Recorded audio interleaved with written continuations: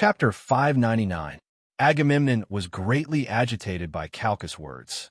Anger flashed in his eyes, almost bursting out of them and burning Calchas in flames. "Damn you, Calchas! Has he already sided with Achilles?" Thinking of this, Agamemnon aggressively said to Calchas, "You ominous prophet, you haven't said a single pleasant word to me since you came here." Actually, Agamemnon only said this because he was furious. Calchas' prophecy had helped him a lot. In the distant past, when Kronos was wreaking havoc in the Greek camp, Calchas had prophesied that Philoctetes would be able to eliminate the threat of Kronos. More recently, Calchas and Odysseus had invited Achilles to participate in the war. At that time, it seemed that Agamemnon was very happy to hear this. Agamemnon continued to speak loudly. "Now you have come to mislead the people, saying that Apollo has given us the plague because I refused Chrysa's ransom for his daughter." At this point, Agamemnon's long experience in politics allowed him to suppress his anger.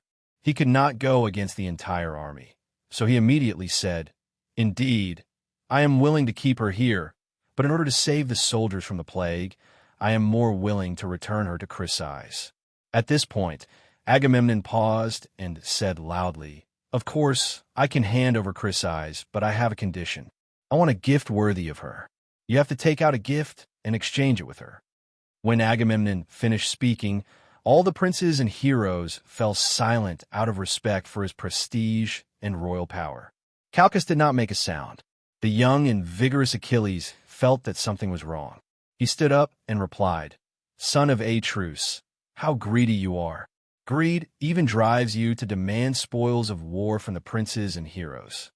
But have you ever thought that while you are peacefully residing in the Great Hall, the princes and heroes have gone on a crusade against the various states for the sake of obtaining provisions for the allied army? Moreover, every harvest will be handed over to you. You have already obtained what you deserve. Besides, the spoils of war that we have plundered from the conquered cities have long been distributed. This is the only way to maintain morale in the long run. Of course, we can't take back the spoils of war that we have distributed to everyone. In that case, we will no longer support you, son of Atreus. Since it's impossible to get back the spoils of war, I hope you could be a little more generous and let the priestess daughter go so that our soldiers can endure less pain. Of course, if Zeus blesses us to conquer Troy, we are willing to compensate you 3 times, 4 times. Achilles' words were powerful and reasonable. He directly expressed his intention to compensate Agamemnon, hoping that Agamemnon would consider the bigger picture. "Brave hero, don't try to deceive me." What Achilles said actually made sense, but it was even more jarring to Agamemnon because it showed that Achilles was not a simple warrior but had a brain. Although he only had reason now, he did not understand harmony yet, but he would learn as he grew older, so he was even more fearful and shouted loudly, "You're right. You think I'll listen to you and hand over Chrysa's just because you keep your spoils of war safe? No, the Greeks won't compensate me, so I'll take what I need from your spoils of war. It doesn't matter if these things belong to Ajax, Odysseus, or you, Achilles, and no matter how angry you are, I don't care." Agamemnon was now determined to get compensation, or he would never back down. In his view, if he took a step back, it would be a compromise to Achilles or even to the princes, which would greatly damage his authority. "Now, Achilles, I have to tell you that although I've promised to return Chrysa's daughter to him, I want to get a noble woman from your tent as compensation. And I want you to understand that I'm nobler than you, and this is a warning to others not to go against my will like you." Agamemnon had lost his basic rationality to Achilles' words. Although this was the truth, and every prince knew it, it was not suitable to say it publicly. The young Achilles was instantly angered by Agamemnon. He pressed his sword, already thinking of drawing it and killing the commander. Blood splattered 5 steps away, no problem. At this moment, Athena, who had already sensed the omen of fate, quickly appeared behind Achilles and whispered, "Calm down. Don't use your sword. If you're obedient, I'll give you 3 times the reward." If Achilles drew his sword, things would get out of hand. The Greek army would immediately fall apart, and the fate of the whole world would be reversed. When Achilles heard this voice, he knew that the gods were talking to him. Since the gods had told him not to use his sword, he could only choose to endure for now. Agamemnon still did not know that he had walked into the entrance to hell. If not for Athena's timely intervention, he might have had to go to the realm of Hades. Achilles obediently pushed his sword back into its scabbard and replied angrily, "You despicable man, when did you ever think that you should fight alongside the noblest heroes of Greece on the battlefield against the enemy? If there's a problem in battle, you're always the first to hide. Of course, here, snatching the spoils of war from the hands of someone who dares to contradict you is a very comfortable thing." Then he pointed at the scepter in Agamemnon's hand and said to Agamemnon, "I swear by this scepter to you. Just as this scepter can no longer sprout leaves like a tree branch from now on, you will never see me fight on the battlefield again.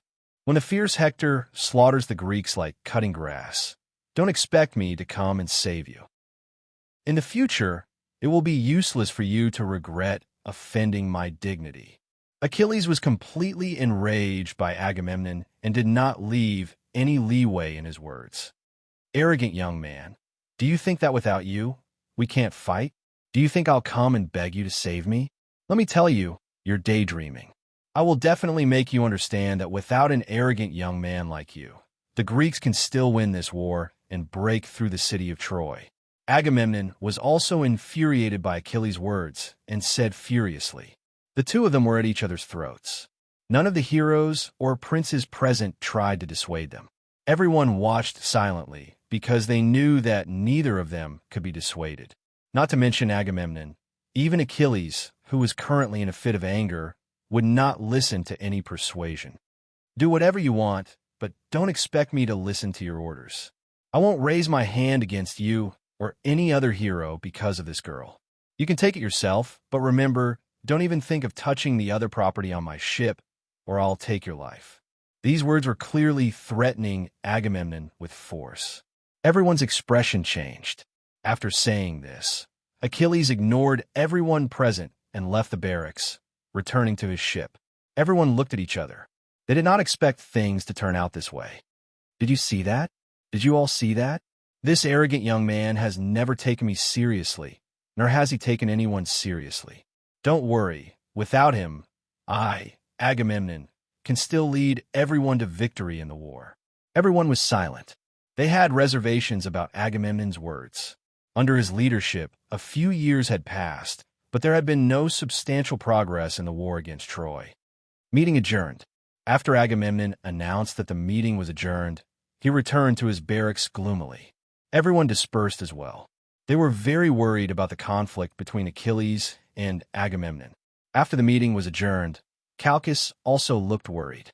In the face of Agamemnon's aggressiveness, he chose to let Achilles protect him. But in the end, Achilles and Agamemnon parted on bad terms. He could only hope that Agamemnon would compromise with Achilles.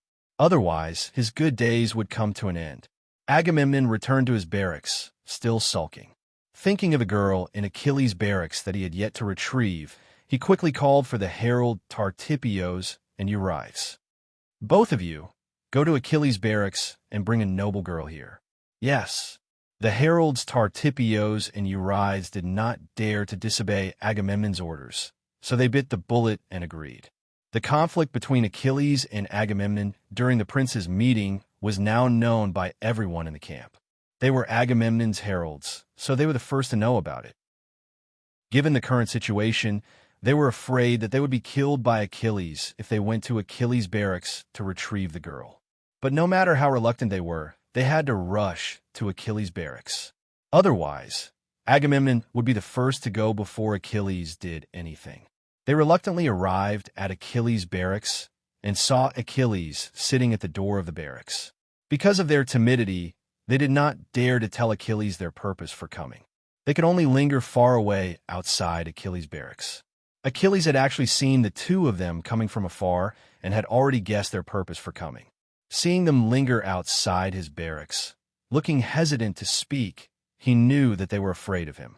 Achilles said, "I know why you are here. You don't have to worry. It's not your fault. It's Agamemnon's fault." After saying that, he said loudly, "Patroclus, invite the girl out and let them take her back." But I want you to be a witness in front of God and mortals. If someone asks for my help in the future and is refused, then don't blame me. You should blame the son of Atreus." The heralds Tartipios and Eurydes looked at each other. They did not dare to answer. They could only pretend that they did not know about the conflict between Achilles and Agamemnon. At this time, Patroclus brought a noble girl out. She was reluctant and kept looking at Prince Achilles with a resentful gaze. Achilles turned his face to avoid her gaze and said, "Take her back." The heralds Tartipios and Eurydes took the girl out. Patroclus saw Achilles' uncomfortable expression and said, "Prince Achilles," before he could finish his words, Achilles waved his hand to stop him. "Patroclus, don't worry about me.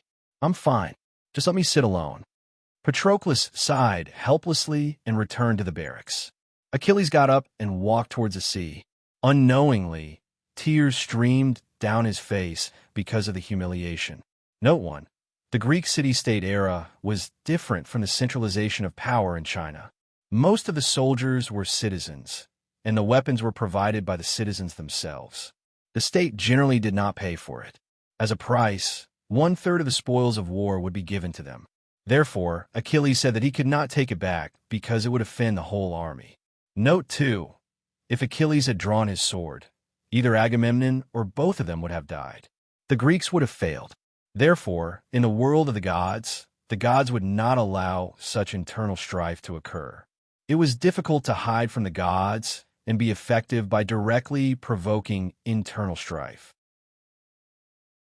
Chapter 600. Achilles sat on the shore with tears in his eyes, gazing at the dark water and calling for his mother, Thetis. Because of Achilles' strength, it was easy for people to ignore his age. He was only a 16-year-old boy, but he bore responsibilities and pressures that far exceeded his age.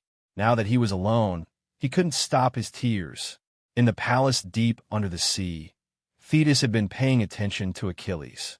When she heard him calling for her from afar, she thought of the tragic fate that her child Achilles was about to face. She couldn't help but feel a little pain in her heart. She wanted to change his fate so badly. When Achilles was born, Thetis noticed that he had growing divine blood, which made it possible for him to become a true god. So at night, she burned her son in the fire behind his father's back to burn away the human part of his father's inheritance and make him holy. During the day, she used magic medicine to heal her son's wounds. With the growth of divine blood, flesh would grow and he would become closer to becoming a true god. But one time, when Peleus secretly peeked and saw his son crying in the fire, he was so frightened that he cried out. Thetis's efforts were all for naught. "My son, you have the talent that the gods are jealous of. Only the growing divine blood can make up for your loss." Thetis knew that other than this talent, even the son of Zeus couldn't use this method to purify his blood.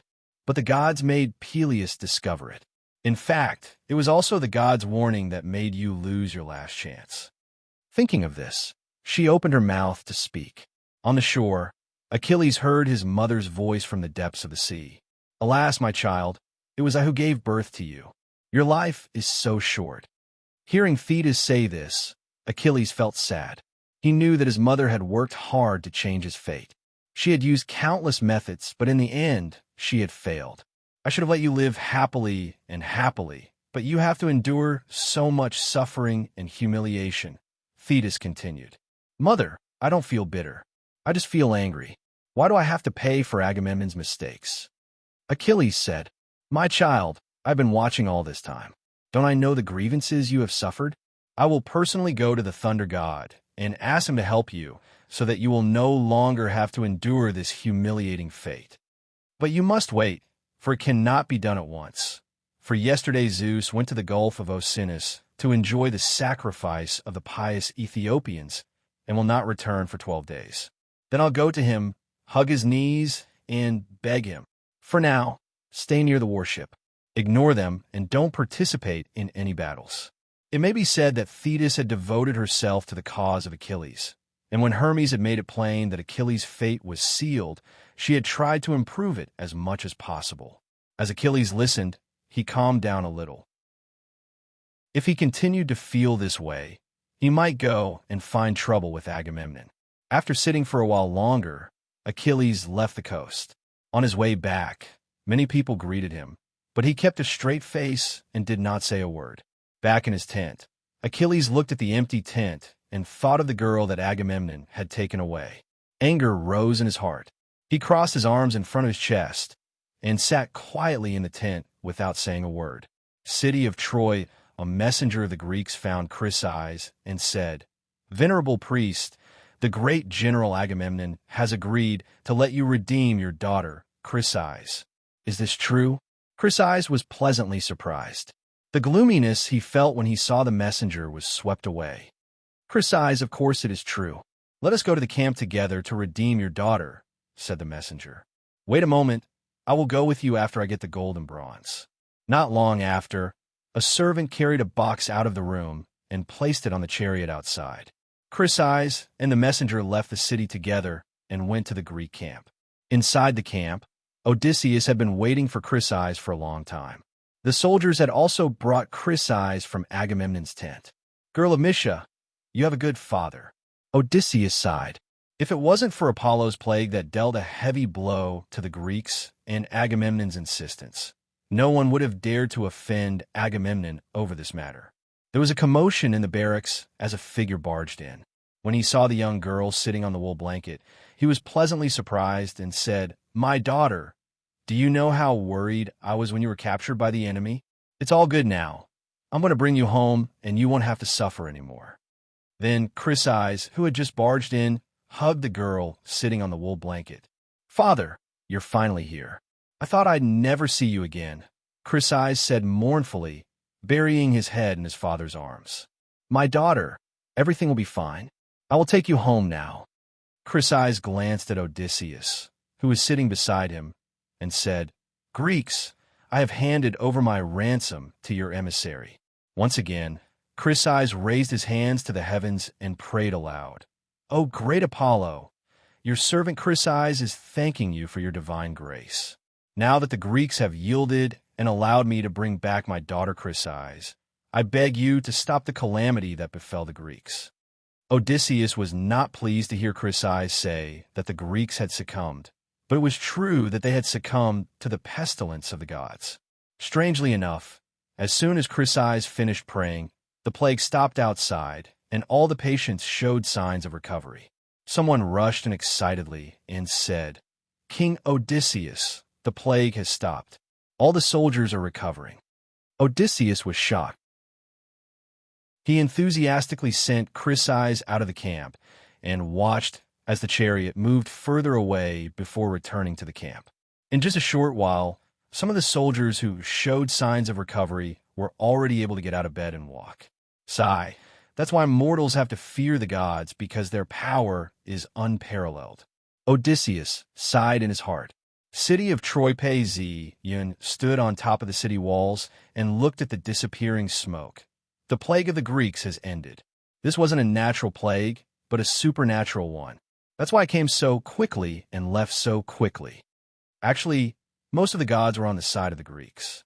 Apollo's punishment of the Greeks could not be sustained for too long. Once there was a way out, it stopped immediately. However, even though the normal script is ended, I'm going to do something big. When Achilles killed the Amazon queen Penicilia, he swore to Ares that the Greeks would pay. This was just the beginning. Achilles and Agamemnon are at odds. He has already withdrawn from the Greek army and called for his mother, Thetis. For Achilles' sake, Thetis will ask Zeus to attack Agamemnon. An enraged Ares would also support dealing a blow to the Greeks. In this world of gods, with these two, my plan to attack the Greeks has the basic conditions to be carried out. If not, no matter how perfect my plan is, it will be destroyed by the gods. Now, the time is ripe. I will use this opportunity to weaken the Greeks and strengthen my own forces. I may not have this chance again in the future. Paezian thought of this and asked, "Are our people ready?" Jason, who was standing behind him, said respectfully, "Prince, everything is ready." "Good. Let's proceed to the third step." Paezian said, "Yes." Jason said and slowly retreated. Paezian looked at the Greek camp and shouted, "System!" Following the call, A plum blossom quickly appeared in front of him. It quickly enlarged and transformed into an information interface with a faint sense of light. Hero Bloodline. Level 5, 155, 7%. Now, I need more and more power to grow. After killing Morian and Manifos, although I haven't fully digested them, they should be fully digested when I reach 180%. To reach level 7, I need at least one more hero. Pei Ziyin fell into deep thought. Now that the Battle of Troy had been going on for a few years, most of the heroes had arrived. The time for the showdown was getting closer and closer. He was now trying his best to accumulate power. When the time came, he would have the power to deal with them. Greek camp. It had been some time since Agamemnon and Achilles had quarreled in the Council of Princes, and the subject had been deliberately avoided in order to avoid aggravating the conflict between the two. The entire Greek camp entered a period of peace. Even the Trojans did not come to disturb them. But unknowingly, a gust of wind blew in the camp again. A rumor spread among the soldiers. Without Achilles, the Greeks will face a setback. No one could find out where this rumor came from. All they knew was that it had suddenly spread throughout the camp. This widespread rumor quickly reached Agamemnon's ears. When he heard it, he felt even more depressed. Could it be that everyone no longer trusts me and would choose to trust that arrogant young man? Agamemnon thought to himself. The conflict between Agamemnon and Achilles was, in fact, a conflict between a commander and a warrior, a superior and a talented person. Personal jealousy and a desire for power were just the catalyst. But even if it was someone else, unless Achilles gave in, this conflict would be difficult to resolve. It could even be said that even if Achilles gave in, this conflict would never be resolved. Who asked the inferior to him to be so brave and talented? At this moment, there was a commotion outside the barracks. Agamemnon looked over and saw many Greek soldiers surrounding a group of people. This group of people was carrying a batch of supplies. Agamemnon was a little puzzled. Although there were some merchants selling daily necessities in the camp to make life easier for everyone, he could not tell that there was anything different about this group of merchants. There was nothing different about this group of merchants. It was just that they had slightly more goods than ordinary merchants, so they shouldn't have attracted so many soldiers to watch. He listened for a while outside the crowd, and he understood. This group of merchants had come from Greece. Not only did they bring the specialties of various Greek cities and kingdoms, but they had also brought news of their hometowns because they had gone to various Greek cities and kingdoms to collect supplies. These soldiers, heroes, and princes who had left home for many years were all asking them about their hometowns and families. So they had been away for so many years. When Agamemnon saw this, he also thought about how many years he had left home. He realized that one of these merchants was from Mackenzie, and his heart skipped a beat. Agamemnon had not heard news from Mackenzie for a long time. He called a soldier and pointed to the merchant from Mackenzie, saying, "Go and tell him to come to my barracks." As he said this, he walked into the barracks. The soldiers listened to his orders and walked over to speak to the merchant before leading him to the commander's barracks. Chapter 601. The merchant was led into Agamemnon's barracks by the soldiers. The barracks were all made of stone, and there were some small rooms around it that could be used for rest and other purposes. In the middle was a large hall that could accommodate hundreds of people. In the middle of the hall was a stone chair covered with a thick carpet. An oil lamp was lit on the stone table, giving off a faint light. Two soldiers stood on both sides of the table. There were stone chairs in the hall for the heroes and princes of the camp to discuss matters in the hall. When the merchant entered the hall, he sang loudly, "Great Commander Agamemnon, I am Torres, a citizen of Mycenae. Under your light, we have successfully brought our goods from Greece to Troy. I hope you will continue to protect us." As the merchant spoke, he came in front of Agamemnon and knelt down to kiss the carpet at Agamemnon's feet. He was very respectful. Agamemnon saw the merchant's respect and felt relieved. He asked, "You are from Mycenae. Do you have news of my hometown?" Although there would be messengers from Mycenae bringing news from Mycenae every once in a while, Agamemnon still hoped to learn more from the merchant. The merchant said, I have traveled to many cities and have seen changes and even riots because the princes and heroes have been away from home for too long. The city of Argos produces good horses. When I went to purchase them, I saw riots. The merchant, Torlisk, gave a few examples which made Agamemnon's face change. It was common for a king to have problems when he was away from home for a long time. Just as he was thinking about this problem, he heard another compliment. Great Commander Agamemnon, your kingdom is very peaceful. Your queen is ruling, and your nephew, Aegis, lives in the palace, helping the queen to govern the kingdom. This is all because of your prestige and the protection of the great Zeus. In fact, his nephew Aegis had slept with the queen and divided the power of the kingdom. However, God had decided that his queen and nephew would kill this commander. Thus, when Agamemnon heard this news, he was very happy and had no doubts. He even raised his hand to thank God, thinking that the hatred between the families had been resolved. Great Zeus, thank you very much for your kindness. I will be grateful to you. Agamemnon also believed that after so many years, his wife would not resent him anymore. After all, their daughter was not dead. Torlisk, the news you brought is very important to me. I've decided to reward you with gold and bronze, and you will also gain a bit of my friendship. Agamemnon said, Dear Commander Agamemnon, thank you very much for your hospitality and generosity. The merchant Torlisk did not expect to gain Agamemnon's friendship by doing such an insignificant thing. He even received gold and bronze. Immediately, a servant carried 2 trays filled with gold and bronze and walked in.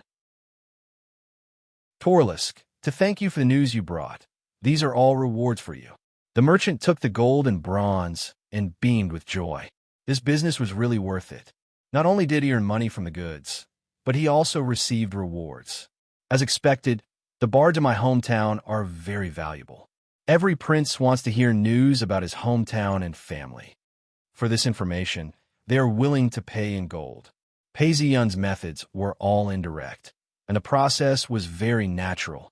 Hence, the merchant Torlisk felt that it was very normal.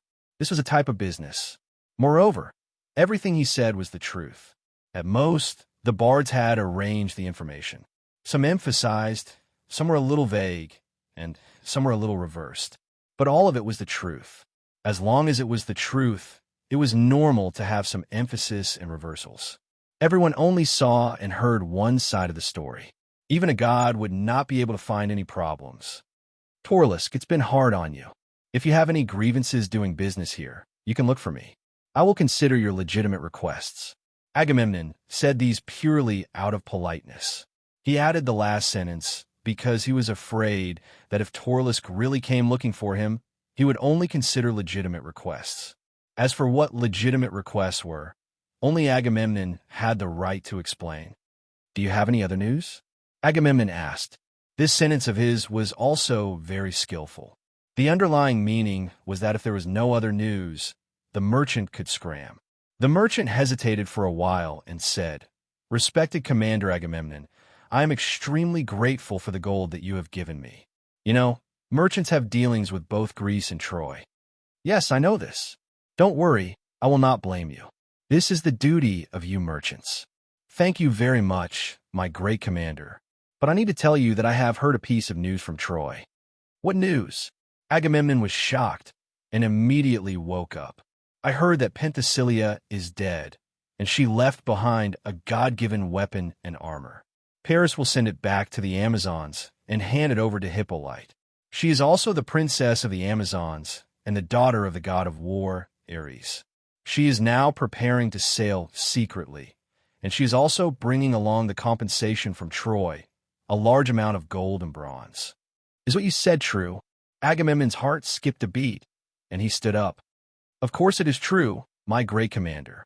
The merchant Torlisk said, I still have to verify the authenticity of this news. You should know that you cannot be careless in war. If this news is true, you will be rewarded when the time comes, Agamemnon said. Great Commander Agamemnon, thank you very much for your generosity. If there is nothing else, I will take my leave. With that, the merchant slowly retreated. Seeing the merchant leave, A thought appeared in Agamemnon's mind.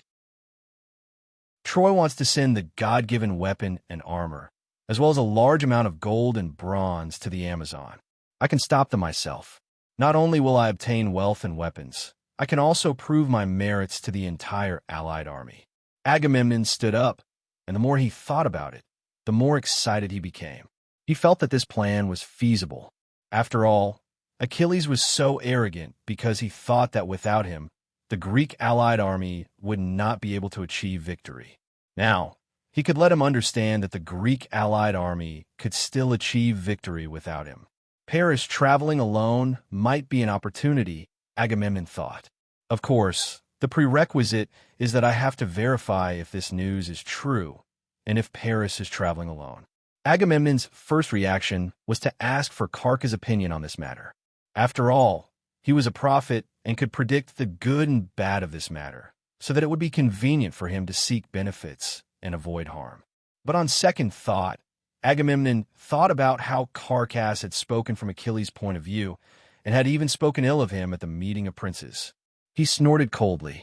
This time, he believed that without Carcass and Achilles, he would definitely be able to complete the task outstandingly. Otherwise, everyone would feel that without them, the Greek allied army could not do anything. This time, he wanted to make it clear to everyone that the Greek allied army could lose anyone but Agamemnon. Only I, Agamemnon, am the only person who cannot be replaced. Thinking of this, Agamemnon called for the messenger. Go and summon some heroes and princes to the hall for a discussion. As he said that, he reported a string of names. Not long after, the heroes and princes whose names were called arrived one after another in Agamemnon's barracks. Among them were the sons of Diocles, Chrysostom and Orchocorus, the son of Hercules, Trepolemos, the half-brother of Ajax, and 8 other heroes. Odysseus was also among them. These heroes were all heroes that Agamemnon thought highly of, and at the same time, they supported Agamemnon more. Seeing that everyone had arrived and were seated in the chairs below, Agamemnon said, "Listen, princes and heroes, you have to win this battle to prevent Achilles from being too arrogant." After saying this, he did not say anything else and watched the reactions of the princes and heroes. In fact, these heroes and princes were also not used to Achilles' overbearingness.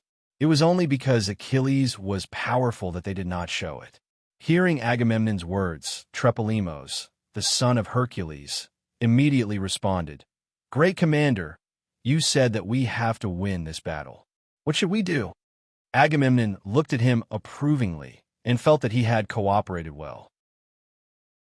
He immediately said, "I recently received news that the Prince of Troy, Paris, will be transporting the weapons and armor bestowed by the Amazon Queen Penicilla, as well as a batch of gold and bronze to the Amazon. Perhaps he wants to continue befriending the Amazon. Does the commander mean that we should rob these things?" Chrysostom, the son of Diocles, asked. "That's right. As long as we know the exact time and location of the voyage, we can set up an ambush along the way. We will definitely be able to rob these things and kill the hateful Paris." "Is this news reliable, great commander?" Orchocorus asked. "Of course it is.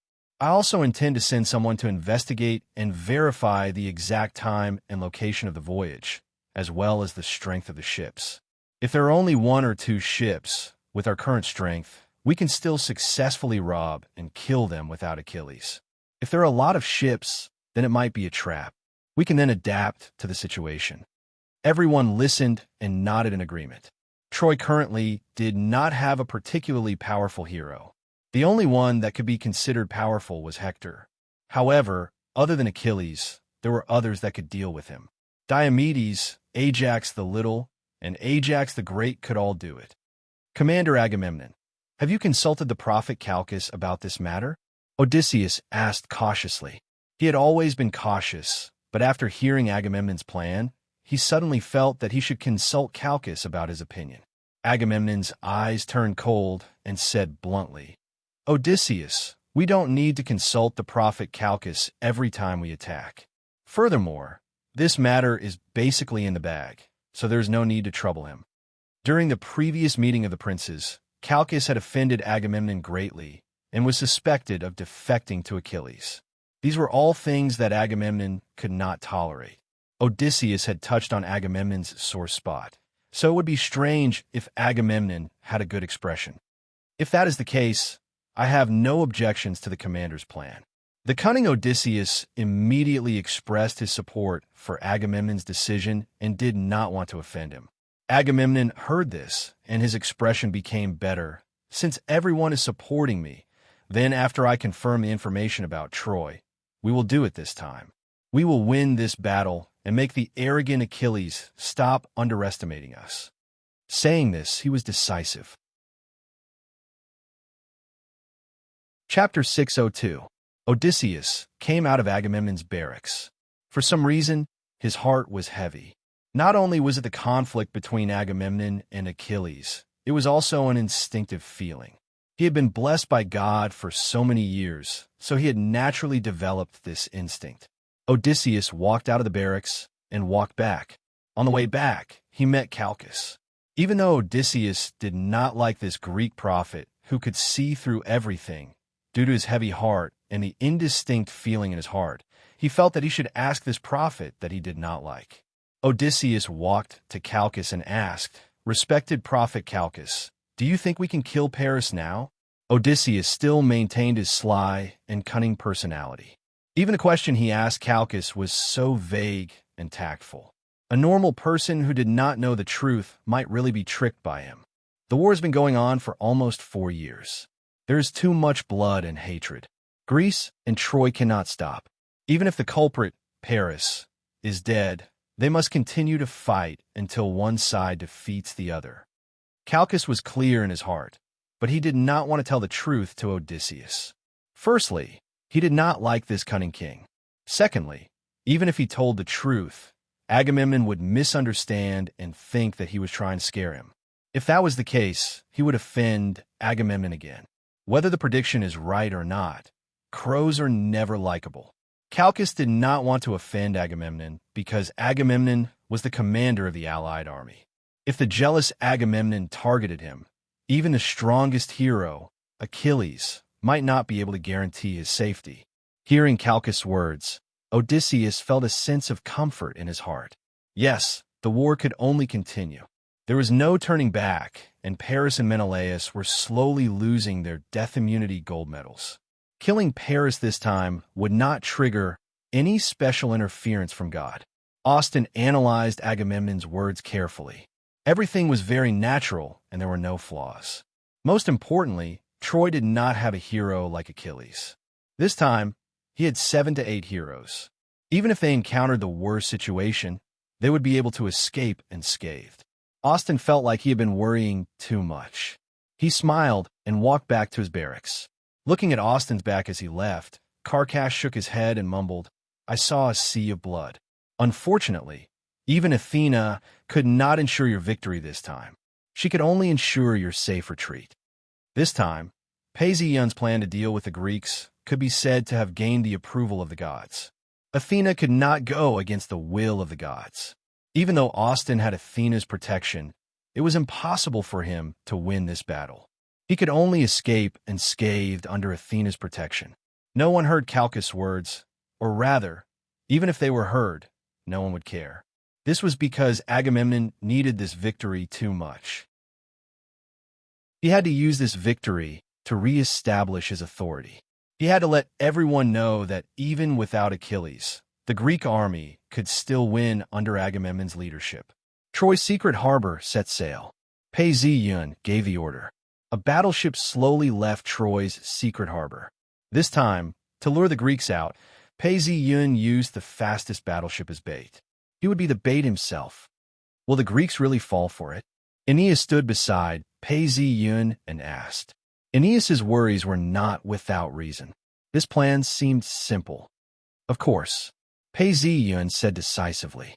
Seeing Aeneas's doubt, he clapped his hands and said, "Believe me, we will definitely win this time." This strong confidence infected Aeneas, and it made him believe that they could really win this battle. Looking at the azure blue sea, the cries of seagulls could be heard from time to time. Paesion fell into deep thought. The reason why he had such strong confidence in winning was because he knew that the Greek army with Achilles was too strong. They had to be weakened in order to comply with Zeus's will. Zeus did not want any side to be too strong in this battle of Troy. It would be best if both sides were evenly matched. That way, the heroes of humanity would be weakened to the greatest extent. The appearance of Achilles had broken this balance. Now, the Greeks had overwhelming power over Troy. This was something Zeus did not want to see. Even if Pei-Zi-Yun did not make a move to weaken the Greek army, Zeus was already planning to weaken the Greek army. Pei-Zi-Yun wanted to use a strategy to weaken the Greek army. This was in line with Zeus's intentions. Pei-Zi-Yun's plan would be supported by the gods. Secondly, Penthesilea had died at the hands of Achilles. If he used the excuse of avenging Penthesilea, it would be easy for him to get Ares' help. Although Ares did not save Penthesilea's life, that was because Zeus had stopped him. The hatred that Achilles had for killing Penthesilea had always been etched in his mind. Even towards the Greek army, Ares' heart was filled with anger. Finally, Achilles, who had suffered great humiliation, had no choice but to retreat to the ship and not participate in the meeting of the princes. This was Achilles' temperament, and he had no other choice. Since he had offended the commander of the allied army, Agamemnon, Achilles had no way of gaining a foothold in the princes' meeting. Only when the Greek army had suffered a serious setback would they be able to return with glory and glory. Achilles would not make a move unless Agamemnon was willing to admit his mistake. This was obviously impossible. There was only one possibility. The Greek army had suffered a huge setback. Only then would they be able to ask Achilles for help. This would mean that Agamemnon's authority had been swept away. These three principles caused all the gods to help Pei-Zi-Yun achieve victory. With the help of all the gods, there was no reason for Pei-Zi-Yun not to achieve victory in this battle. Those who are good at fighting have no illustrious reputation. This is the peak of my strategy. It may seem simple, but everything is in line with the Tao. When the conditions are right, success will follow. Everything is in my hands, even if it is the most realistic aspect. I have already let the Greeks know the number of my fleet. They even know that I had begged Aeneas to go with me. That is the most logical thing to do. This time, we must annihilate the entire Greek fleet. The warship cut through the waves as it rushed towards the Amazon. The Greeks had been monitoring the movements of Troy. When Pei-Zi-Yun's warship left the secret pier, he was discovered by the Greeks. They quickly sent the news back. The Greeks then sent a fleet of warships to ambush Pei-Zi-Yun along the route to the Amazon.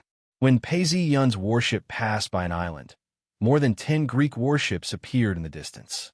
They surrounded Pei-Zi-Yun's warship. Pei-Zi-Yun, who was standing on the deck of the warship, revealed a cold smile. The fish has bitten the bait. You can reel in now. Men, escape in the direction we have set. The warship turned and headed in the direction they had set. From the Greeks' point of view, this warship had seen more than 10 warships lying in ambush. It had turned around and fled in a panic. Commander Orsichoros, the enemy only has one warship.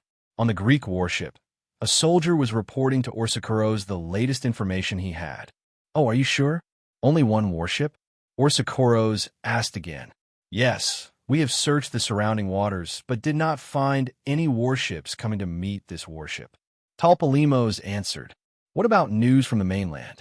When we were at sea, we received news that Paris begged Aeneas to go with him, but Hector did not participate. At this time, even Odysseus said, that is normal. Troy is completely dependent on Hector. He cannot leave Troy for long, and going to the Amazon and back would take a few months. In fact, I'm already surprised that we managed to convince Aeneas to go with us. When Orsichoros heard this, the last of his doubts were dispelled, and he said excitedly, chase with all our might and intercept this warship. In fact, Orsichoros was also very cautious with his troops. Although he had more than 10 warships ambushing an enemy warship this time, he still had to repeatedly confirm that it might not be a trap by the enemy. After confirming that there were no enemy warships in the nearby waters, he dispelled his last trace of doubt. Orsichoros believed that this was not a plot by the enemy, because if it was, the enemy would have the confidence to take down this warship in one fell swoop. At this time, Pei-Ziyun's warship was fleeing. Because it was the fastest warship of Troy, it was difficult for the Greeks to catch up. Along the way, Prince Paris's warship was fleeing with all its might, and the Greeks were chasing with all their might. It was only when they reached the island of Tenedos that the Greeks' warships caught up. Facing the Greeks, Pei-Ziyun immediately abandoned his warship and fled to the island. From a perspective of the Greeks on the warships, Prince Paris had fled to this island in a panic, and when he saw that he was about to be caught, he abandoned his warship and fled to the island. When the Greeks arrived at Pei-Ziyun's warship, they found a large amount of gold and bronze on it, but the most expensive part was the weapons and armor given by the gods. Presumably, these were taken away by Paris. This was very reasonable. If the gold and bronze were lost, they could be found again, but if the weapons were lost, how could they be returned to the Amazons? Orsiceros immediately ordered, "Control this batch of gold and bronze, and continue to chase after Paris." The order was passed down, and the Greeks were very happy. They felt that this mission was too simple and easy, and that they had obtained a large amount of gold and bronze. When the time came, there would be a lot of spoils of war. Trepalemos, who had just set foot on the island of Tenedos, was very happy. He felt that Paris would not be able to escape even if he had wings. As long as he could take him down, he would be able to make a great contribution. He raised his long sword and shouted, "Paris's idea is to use the island's terrain to go around in circles with us, so that he can get help from Troy. However, we cannot give him this opportunity. Chase after them and kill Paris and Aeneas." The soldiers were very excited. Under Trepalemos' lead, they chased after Paris at full speed. To them, Paris was like a turtle in a jar. Chapter 603. Pei-Ziyun panicked and ran away, while the Greeks continued to chase after him. The two of them chased each other until they reached a valley. At this point, the Greeks saw Pei-Ziyun's silhouette. Everyone was overjoyed and chased after him with all their might. Pei-Ziyun turned around and saw the ferocious faces of the Greeks. Without wasting any time, he turned and ran into the valley. The Greeks did not hesitate and followed him in. When Pei-Ziyun entered the valley, he seemed to have run out of energy. He stood there panting. The few decanists at the front saw that Pei-Ziyun was in a sorry state and were overjoyed. They raised their spears and rushed towards the panting Pei-Ziyun. Ooh! A gust of wind could be heard as one of the decanists threw his spear. The sound of the spear piercing through the air could be heard clearly by Pei-Ziyun. He shifted his body slightly to the right and dodged the spear. The spear did not have much force behind it. It hit the walls of the valley and rebounded with a loud dang. At this point, everyone had caught up. Pei-Ziyun seemed to be panicking and turned to run into the depths of the valley. How could the Greeks give him the chance to do so? They all stabbed their spears towards Pei-Ziyun. Pei-Ziyun dodged backwards and dodged a few of spears. The spear in his hand stabbed forward. Pooh! The spear pierced through the chest of a decanist. He pulled it out forcefully, and blood spurted out. The decanist fell to the ground. Since Pei-Ziyun had killed a man in an instant, he seemed to be in a state of panic. He picked up the long spear that was still dripping with blood and continued running into the valley. The few decanists and centurions glanced at each other before continuing their chase. Pei-Ziyun fought and ran, killing the decanist with his spear. "We can't let Paris escape."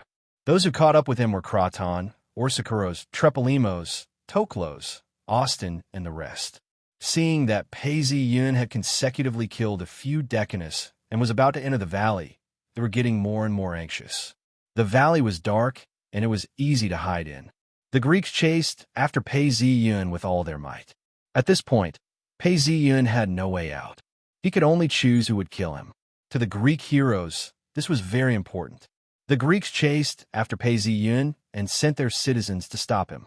It was normal for them to be killed by Prince Paris. After all, Prince Paris was a descendant of Zeus. However, he could consume Paris's stamina and create the conditions for him to take action.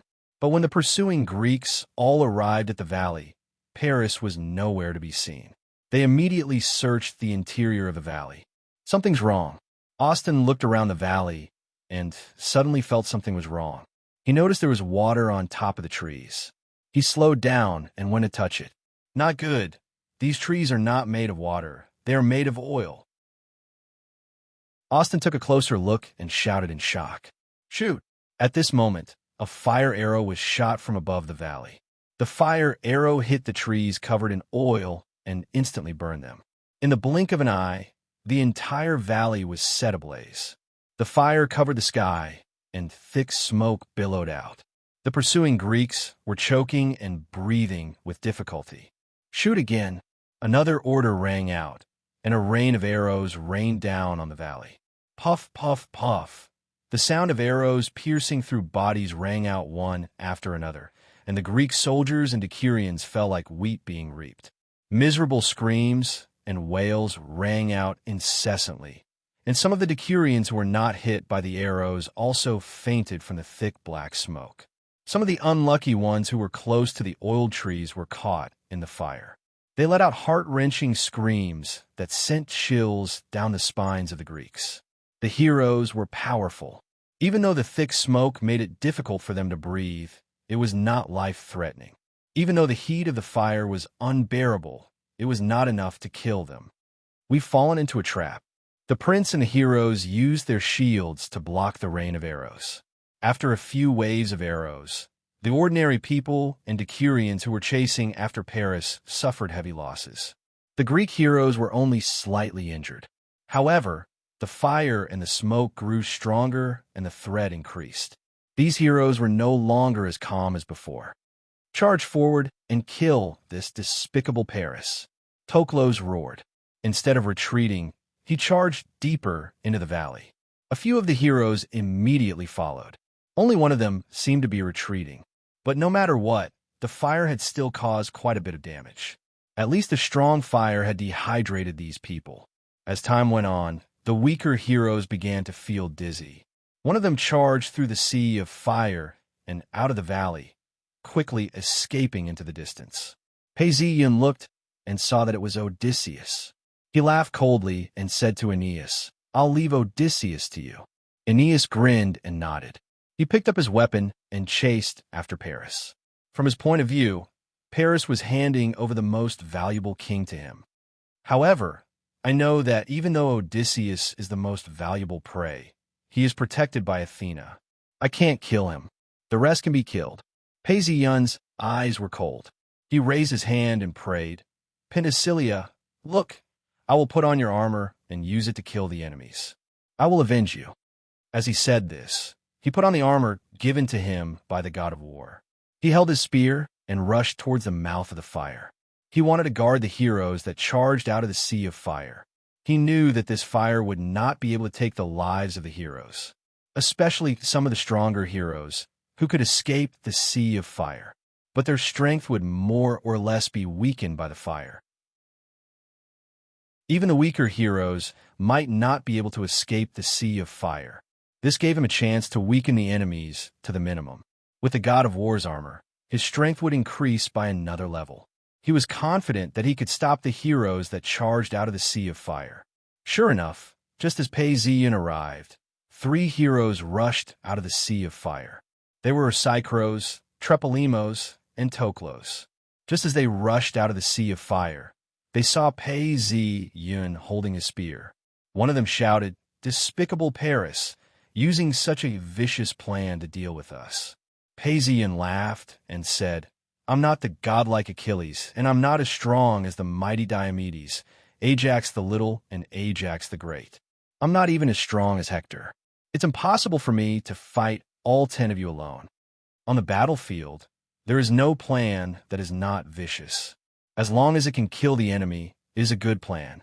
If you want to talk about despicable, isn't it more despicable for the 10 of you to fight me alone? Why don't I give you a chance to fight one at a time?" The 3 of them were speechless, but they were not willing to wait for death. Trepolemos shouted and threw his spear at Paisian. Swoosh! The spear was swift and fierce. It was like a meteor piercing through the sky, shooting towards Pei Zi-yun's chest.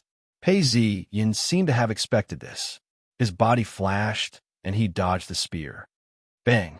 The spear hit the tree, making a loud sound.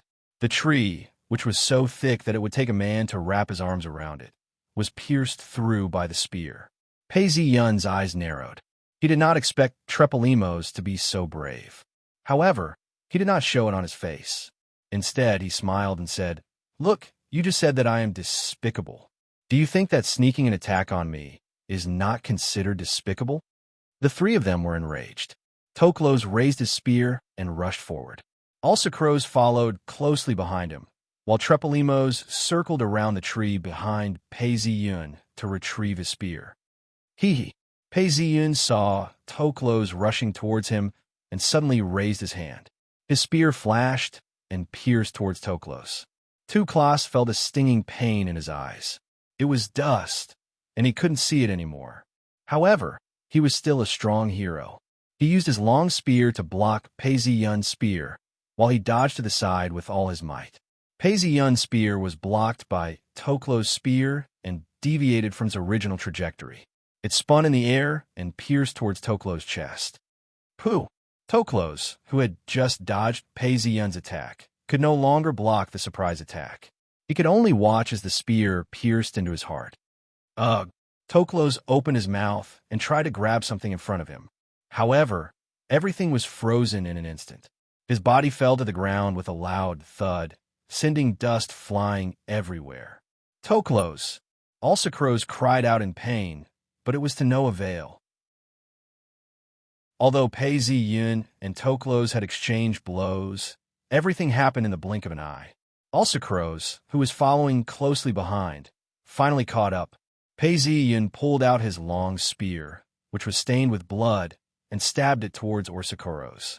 The long spear in his hand once again turned into a dancing silver snake, dancing in the air, constantly looking for flaws, waiting for an opportunity to kill Orsicoros with his long spear. Dang! Alsacros blocked the spear again and again, but this time, Pei Zi-yun's spear stuck close to Alsacros' spear and pierced towards it. Just as the spear was about to pierce Alsacros, Trepolimos, who had just retrieved his spear, rushed over and stabbed towards Pei Zi-yun's back with the spear in his hand. "Shoot!" Pei Zi-yun shouted. Then, a series of pu-pu sounds could be heard as more than 10 arrows were shot towards Trepolimos. Pooh! Dang! Two sounds rang out at the same time. One was the sound of a spear piercing into Alsacros' chest, and the other was the sound of Trepolimos' spear blocking an incoming arrow. The spear pierced into Alsacros' chest and was stuck in the bronze armor.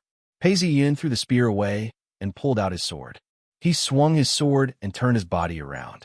In order to avoid Pei Zi-yun's long sword, Trepolimos retreated a few steps. Pei Zi-yun wielded his long sword and charged forward. Grandmaster swordsmanship. His sword stabbed, slashed, and swept. In a short while, Trepolimos was forced into a dangerous situation.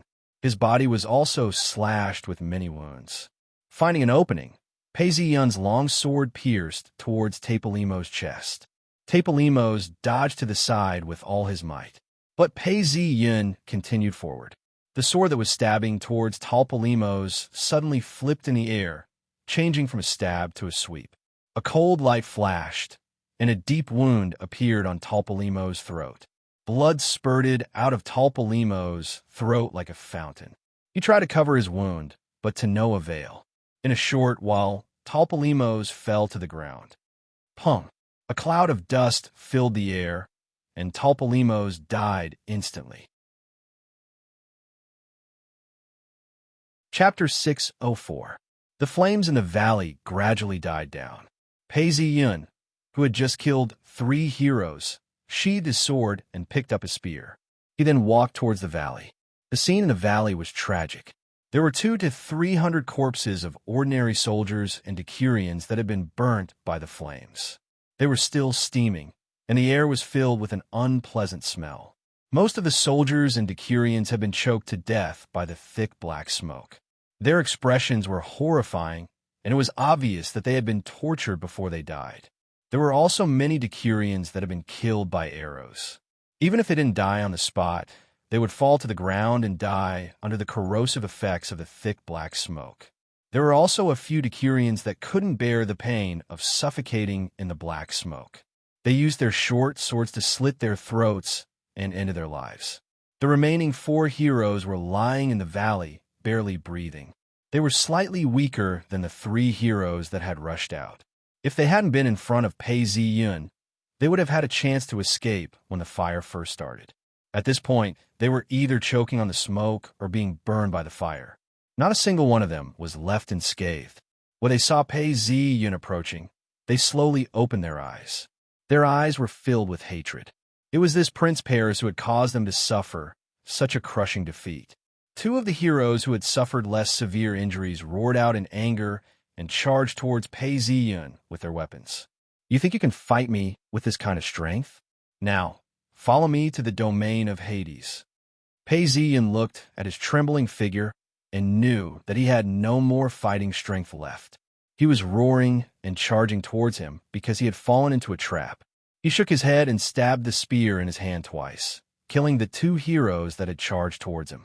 He then looked at the remaining 2 heroes and saw that they were both barely breathing. One of them was the son of Diarchil's Creed. He said in a weak voice, "Paris, I beg you to let me go. I will give you a ransom. As long as you let me go, I will withdraw from this battle and not be your enemy." Another hero opened his mouth and wanted to say something, but his injuries were too severe. In the end, he didn't say anything. At this moment, Pei Ziyun suddenly felt a chill. His full priestess senses allowed him to feel the approach of God. It's Hermes. He's here, but he's hidden. What does he think? As Pei Ziyun thought about this, he walked up to the 2 heroes and said, "If this was in the past, I would choose to ask for a ransom and forgive you. But I have already sworn to Ares that I will avenge Queen Penthesilea. If you want to blame someone, blame Achilles for killing Penthesilea. However, don't worry. Even if we are enemies, I will give you an understanding funeral." As soon as he finished speaking, Pei Ziyun raised his long spear and stabbed it twice, ending the lives of these 2 heroes. Hermes had wanted to stop Pei Ziyun, but after hearing his words, he hesitated and sighed. He did not stop Pei Ziyun and could only shake his head helplessly. With a flap of his wings, he disappeared into the horizon. As expected, using the excuse of avenging the humiliation of the god of war and avenging the queen, things went much smoother. After killing 7 heroes and sensing that Hermes was far away, Pei Ziyun picked up his weapon and exited the valley once again. He followed the trail of Austin's escape. Not long after, he saw Austin and Aeneas fighting fiercely in the distance. Austin and Aeneas seemed to be about the same level of strength. At this moment, it was hard to tell who had the upper hand, and Aeneas was unable to take him down. However, Aeneas did not need to capture Austin. He only needed to delay him until Pei Ziyun arrived. That would be the moment when Austin would be captured. Pei Ziyun was about to rush over to help Aeneas take down Austin, but at this moment, he felt the power of Athena. Looks like I won't be able to kill Austin this time, Pei Ziyun thought to himself. Athena had provided Austin with a lot of protection. Every time Austin was in danger, she would appear in time to help him get through it. This time was no exception. Although Athena was here, Pei Ziyun was not someone who would give up easily. He still wanted to try and take down Austin. He immediately shouted, "Aeneas, hold Austin back. I will come over immediately to help." When Austin heard Pei Ziyun's words, he was scared out of his wits and began to panic. Aeneas was overjoyed. He knew that it was only a matter of time before he took down Austin. He immediately used all his strength to hold Austin back, not giving him a chance to escape. Pei Ziyun raised his spear and charged towards Austin. However, as he was running, he tripped over something and fell heavily onto the ground. Athena, who was far away, nodded her head. She knew that she had temporarily stopped Paris from chasing Austin. She looked over and saw that Austin was panicking because of Pei Ziyun's arrival. Under Aeneas's full force attack, he was already in a difficult situation. Looking at the situation, Austin would lose to Aeneas even without Pei Ziyun's help. At that moment, the strap on Aeneas's armor suddenly snapped. This caught Aeneas off guard, and Odysseus took the opportunity to launch a few counterattacks. With the belt broken, Aeneas's attacks were hampered. He found an opening to take off his armor, but Austin quickly jumped out of the battle and ran far away. Not long after, he jumped onto a boat and escaped from Teneto's island. Aeneas stomped his foot in frustration, blaming himself for letting Odysseus escape. At this time, Pei-Zi-Yun, who had fallen, walked over and comforted him. "Aeneas, don't blame yourself. This is fate, allowing Austin to escape." Pei-Zi-Yun was actually more tactful with his words. He couldn't say that it was the gods' arrangement to allow Austin to escape. If he did, Athena would definitely hold a grudge against him. This was such a good opportunity, but Austin escaped. "I don't know when I'll get another chance," Aeneas said dejectedly. Pei-Zi-Yun smiled and said, "Don't worry. As long as Austin is still participating in this battle, we will definitely have a chance to kill him." Aeneas nodded and didn't say anything more. However, the frustration on his face couldn't be dispelled no matter what. As he watched the ship leave, Pei-Zi-Yun could feel the gazes of the gods turning away. Athena had also left after Austin had left Teneto's island and ensured his safety. Of course, the battle on Teneto's island had ended, and the gods had lost interest in watching. Pei-Zi-Yun sighed in relief when the gods' gazes shifted away. He didn't like being watched by the gods. After all, he had many secrets on him, and they might find out if he wasn't careful. Even though he let Austin escape and was tripped by Athena, causing him to fall hard, Pei-Zi-Yun was still very happy. He was very satisfied with the result. This time, he had killed 7 heroes and gained a huge amount of bloodline power. This time, he should be able to reach the 7th or even the 8th level of his bloodline. If Pei-Zi-Yun had killed the 7 heroes in broad daylight, he would have been blacklisted by the gods and listed as a target to be eliminated. But this time, he had used a trick, and the result was much better. At least the gods would think that he was cunning, but they wouldn't think that he had the strength to kill the 7 heroes. Looking at the script of the Battle of Troy, the strong heroes were all killed first, while the intelligent ones were allowed to live, whether it was Austin or Calchas. So even if he could have killed them directly, Pei-Zi-Yun still had to use a trick. Everything went smoothly. The reason why the Greek heroes were weakened was because Zeus needed the Greek and Troy powers to reach a balance. Otherwise, he wouldn't have had the chance to kill 7 heroes in a row. Pei-Zi-Yun looked at Aeneas beside him and said, "We won the final victory. Not only did we not suffer any losses, we even got a few warships. Take them back. I still have to go to the Amazon." Aeneas nodded in agreement and said, "Paris, the reason why we won so easily is because of your strategy. Without your strategy, I don't know how much we would have to pay to kill these Greek heroes." Pei-Zi-Yun laughed. If the fire hadn't weakened the heroes and divided them, it would have been impossible for him to defeat so many heroes. He might even have been surrounded and killed. Aeneas was full of admiration, but he thought to himself, Paris's strength may not be comparable to Hector's, but he's still more suitable to be king. Initially, Aeneas did not believe that the Greeks would fall for the trap. But when he saw with his own eyes how the arrogant Greeks were led into a trap by Paris, one step at a time, and then all of them were killed, the shock in his heart could be imagined. This made Aeneas feel respect for the wisdom of Prince Paris of Troy. "Now let us give these Greeks a proper burial," Pei-Zi-Yun said. Aeneas knew that Pei-Zi-Yun had a habit of burying the dead. This was a good story in Troy, and people always praised Prince Paris for his kindness and generosity.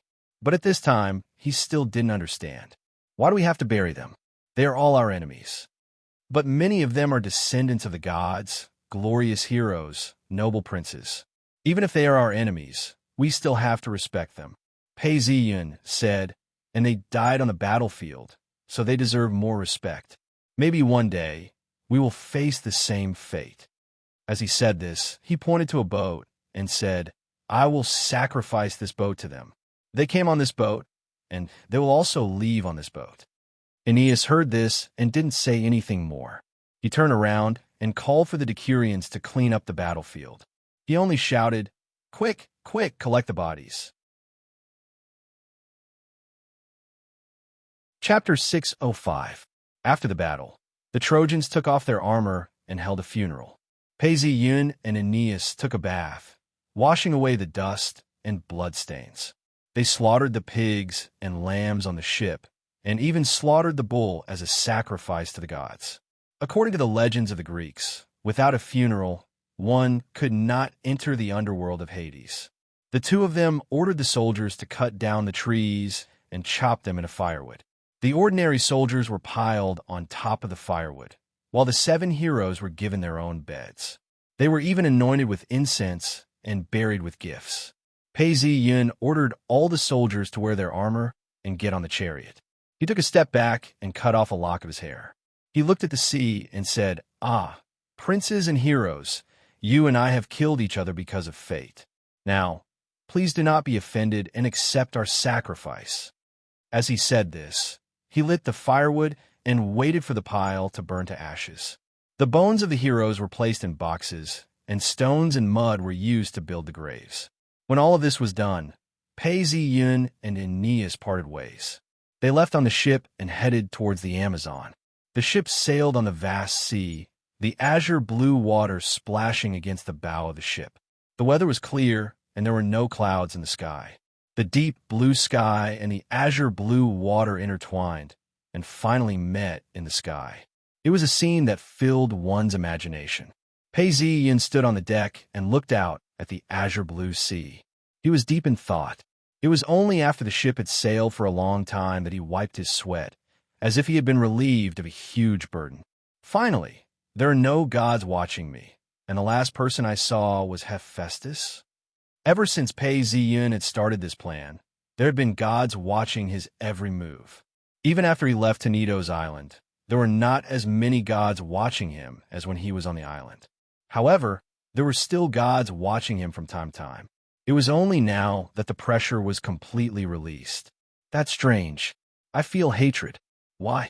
Out of all the people I killed, who was related to it? Pei-Yun wondered.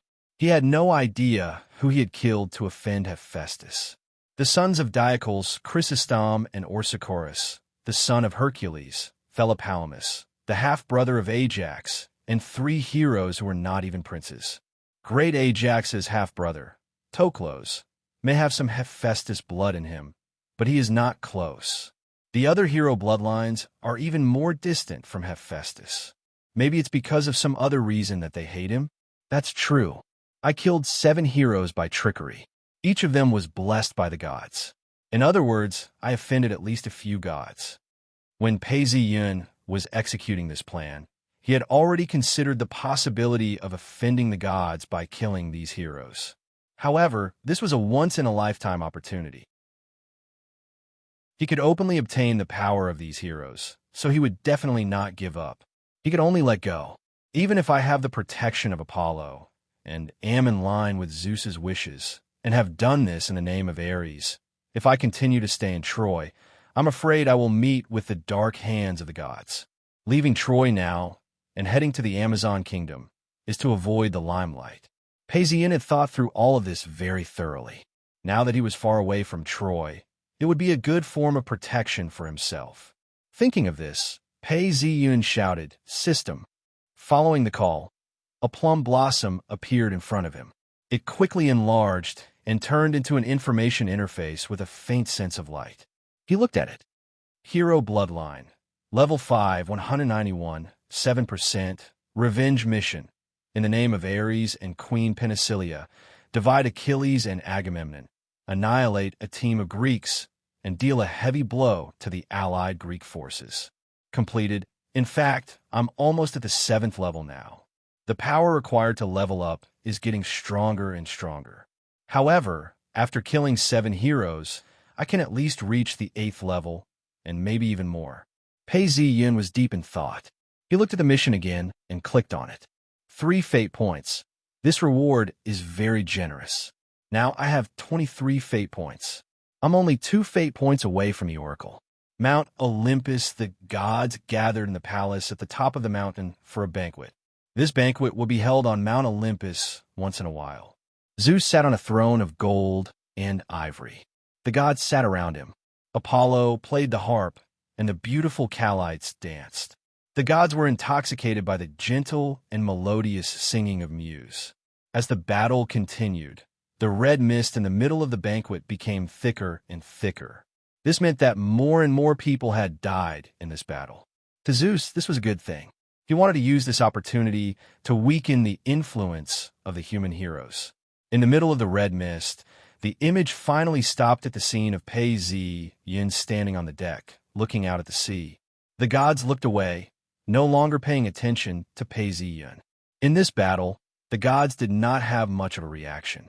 Everyone knew Zeus' intentions, and no one would be so unlucky as to go against Pei Zi Yin. If they did so, they would be openly going against Zeus' will. When the time came, they would be the unlucky ones. The gods did not move, except for one. That was the god of fire, Hephaestus. He looked at Pei Zi Yin with hatred in his eyes, as if he wanted to eat him alive. Apollo looked at the god of fire's hateful eyes and felt a little strange. As far as he knew, among the heroes that Paris had killed, there was no one who had the blood of Hephaestus. Artemis seemed to understand the confusion in Apollo's heart. She patted Apollo's arm and pointed at Aphrodite, the goddess of love, and smiled. Apollo had a look of sudden realization. He understood why Hephaestus hated Paris. Aphrodite liked brave and handsome young men, and Pei Zi Yin was becoming more and more in line with her beauty standards. She looked at Pei Zi Yin with tenderness in her eyes. However, Hephaestus saw the way Aphrodite looked at Pei Zi Yin, and his heart was filled with jealousy. Everyone knew that Hephaestus was deeply in love with his wife, Aphrodite, and would naturally hate anyone who attracted his wife's gaze. Pei Zi Yin had attracted the attention of the goddess of love, and this caused Hephaestus to be filled with hatred towards Pei Zi Yin. Poor Paris, he has unknowingly offended another god. Apollo shook his head helplessly. The gods that Paris had offended included Hera and Hephaestus. Although Apollo had promised to protect Paris, if Paris had offended too many gods, he would not be able to protect him forever. Fortunately, Zeus was still protecting him, so he did not have to worry about Paris' safety. In this battle of Troy, Paris had already killed quite a number of heroes. And among these heroes who had been killed, more or less, they had the bloodline of a god. Zeus still needed Paris to continue living. None of the gods had laid their hands on Paris yet. Once Zeus felt that Paris' existence had become dispensable, he would be in a dangerous situation. Even with Apollo's protection, there was no guarantee of his safety. The atmosphere of the banquet was very lively. The gods were all smiling as they ate the fruits and roasted meat on the table, savoring the wine in their hands. To the eternal beings, the Battle of Troy was just a decoration in their lives and would not affect them in the slightest. The gods only needed to occasionally pay attention to the progress of the battle. At other times, they would only pay attention when there was a major event that would decide the direction of the battle. At this time, Hera stood up slowly and walked in front of Zeus, pouring him a cup of wine. Zeus drank it in one gulp, and the obedient Hera had already peeled a grape and placed it in Zeus's mouth. Great God, great Zeus, your punishment of the Greeks should be over, right?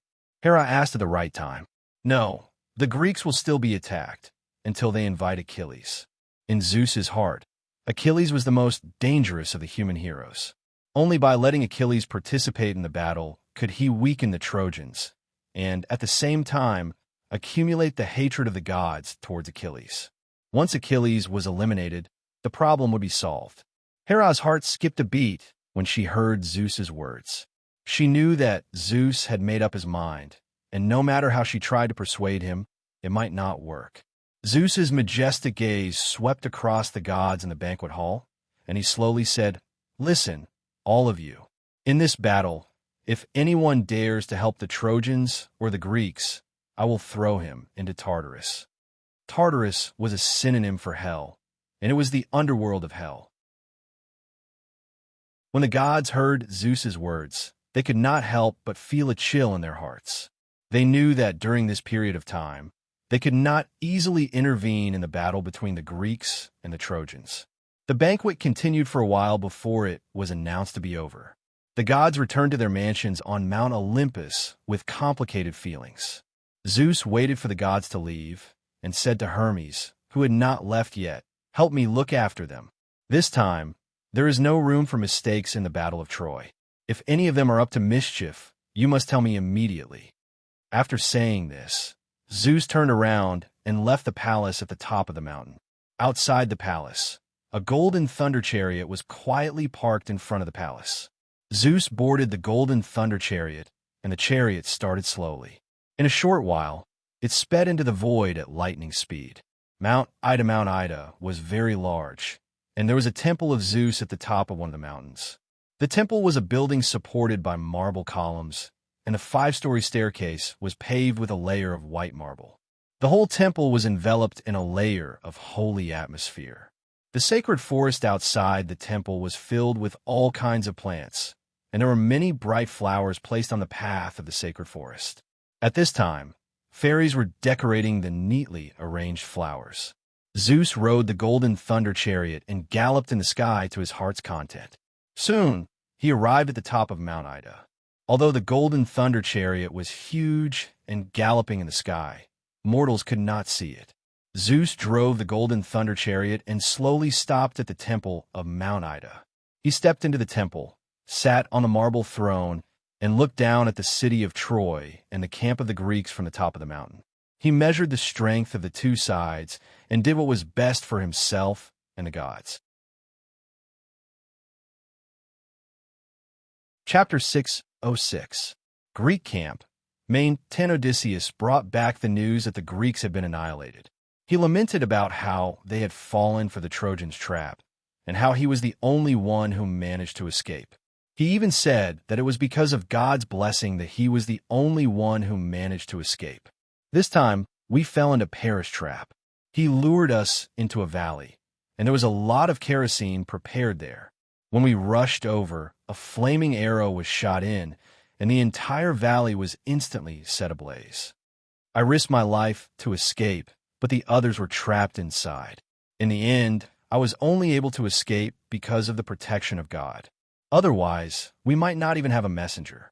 Silence reigned in the camp of the Greeks, and the hearts of all were filled with sorrow for the loss of their hero, prince, and soldier. At the same time, everyone was angry at the Trojans for being so despicable.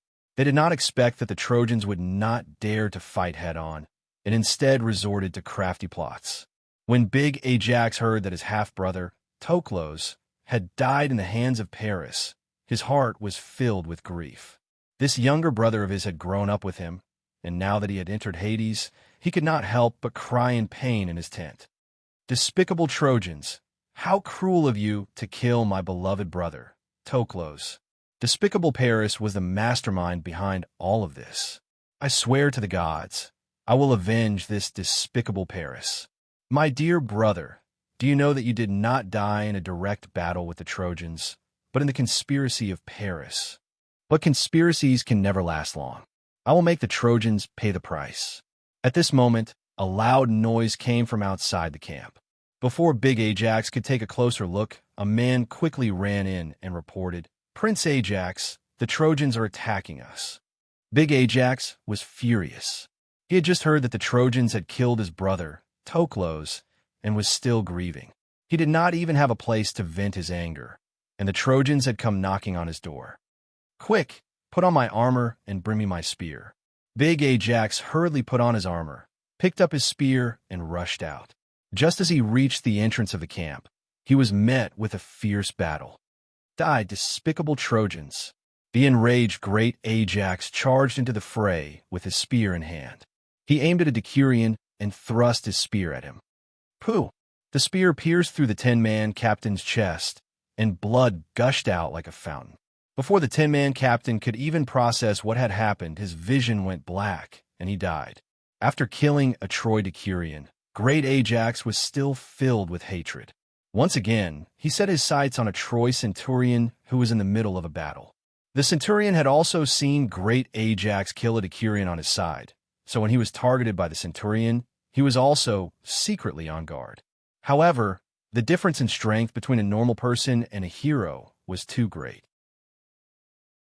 Not to mention that great Ajax was considered a powerful hero among the many heroes. He pulled out his bloody spear and charged forward. The centurion did not panic when he saw the great Ajax charging towards him. Instead, he signaled to his companions around him with his eyes, and they joined forces to fight against the Greek who was charging towards them. This was also a method that normal people used to deal with heroes.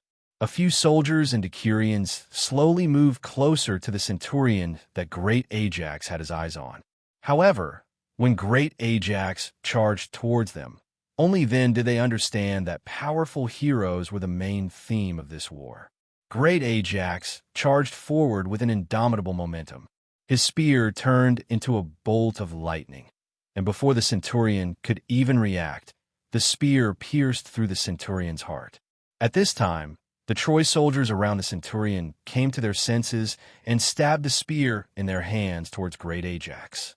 Great Ajax's movement was far faster than the speed of the soldiers. Before the spear could pierce great Ajax's body, great Ajax had already pulled out the spear that had pierced through the Troy centurion. Although he was the last to attack, he managed to block the few incoming spears. Then, under the eyes of the few soldiers who were in disbelief, he began to counterattack them. In just a short while, the few soldiers were killed by great Ajax. Surround them. Great Ajax displayed his prowess and killed the Troy soldiers one after another. However, the number of Trojans was not much less than that of the Greeks. After all, many cities had joined the Trojans. Although he had killed a few Trojans, it did not change the situation of the battlefield much. At this time, in the sky, a blazing sun was scorching the earth. In the temple at the top of Mount Ida, Zeus looked down at the battle between the Trojans and the Greeks from the top of the mountain. He felt that the current situation of the battle between the two sides was not good, and it did not meet his expectations. In order to let the battle progress more in line with his expectations, as the battle entered the climax, Zeus took out the golden scale. He placed 2 death chips on the 2 ends of the golden scale and weighed them in the air. With a pa sound, the scale representing the Greeks tilted downwards, while the Trojans raised their hands high up into the sky. Oh, it seems that fate favors the Trojans this time. Boom! Although the sun was shining brightly, Zeus immediately used a bolt of lightning to fall on the Greek army, announcing the change of their fate. This ominous omen deterred the Greeks, and the heroes were depressed. The Trojans, on the other hand, were greatly encouraged, and perhaps even gained strength. With the blessing of this strength, the Trojans seemed to have endless strength. They shouted and charged forward, and the Greeks were no match for them at all. They were killed and retreated. Seeing that the Greek coalition was no match for the Trojans, Diomedes roared and rushed towards the Trojans, as if he wanted to rely on his bravery to reverse the decline of the Greeks. However, his luck was not good. As soon as he rushed out, he encountered Hector and Aeneas, who had just rushed back. Hector's strength may be slightly weaker than Diomedes, but now with the addition of Aeneas, he could completely resist. Even Diomedes was in danger under the attack of the two. On the other side, Zeus' son Sarpedon was resisting the angry great Ajax, and did not let him wantonly slaughter the Trojan soldiers. Under the attack of the Trojans, the Greeks were completely routed. Mount Olympus Hera saw the situation in the Greek camp through the red mist and was extremely anxious. However, she could not personally intervene in this war. She definitely did not dare to disobey the orders of Zeus. Therefore, Hera found the protector of the Greeks, Poseidon, and hoped that he could help the Greeks. Dear Poseidon, you see that the Greeks are completely unable to resist the attack of the Trojans. You are the protector of the Greeks. Do you want to watch the Greeks lose this war? No, Hera. Although I do not want to see the Greeks lose, I do not want to join in casually. Poseidon's strength was actually very close to Zeus, but he also did not want to disobey Zeus' will. Hera was helpless. She knew that Poseidon did not dare to disobey the will of his brother, Zeus, and could only give up. At this time, the Greeks were completely killed by the Trojans in their camp. Relying on the last line of defense, they stubbornly resisted the swarming enemies and painfully prayed for the protection of the gods. At this time, the gods who protected them did not seem to hear their prayers at all.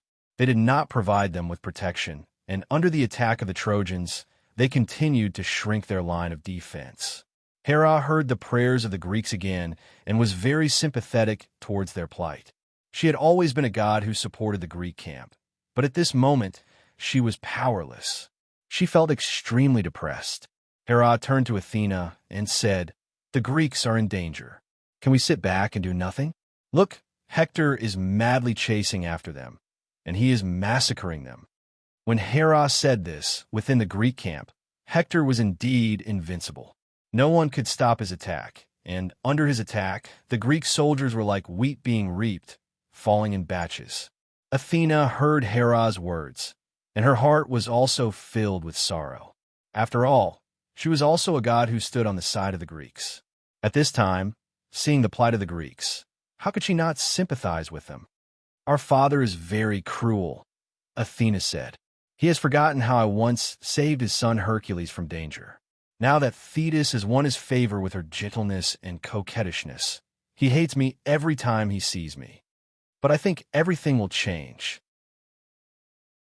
You help me put on the horse, and I will go persuade father." In the end, Athena decided to persuade Zeus to change his mind, even if Zeus did not like her now. Hera and Athena appeared together on the top of Mount Ida. Zeus had foreseen their arrival, and he was very angry. He had clearly said that this time, no god was allowed to intervene in the war between the Trojans and the Greeks, but Athena and Hera still came here to persuade him. This made him feel that Athena and Hera were not obedient to his words. Zeus said, "The Trojans will obtain a greater victory." This sentence seemed to be deliberately said to Athena and Hera, and it directly blocked the words of Athena and Hera who wanted to persuade him, so they could not speak. The powerful Hector will drive the Greeks to the stern, and in their despair, the Greeks will invite the humiliated Achilles again. This is the arrangement of the goddess of fate. Zeus announced his script. This time, he was determined not to be persuaded by anyone. Hera listened to this and did not say a word. She was sad now. Athena also did not say a word. She felt that Zeus's words were very direct, and no matter how much she said, it would be useless. But in their hearts, the two goddesses were furious at Achilles. Yes, this is it. Hatred can weaken the blessing of Achilles' fate, Zeus thought to himself. At this time, in the camp of the Greeks, the fighting was getting fiercer and fiercer, and the Greeks' last line of defense was about to be broken. Chapter 607. Paesion's battleship sailed across the sea and stopped at the Amazon port of Themyscira. A horn sounded at the port, and a group of female warriors stood at the port to welcome him. Paesion was dressed in a white tunic, with leather armor and a short sword. He disembarked from the battleship with a solemn expression on his face. As soon as he disembarked from the battleship, a figure pounced on him, crying, "Sister!" Paesion saw that it was Princess Hippolyte. She was crying her heart out. "Princess Hippolyte, your sister has returned to the arms of your father, Ares. You don't have to be too sad." Paesion's heart sank as he spoke. Hippolyte wiped the tears off her face and said, "Prince Paris, thank you very much for bringing my sister back. Let's go to the palace." Paesion nodded his head and did not say anything more. He followed Hippolyte into the war chariot and headed towards the Amazon palace. The Amazon palace was as simple and crude as before. There were more than 10 low-rise buildings surrounding each other, and in the middle was a large courtyard. In the main hall of the palace, Hippolyte brought Paesion inside. There were more than 10 elders of the Amazon Empire who had been waiting for a long time. When they saw Paesion carrying the urn of Queen Penicilla in, they all cried out in grief. "Queen! Queen!" Paesion remained silent and waited for them to calm down. He then held a simple yet solemn ceremony and solemnly handed over the urn to Hippolyte. "It was I who did not take good care of her, causing her to fall into the hands of Achilles. However, I have already sworn to your father, Ares, that I will avenge Queen Penthesilea. I have already killed 7 heroes to avenge her." As for the armor and weapons that your father gave to your sister, I have also brought them back to you. In the hands of a few servants were Penthesilea's armor and weapons. They shone with a faint golden light in the hall.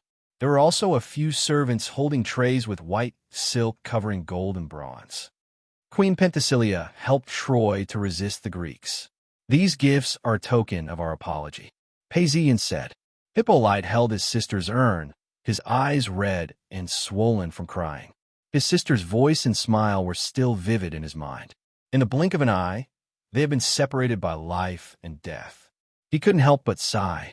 After the handover ceremony, an elder stood up and said, Princess Hippolyte, the Amazon kingdom cannot be without a ruler for a day. I hope that you can become our new queen. With that, the elder half knelt in greeting and supported Hippolyte as the new queen, while the other Amazon elders and female warriors echoed in agreement. Hippolytus was the daughter of Ares and the younger sister of Queen Penthesilea. Regardless of whether it was a divine or royal lineage, she was the best candidate to become the new Amazon queen. Hippolyte knew this as well, so she did not refuse. She nodded and said, Thank you for your kindness, everyone. I will definitely fulfill my sister's unfinished wish and lead the Amazon kingdom to become even stronger. Queen Hippolyte. Everyone bowed in greeting to the new Queen Hippolyte. The ceremony of a city was not as complicated, and just like that, Hippolyte was officially crowned queen. In history, Penthesilea killed Hippolyte and died in battle in Troy. Following that, her son Ascalaphos died, and the bloodline of Ares was greatly weakened. Now, at least the Amazon bloodline has been preserved. Just as Paisian was thinking about this, he heard Hippolyte say, I've already chosen a grave for my sister. It's in the sacred forest of my father's temple, so that she can accompany my father forever. Come with me to bury her. Paisian nodded his head and followed Queen Hippolyte to Ares's divine temple. Sacred forest of the temple of Ares, the priest placed the urn of Queen Penthesilea in the prepared grave. He raised his hands to the sky and prayed silently. The burial ceremony was simple and ended in a short while. Prince Paris, I wish to continue leading the Amazon warriors to fight against the Greeks in Troy, and also to avenge my sister. Hippolyte suddenly turned around and said, Hearing this, all the elders were in an uproar. Paisian saw this and waved his hand, saying resolutely, The Amazon kingdom has already lost a queen. We cannot lose another one. If you still wish to take revenge, please ask the great Ares to pass this responsibility to me.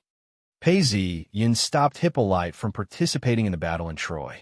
With the involvement of the various cities and kingdoms, the war in Troy was even more chaotic than it had been a few years ago. If one was not careful, they could lose their lives there. The Amazon kingdom was not strong. Without it, it would not affect the current Troy too much. Paisian did not wish for the new Amazon queen to appear in the battlefield of Troy. If anything were to happen to her, Ares would have a bad opinion of him. Queen Hippolyte, now that the war between Troy and Greece requires my services, I have delivered it. I shall take my leave now. Seeing the elders heave a sigh of relief, Paisian did not wish to stay any longer. He knew what the elders were thinking. The war between Troy and the Greeks had nothing to do with the Amazons. The original queen had already died in battle, and they could not drag the new queen into the mire. I have already arranged a banquet for you. Are you not going to stay for the banquet before leaving? Hippolyte said with a sense of loss. No, Queen Hippolyte. Thank you very much for your grand hospitality, but the war in Troy has reached a critical juncture. I must return as soon as possible. Paisian smiled slightly. If I can survive this battle, it will not be too late to return. Queen Hippolyte looked at Paisian reluctantly. Although she wanted him to stay, she knew that he was speaking the truth. The Amazons would not participate in the war, and Troy needed him to return as soon as possible. Hence, she did not ask him to stay. However, she took out Pentrilla's weapon and armor and said, Prince Paris, please wear this. Wearing it will be equivalent to taking revenge on your father and sister. Paisian was a little surprised. He did not expect the armor and weapon to return to his hands after going one round.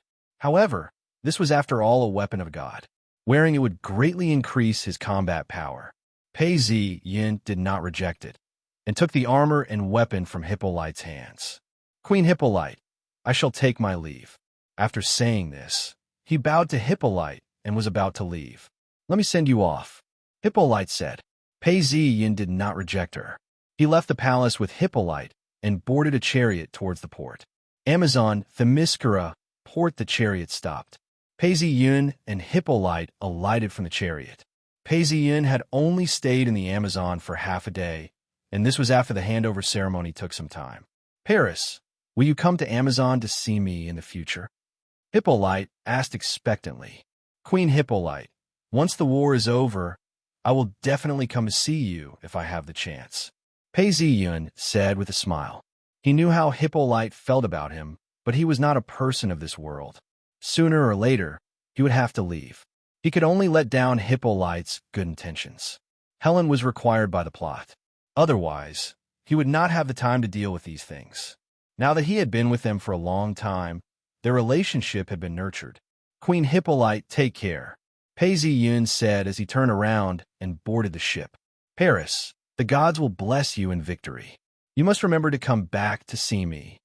Queen Hippolyte chased after him and shouted loudly. Pei Zi Yin had already boarded the ship. When he heard Hippolyte's words, he smiled bitterly and shook his head. Set sail.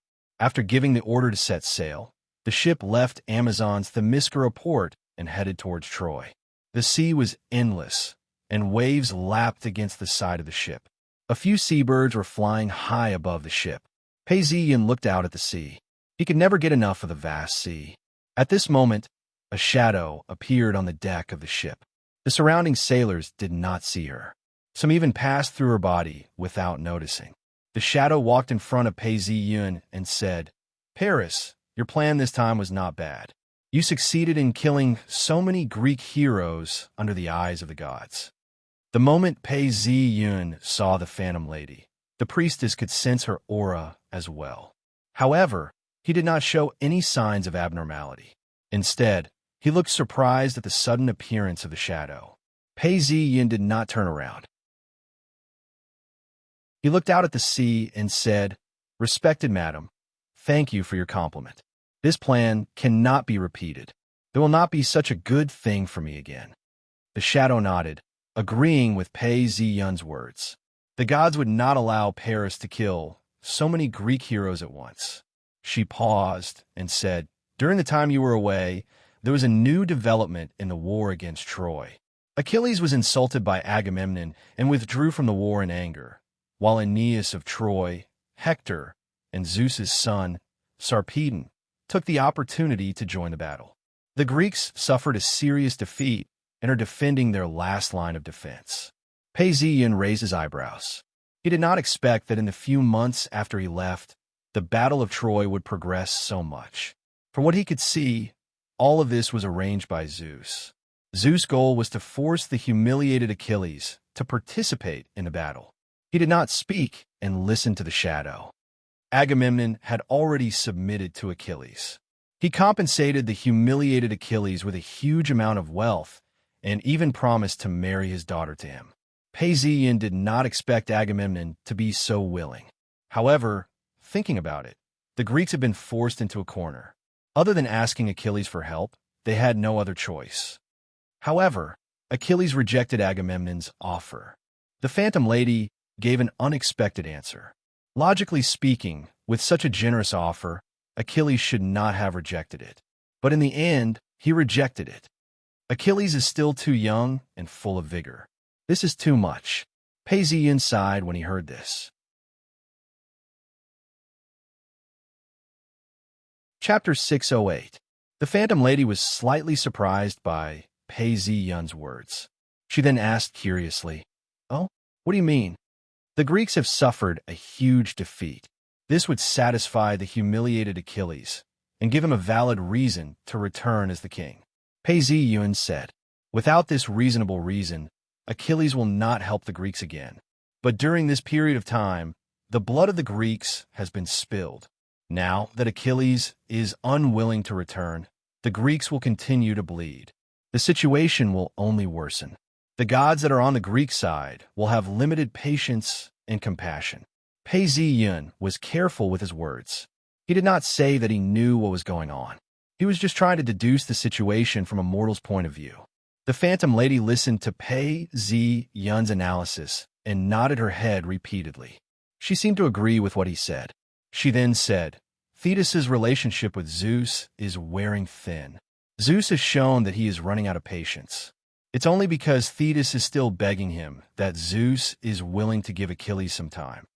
You're right. If Achilles drags on any longer, not only will the Greek coalition be disgusted with him, but the gods who support the Greeks, Hera, Athena, and Poseidon, will also have a worse impression of Achilles. Some of them might even hate him. From their point of view, it was Achilles' refusal to fight that caused the Greeks to be in such a predicament. It was only because of Zeus's warning that the gods did not act rashly. Achilles is walking towards his death step by step, even though he did not have much chance of survival. The Phantom Lady was also pronouncing Achilles' death sentence. It was only a matter of time. She then said, every day that Achilles drags on, he is using up the blessings of fate. Not only humans, but also gods. The Phantom Lady said a new phrase. Blessings of fate. This was something Pei Zi-yun had never heard of before. He could not help but think that this phrase might have something to do with this world. Achilles had always had the possibility of becoming a god. His blessings should have been huge. However, Zeus had purposely allowed him to use up his blessings until he died. Perhaps this is the reason why the war has been going on for so many years. Pei Zi-yun thought to himself. Achilles was a hidden danger to Zeus, but as long as fate was not exhausted, he would not die. That was why Zeus had allowed the Battle of Troy to continue for so many years, slowly exhausting Achilles' destiny. Even if Achilles had the blessing to become a god, after so many years, it would still be exhausted, and when that time came, it would be the time of his death. The more Pei Zi-yun thought about it, the more he felt that it was possible. Zeus, who was a wise and far-sighted man, did not have to resort to such a complicated method to get rid of a human hero. Yet he chose to use such a complicated method, which could only mean that he was wasting the lives of these heroes.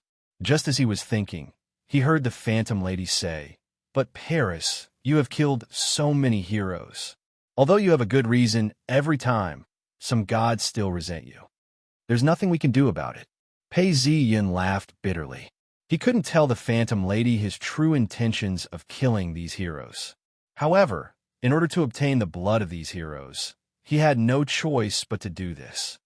Honorable lady, we are at war. Either they kill me, or I kill them. Although these things require caution, I have no choice but to do so. Right now, I'm only worried about my final fate. Lady, can you help me? The final fate that Pei Zi-yun was referring to was naturally when the Battle of Troy ended, when the gods no longer needed him and wanted to take his life. If you're willing to help me kill a possibility of fate, I will help you once. The Phantom Lady was not surprised to hear this. She muttered to herself and threw out a bait. However, she did not make it clear what this possibility of fate was. Possibility of fate? Pei Zi-yun muttered to himself. Initially, he thought that this person had something to do with Gaia. After all, he could feel the aura of Gaia. However, from the looks of it, she was more related to fate. The possibility of fate made Pei Zi-yun think of the bronze dragon in World of Warcraft. It could interfere with the timeline and was the guardian of the world's normal history. Nozdormu and his descendants were responsible for protecting history from being tampered with. The timeline and fate were closely linked. The last time he crossed the timeline, what would be the possibility of fate this time? Just as he was thinking about this, a system notification popped up. A plum blossom appeared in front of him and enlarged rapidly. It turned into a transparent information interface with words on it. Mission: respond to the call of the Phantom Lady and obtain 3 drops of God's blood. Proceed with the next journey of fate. Respected lady, I will help you. Pei Zi-yun looked at the system mission and said, although he did not know what the possibility of fate was, the system mission had already appeared. He had to agree to it. The Phantom Lady nodded her head in satisfaction and said, "This time, you have to rush to the battlefield. You will have the chance to obtain the god's blood. Go, get it, and I'll give you a ride. You'll be able to return quickly and join the crucial battlefield." As soon as she finished speaking, a gust of wind blew from the surface of the sea. Under its effect, the battleship shot towards the direction of Troy like an arrow. After the Phantom Lady released the wind, her figure gradually disappeared from the deck of the battleship. Pei Ziyin was already used to the way she came and left. He was not surprised and muttered, "3 drops of God's blood." Greek camp. The Greeks had given up most of their control and were defending their last line of defense. After Agamemnon's submission to Achilles had failed, he had no choice but to personally lead the Greek heroes and soldiers to fight back. The brutal battle continued. The Greeks had nowhere to retreat to, and the Trojans could see the light of victory. Both sides were doing their best to wear each other down. Agamemnon was the commander of the Greek allied forces. Normally, he did not fight much, causing many to overlook the fact that he was also a powerful hero. At this moment, he was clad in battle armor and wielding a long spear. He organized the Greeks to fight back and personally assassinated the Trojans. Die! With a wave of his long spear, the Trojan soldiers and Decurions were no match for him. In the blink of an eye, several of them were killed. At this point, Antenor's son, Ephedamus and Cohen, rushed over. "It's Agamemnon! Kill him!" When they saw Agamemnon's silhouette, they raised their weapons excitedly and charged towards him. If they could kill Agamemnon, that would be the greatest glory. Of course, Agamemnon saw the Trojan heroes as well. When Ephedamus and Cohen rushed over, he threw the long spear in his hands towards Cohen. Whoosh! The long spear streaked across the sky and appeared in front of Cohen. Antenor's son, Cohen, was also a powerful hero. Faced with the unexpected spear, he struggled to jump to the side and narrowly dodged Agamemnon's spear. At this moment, Ephedamus had already arrived in front of Agamemnon. He raised the spear in his hands and stabbed it towards Agamemnon's waist. Agamemnon, who had just thrown the spear, did not even have time to resist. However, the goddess of fortune seemed to favor Agamemnon. The tip of Ephedamus' spear pierced Agamemnon's belt and broke with a crack. Agamemnon was so shocked that he broke out in a cold sweat. He would not let go of this opportunity. He grabbed the spear with his left hand and forcefully pulled it away. At the same time, he drew his sword from his waist with his right hand and slashed at Ephedamus' neck, who was still in shock. Agamemnon's sword slashed at Ephedamus' neck. Blood splattered everywhere. Half of Ephedamus' neck was cut off, and he fell to the ground. Ephedamus! At this moment, Cohen rushed over and angrily stabbed his spear diagonally, hitting Agamemnon's arm near the elbow. Agamemnon felt a sharp pain. The place where he was stabbed was stained with blood. Without thinking, he turned around and slashed at Agamemnon. Cohen stepped back and dodged the slash. "Go to hell!" Agamemnon threw another spear. This time, Cohen did not have time to dodge. He was hit in the chest and died on top of his brother's corpse. After killing Cohen, Agamemnon did not dare to continue fighting. He was injured and needed treatment. Otherwise, his battle strength would be affected, and it would be easy for the enemy to take advantage of him on the battlefield. "Retreat! Go to Dr. Fuirian," Agamemnon immediately ordered. He jumped onto the chariot and left the battlefield, speeding towards the camp. However, his retreat made the situation of the Greeks worse and worse. The morale of the Greeks was greatly affected, and the soldiers were losing ground. Hector saw that Agamemnon had left the battlefield and knew that this was a rare opportunity. He shouted, "Friends, it's time for you to make a name for yourselves. The commander of the Greeks, Agamemnon, has fled the battlefield. Zeus will give us victory. Advance charge!" As he shouted, he charged forward like a whirlwind. Wherever he passed, the Greek heroes and soldiers would give way. No one was a match for him. Originally, the Greeks had Ajax and Diomedes to defend against Hector's attack. However, at this moment, they did not seem to be on the battlefield. On the battlefield, Dr. Mahawan was bandaging the wounds of a hero. At this moment, Hector saw the opportunity and rushed over, stabbing Mahawan with his spear. Mahawan was concentrating on bandaging the wounds of the hero and did not know that someone would attack him. He did not put up any resistance and was about to be killed by Hector's spear. The hero, who was bandaged by Mahawan, was extremely anxious. At the last moment, he pushed Mahawan away, but Mahawan was still stabbed in the right shoulder by Hector. Blood flowed from Mahawan's right shoulder, dyeing a large area red. When Hymenaeus saw that Mahawan's right shoulder was injured, he shouted, "Nestor, quickly help Dr. Mahawan into the chariot." He raised his weapon and blocked Hector's attack. A doctor who could treat arrow wounds and was proficient in the art of medicine could be as effective as hundreds of ordinary soldiers on the battlefield. Therefore, when they saw Mahawan being stabbed by Hector, the Greeks were anxious. If Mahawan was killed by Hector, they would have no doctor to treat their injuries. They could only wait for death. "I'm here." Nestor rushed over with his chariot and pulled Dr. Mahawan, who was injured in the right shoulder, onto the chariot. Without hesitation, he drove the chariot back to the warship. Chapter 609. Diomedes has retreated, Odysseus and Agamemnon have retreated, and the miracle Dr. Mahawan has also retreated due to a spear wound. The Trojans surged forward like a tidal wave, charging at the last line of defense of the Greeks. It looked like the line of defense was about to be breached. Once this line of defense was breached, only the battleships were left for the Greeks to defend. Ajax, who was fighting at the front, felt fear in his heart.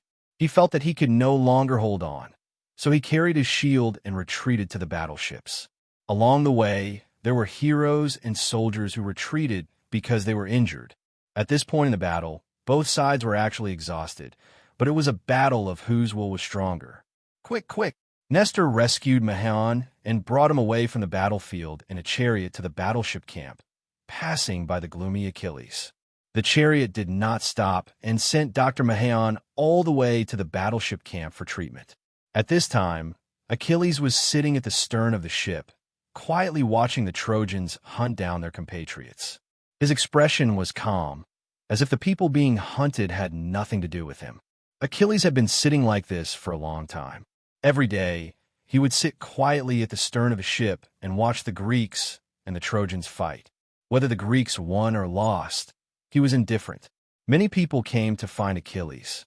Agamemnon, who had once humiliated him and swore that he would never look for him again, put down his pride and personally brought gold and bronze to apologize to him.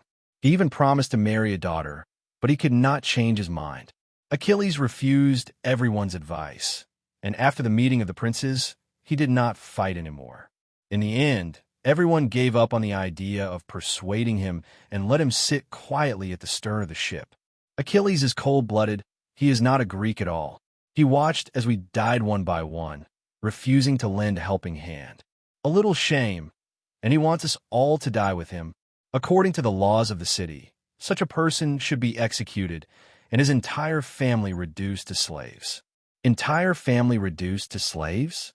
Achilles' father is the hero Peleus, and his mother is Thetis. Who could do anything to him? Many Greeks were filled with resentment toward Achilles, believing that he had turned a blind eye to the dying. Some even believed that he was the cause of the Greek army's current predicament. When everyone passed by Achilles, some people looked at him with disdain, but Achilles was unmoved. Those who dared to mock him in his face, even if they were his compatriots, were all killed by Achilles. Those who dared to be angry but did not dare to say anything were just dogs. Well, if all the Greeks were dead, I could conquer Troy, and now I understand the feelings of Hercules. The country is the mud under my feet, not to mention those ordinary people. As Achilles watched on coldly, he became more and more confident. But when he saw Nestora supporting an injured old man, a string in his heart was finally plucked. His heart, which had been silent for a long time, seemed to have opened up a crack. Achilles rose slowly and called Patroclus to him. "Patroclus, my dear friend," he said, Go and ask Nestor who he brought back from the battlefield. I do not know why, but I feel a sudden pity for the Greeks. Yes, Prince Achilles, Patroclus said happily. Patroclus said happily. He was very worried about Achilles' current state. Not only was he worried about Achilles, but he was also worried about the fate of the Greeks. Now that he saw a slight change, he was naturally very happy. Although he was a friend of Achilles, he had always played the role of Achilles' herald in the Greek army. This time, he followed Achilles' orders and came to the fleet. When Nestor saw him, he knew that he was a friend of Achilles. He quickly stood up from his chair and shook Achilles' hand, wanting to give him a seat in a friendly manner. "Honorable Patroclus, please take a seat." Patroclus waved his hand and said, "You are welcome, honorable old man. Achilles sent me to take a look. He wants to know who you just helped into the warship." "He is the honorable Dr. Mahaon, who has saved many princes and heroes." "He did not want to be injured," Nestor said with a sigh. The injury of Dr. Mahaon was unexpected and undesirable, and the loss of his services would increase the number of casualties on the field of battle and would be a great blow to the morale of the Greeks. Patroclus did not expect that the person who was injured would be the respected Dr. Mahaon. He quickly said, "So, it is Dr. Mahaon. Now that I know who he is, I have to go back and tell Achilles. You know my friend is an impatient person. But before I go back, I want to ask one more question. How did Dr. Mahaon get injured?" When Dr. Mahaon was treating Domenius on the battlefield, he was stabbed in the ear by Hector. If Domenius hadn't pushed him away in time, he might have gone to the realm of Hades. "I see. I will tell this to Achilles," Patroclus said and was about to leave. At this time, Nestor said with a sigh, "Patroclus, why does Achilles care about Mahaon? In fact, all the bravest heroes are injured and lying on the ship. Diomedes was injured by an arrow, Odysseus and Agamemnon were injured by a spear, and the doctor I just brought back, Dacmon, was also injured by a spear." Patroclus obviously knew what Nestor said. If these heroes were not injured and lying on the ship, the Greeks would not have been defeated so quickly. But Patroclus wasn't Achilles. He didn't interrupt Nestor's words, but listened quietly. "Achilles is too heartless. Does he want to wait until our ship is burned to ashes? Is he only willing to wait until all the Greeks die in a pool of blood?" The old man's face was filled with grief. He was angry that Achilles had not helped them. If Achilles had been willing to help, the Trojans might have been the ones facing this situation instead of the current situation where the entire Greek coalition army was facing the danger of defeat. How I wish I was as strong as I was when I was young. Back then, I was active on the battlefield and did not need to place my hopes on others. I was a victor many times and lived in Peleus' house. Back then, I saw you, your father Menoetius, and young Achilles. Achilles' father, a half-old hero, encouraged Achilles to strive to be the first. As for you, your father repeatedly exhorted you to be Achilles' friend and guide. The old man recalled what he saw and heard when he first met Patroclus and Achilles. He hoped that these things would move him, so that the heartless Achilles would once again help and save the Greek army that was about to fall into despair. Tell this to Achilles. Perhaps your persuasion will move him. Patroclus bowed deeply to Aeneas and said, "Dear Aeneas, I will definitely tell your words to Achilles. I also do not wish for the Greeks to continue losing." With that, Patroclus excused himself and left the warship. Patroclus was equally indignant about the Greeks' defeat, but he knew Achilles very well. Many people forget that Achilles is only 17 or 18 years old. His excessive strength also increased his toughness. Once Achilles has decided on something, even he himself will find it difficult to persuade him. However, the divine Dr. Mahaon's injury has given me a glimmer of hope. Patroclus left the warship. On the way back, he saw the Greeks and Trojans fighting fiercely. The Greeks were gradually forced back by the Trojans and had already retreated to the vicinity of the warship. If they continued to retreat, the Greeks would either leave by ship or be completely annihilated by the Trojans. Either outcome would mean that the expedition had failed. This was not the most worrying thing. They were afraid that the Trojans would take advantage of their victory and directly lead the Trojan army to attack Greece. If that happened, the various Greek cities would face destruction. This was something that none of the Greeks wanted to see. Boom! Just as he was thinking, a loud noise came from behind. Patroclus turned around and saw a Trojan hero climbing up the battlements. The battlements were not high, only about 3 meters high. The hero could easily climb them. On the battlements, Alcmon, the son of Cinctor, was valiantly assassinating the Trojans who had climbed up the battlements. Under his obstruction, the Trojans' attempt to break through the battlements was foiled. However, this hero took advantage of the moment when Alcmon was assassinating the Trojans, and used a spear to stab the chest of Alcmon, who could not dodge in time. With a pu sound, the spear pierced deep into Alcmon's chest. Fresh blood instantly dyed Alcmon's armor red. He opened his mouth, and blood gushed out continuously. This Trojan hero kicked Alcmon off the battlements and raised the bloody spear up high, causing the nearby Trojans to cheer. This is the son of Zeus, Sarpedon. When Patroclus saw this, his face turned green. He clenched his fists tightly and felt a wave of pain in his heart. He wished he could personally go up and seek revenge on Sarpedon. The decline of the Greeks could not be reversed. Unless Achilles could act, they would face the fate of destruction. Patroclus decided to persuade his good friend this time, although he had already done so before. After Sarpedon killed Alcmon, there was no longer any powerful obstruction on the battlements. This opened up a path for the follow-up troops of the Trojans to advance. Seeing the situation here, Ajax was anxious. He quickly rushed over and picked up the weapon in his hand to fend off the incoming Trojans. Seeing that Ajax was rushing over, Sarpedon knew that he would not be able to take down Ajax alone. Hence, he turned back to look at the army of Troy and shouted, "I alone cannot break through the enemy's line of defense. We have to work together in order to open up a path to the battleship." When the crowd heard his words, they gathered around him and rushed towards the battlements. The Greeks did not want to be outdone. They gathered around Ajax and blocked the Trojans from breaking through. Kill! The soldiers of both sides fought fiercely with only a wall between them. The battle once again reached an unprecedented level of intensity. At this moment, riding on the wind of the Phantom Lady, Pei-Zi-Yun, who had rushed back as fast as lightning, arrived at the pier. Note 1. Achilles once said to Patroclus, "My heart is suffering and suffering because there is a Greek who dares to look down on me and steal my spoils of war. Because of this, I hope that all the Greeks will die. Only the two of us will be able to conquer the city of Troy." After reading this sentence, everyone could understand the mentality of a very young man who possessed great power.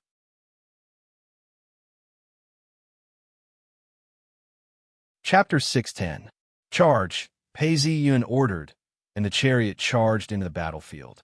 The Phantom Lady told him to return to the battlefield of Troy to search for the blood of God.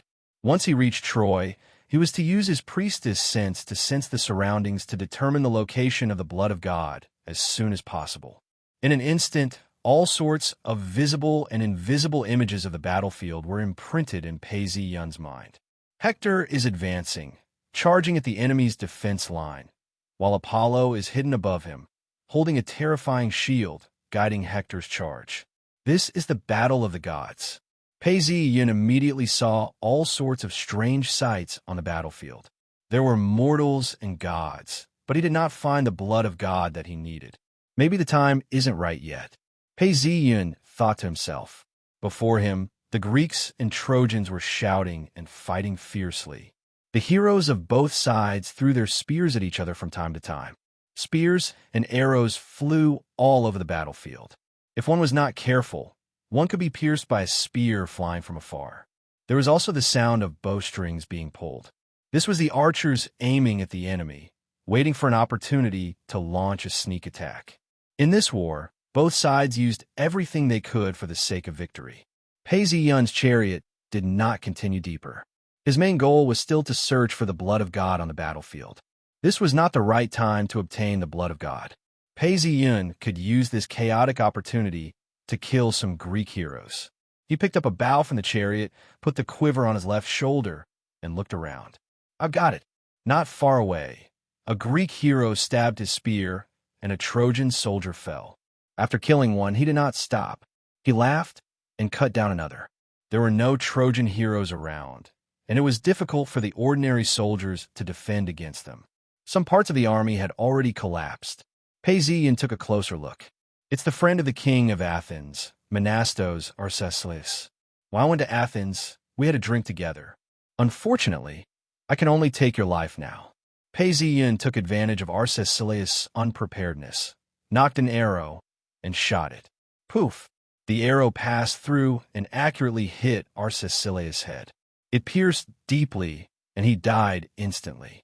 The heavy corpse fell to the ground, kicking up some dust. Arcesilaus' master and guards were immediately in an uproar.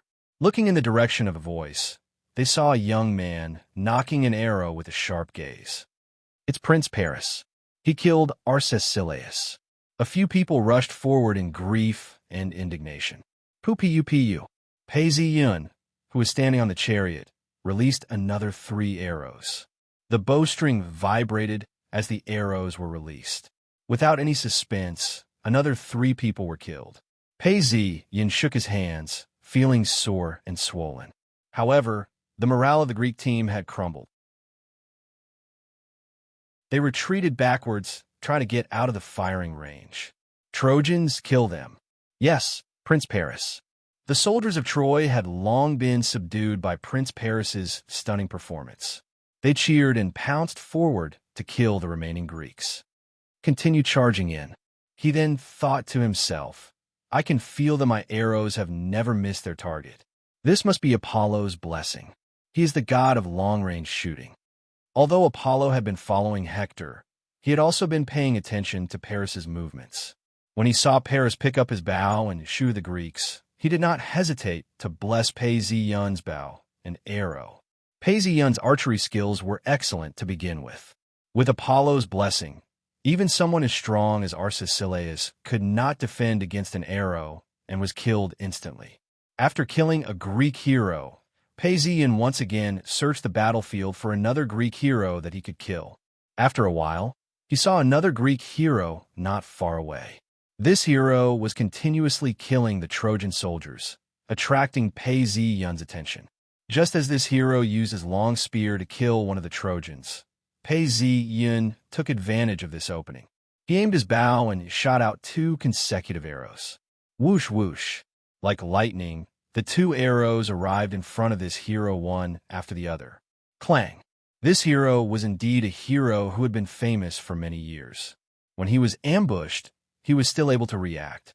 He raised his spear to block an arrow, but when a second arrow came, he could only watch as it pierced into his chest. Poof! The strength of the arrow was very strong. The arrow was almost half buried in his chest. This hero staggered a few steps and fell to the ground with a dull thud. Don't let Diokos die, someone shouted loudly. The death of this hero, named Diokos, caused the nearby Greeks to be unable to defend against the Trojans' attack. Very quickly, they were defeated and desperately ran towards the warships, as if that would give them a breather. When Paisian used his bow and arrow to kill the 2 Greek heroes, Hector was displaying his prowess and fighting against the king of the Thiotians, Stichios. King Stichios was also a hero. When fighting against Hector, he was able to hold off Hector for a while without being quickly defeated. However, King Stichios did not have Hector's strength and youth. After fighting for a while, he gradually showed signs of weakness and could no longer fight as he wished. When King Stichios showed an opening, Hector took advantage of the fleeting opportunity. With a flash of his spear, he pierced through Stichios' defense and pierced the king's heart. Poof! Blood splattered everywhere. King Stichios froze in his movements at the last moment, and his body fell with a thud. On the other side, Aeneas had just killed the Athenian Iassos with his spear. He had his eyes on the half-brother of Aeneas of Locris, Morden. Morden was leading the Greeks to fight against the tide of Trojans. Suddenly, a spear shot out from the side. When he looked closely, he saw that it was Aeneas. Aeneas did not give him much time to think. Just as Morden dodged the spear, Aeneas's next wave of attacks arrived. Under Aeneas's continuous attacks, Morden was in a perilous situation. Not long after, he screamed and was stabbed to death by Aeneas's spear. After these Greek heroes were killed, the situation on the battlefield changed dramatically. Soon, the Greeks were routed on a large scale. They retreated to the warships, while the Trojans followed closely and attacked the warships. The retreat of the Greeks was undoubtedly good news for the Trojans. Hector encouraged loudly, put down the armored corpses, and quickly seized the warships. Some of the Trojan soldiers would search the corpses for valuables before the battle was over, or simply strip the corpses of valuables. There might be better things on the warships.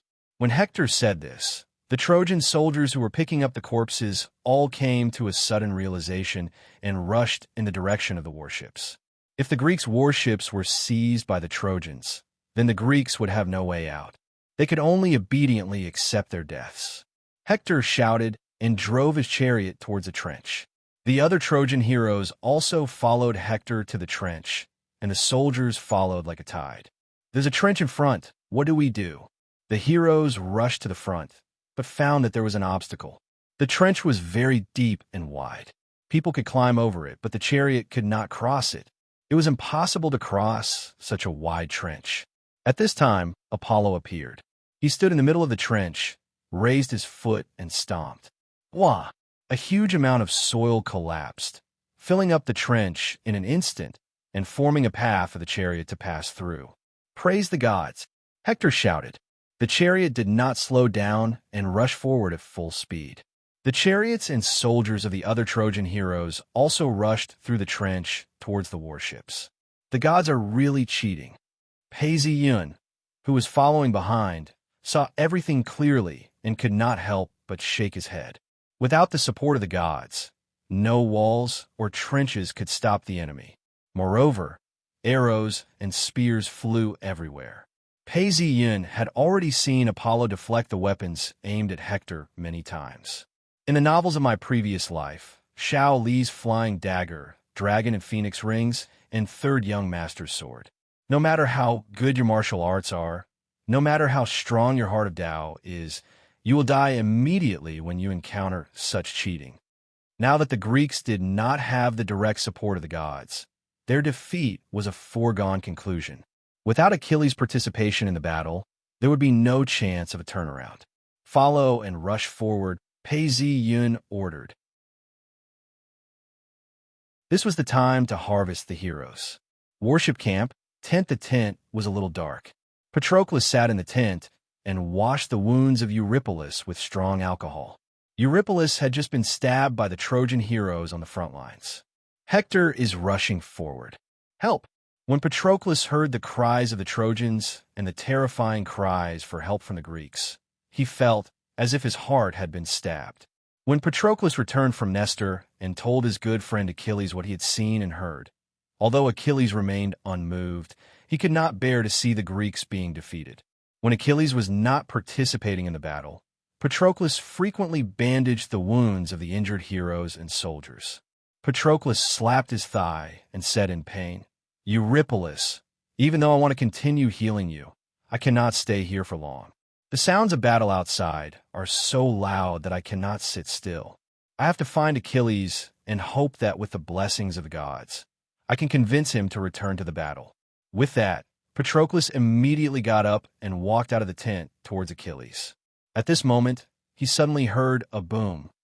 He looked back and saw that the encampment walls were swaying and collapsing. In an instant, Patroclus's face turned pale.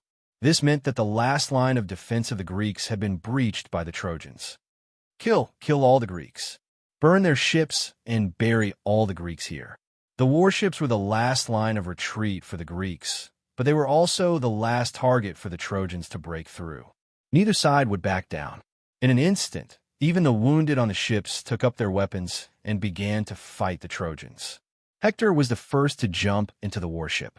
Facing him was Ajax. The two of them had always been evenly matched, and now they were fighting fiercely. Ajax's companion, Lycophron, saw that Ajax was unable to take down Hector and came to help. Swoosh! An arrow came from the side and pierced Lycophron's neck. He tried his best to cover the wound with his hands, but blood still flowed from his fingers. Ugh!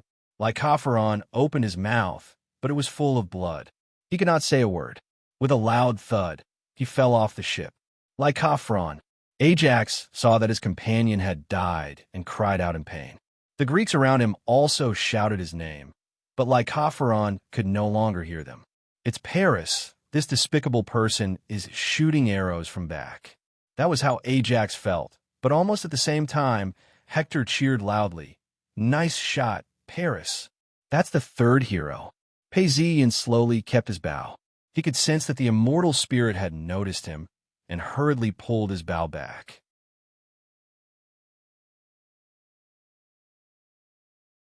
Chapter 6:11. Lycophon was shot dead by Paris, and Hector cheered loudly. He thrust his spear forward, and a Greek decurion groaned as blood spurted out of his chest. Ah! Seeing Hector's arrogance, Ajax roared in anger. He thrust his spear forward, and his eyes burned with fire, emitting a bone-chilling murderous intent. Clang! The two spears clashed several times and broke. Both of them pulled out their swords, and Hector shouted, "Heroes, advance bravely." The god of thunder personally broke the Greek bows and arrows. God is on our side. Advance! Advance! Hector's words boosted the morale of the Trojans, causing their combat power to increase greatly. The heroes and soldiers all shouted and charged forward. From the current situation, it seemed that the god of thunder was indeed on the side of Troy. At the beginning of the Battle of Troy, the Greeks were very strong, and the Trojans were almost unable to breathe. Now, the Greeks were almost defeated by the Trojans. If the god of thunder was not on the Trojan side, how could the difference be so great? Ajax looked at Hector's shouts and saw the low morale of the Greeks. He knew that he could not allow Hector to continue suppressing the morale of the Greeks. He shouted, "Greeks, the warships are our lives. If Hector burns or seizes the warships, then we will all die here." His words also encouraged the Greeks to fight to the death. They had no way out, and many of the Greeks shouted, "Fight to the death! Fight to the death!" Both sides rushed together and fought with all their might. Screams rang out continuously, and the battle reached its climax again. Both sides seemed to have reached a balance again. Despicable Hector, don't try to use words to break our morale. We Greeks will not be defeated easily. Ajax slashed forward and shouted, "Ajax, the defeat of the Greeks is inevitable. It is only a matter of time. Let me, Hector, send you on your last journey." Hector blocked with his sword, and sparks flew. He was full of confidence in winning this battle. The situation of the Trojans could be said to be very good, many times better than at the beginning of the battle. "Humph! When Achilles makes his move, you will face the same situation as us," Ajax said. "Ha! Mighty Ajax, you're placing your hopes on others?" Hector cut down a Greek sailor with his sword and sneered. "But as far as I know, your Achilles was humiliated by Agamemnon and is not willing to fight for the Greeks. Victory is ours." Hector's words had undoubtedly struck a chord with Ajax. It was Achilles' inaction that had brought the Greeks to such a state. He did not say anything more, and his attacks could not help but speed up a few notches. The chaotic battle was getting more and more bloody. Both sides had fought for so long, and so many people had died. The enmity between the two sides was already hard to resolve, so no one was holding back. One of the Greek warships was already on fire, and there were even heart-wrenching screams coming from it. There were people struggling and rolling in the flames. This can't go on. When Patroclus saw this, his heart burned with anxiety. At this rate, the galleys would be burnt, and the whole Greek army would perish. He quickened his pace and ran toward Achilles' tent. As soon as he entered the barracks, tears streamed down his cheeks. Achilles was sitting alone in the barracks. When he saw Patroclus come in, tears streamed down his cheeks. He looked at him sympathetically and said, "Patroclus, what's wrong? Could it be bad news from Fats? I know your father Menetius is still alive, and so is my father Peleus. Or are you lamenting the fate of the Greeks? You don't have to pity them. Their tragedy is entirely their own doing. Hearing this, Patroclus was very sad and said, "Noble hero, my friend, look, the misfortunes of the Greeks are coming one after another. Diomedes, Odysseus, and Agamemnon have all been wounded, and Eurypylus has been shot in the thigh." Achilles listened quietly and did not interrupt Patroclus's words. Ajax is fighting desperately. He was just fighting with Hector just now, but the Trojans are attacking fiercely, and it looks like the camp is about to be destroyed. When Patroclus said this, he looked at Achilles and said, "Look, even our last galleys are burning. The sounds of killing are right in front of us, and the blood is even splashing on our faces. Are you still not willing to reconcile? Oh, although I am your friend, I still have to say that your parents are not Peleus and Thetis, a mortal and a goddess. You must have been born from the gloomy sea or the hardest rock. Your heart is so cold. Well, if it is your mother's words or the gods' orders that prevent you from participating in the battle, then at least let me and your warriors go help the Greeks." This time, Achilles did not only bring dozens of galleys to Troy, but also many sailors and soldiers with the galleys. And what Patroclus said was to bring these soldiers who came with Achilles to the battlefield. And now they were following Achilles and did not participate in the battle. "Lend me your armor to wear. If the Trojans see me and think that it is you, they might be shocked." Patroclus no longer held any hope for Achilles to participate in the battle. Now, he wanted to lend Achilles armor and let others mistakenly think that he was Achilles. "I hope that this will give the Danaans time to regroup." Patroclus could not convince Achilles, so he could only settle for the next best thing, which was to wear Achilles' armor and bring his warriors to battle. When Achilles heard Patroclus' words, he replied coldly, "It is neither my mother's words nor the gods' orders that prevent me from participating in the battle. My heart is suffering and suffering because a Greek dared to look down on me and take away my spoils of war." At this point, Achilles looked into Patroclus' eyes and shook his head.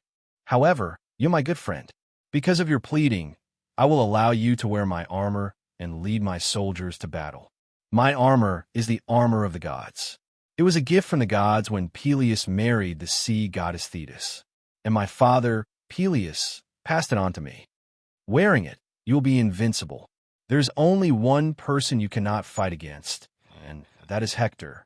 Not only does Hector have his own strength, but he also has the blessing of Apollo. Do not fight against him." In Achilles' impression, Hector was the only opponent of Troy. He did not care about anyone else. Although Paesion's strength was not bad, every time he fought with others, he hid his true strength. No one knew his full strength. Hector, who was Achilles' opponent, was undoubtedly a threat to Patroclus.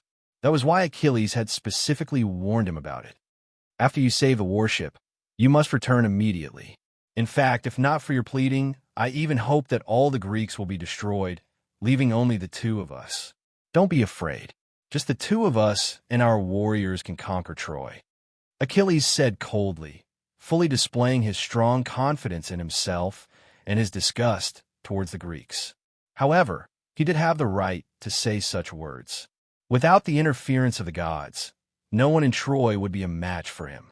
Even Paesion wasn't as strong as he was now. When it came to heroes, only Hercules could surpass Achilles by a little, but not much. As they spoke, the battle outside the warship became more and more intense. In order to protect their warship from being destroyed by the Trojans, the Greeks could be said to be doing their best. When they retreated to the warship, the Greeks had nowhere to retreat and had to fight back. "Ha!" Sparks flew. Two long swords broke. Both of them retreated a few steps. At this time, their subordinates handed them long spears. Ajax and Hector fought nonstop for a long time. After such a long time of exhaustion, both of them could not help but gasp for breath. "Kill!" Ajax gasped for breath and thrust his spear towards Hector's chest. Hector dodged the spear and threw the spear towards Ajax. Pooh! The spear missed its target and pinned a Greek sailor to the deck. The sailor let out a blood-curdling scream.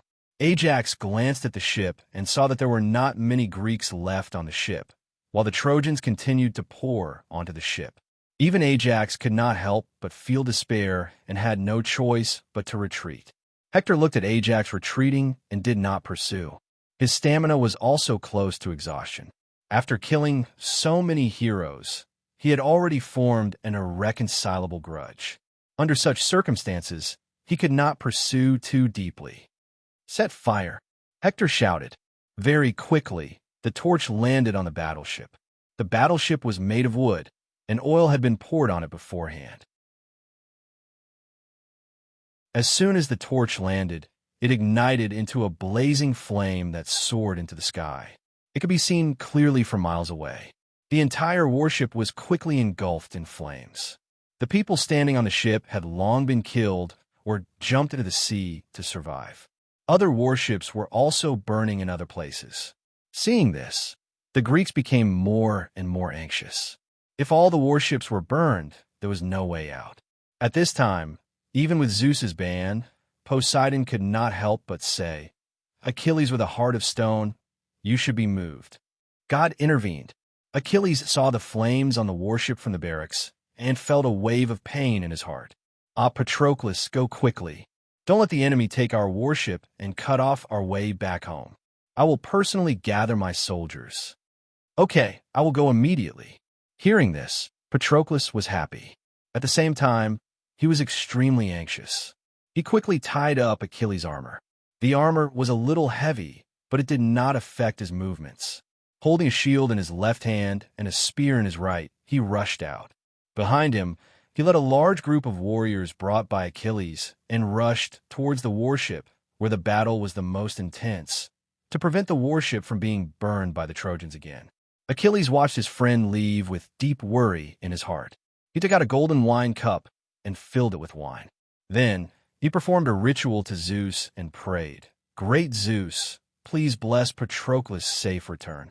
Temple of Mount Ida, Zeus Temple. Zeus sat on the marble throne. At this time, when he heard Achilles' prayer, he shook his head with a troubled expression. "Achilles, do you know that it is because of your tough character and your heart of stone that you do not care about your country and do not fight for the Greeks? That is why Patroclus' fate is sealed. Patroclus is your true love. If he dies on the battlefield, with your character, Achilles, you will definitely avenge him. This is the end of your fate. Death is waiting for you. In the name of love, Achilles, sacrifice bravely."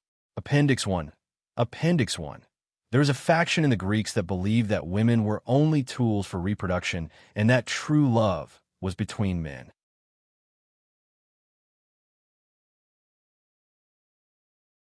Chapter 6:12. Patroclus put on Achilles' armor, held a shield in his left hand and a spear in his right, and rushed into the fierce battlefield. Poof, poof, poof. Patroclus' spear pierced through a few Trojan soldiers, and all of them were killed in one hit. Seeing this, the Pyrrhonian prince, Pyrrhachemos, rushed over in anger. Clang! Pyrrhachemos stabbed at Patroclus with his spear, and Patroclus blocked it with his spear. Then, he followed up with a stab, and the sharp tip of the spear pierced through Pyrrhachemos' right shoulder. Blood dyed the armor red. Pyrrhachemos staggered and fell on his back.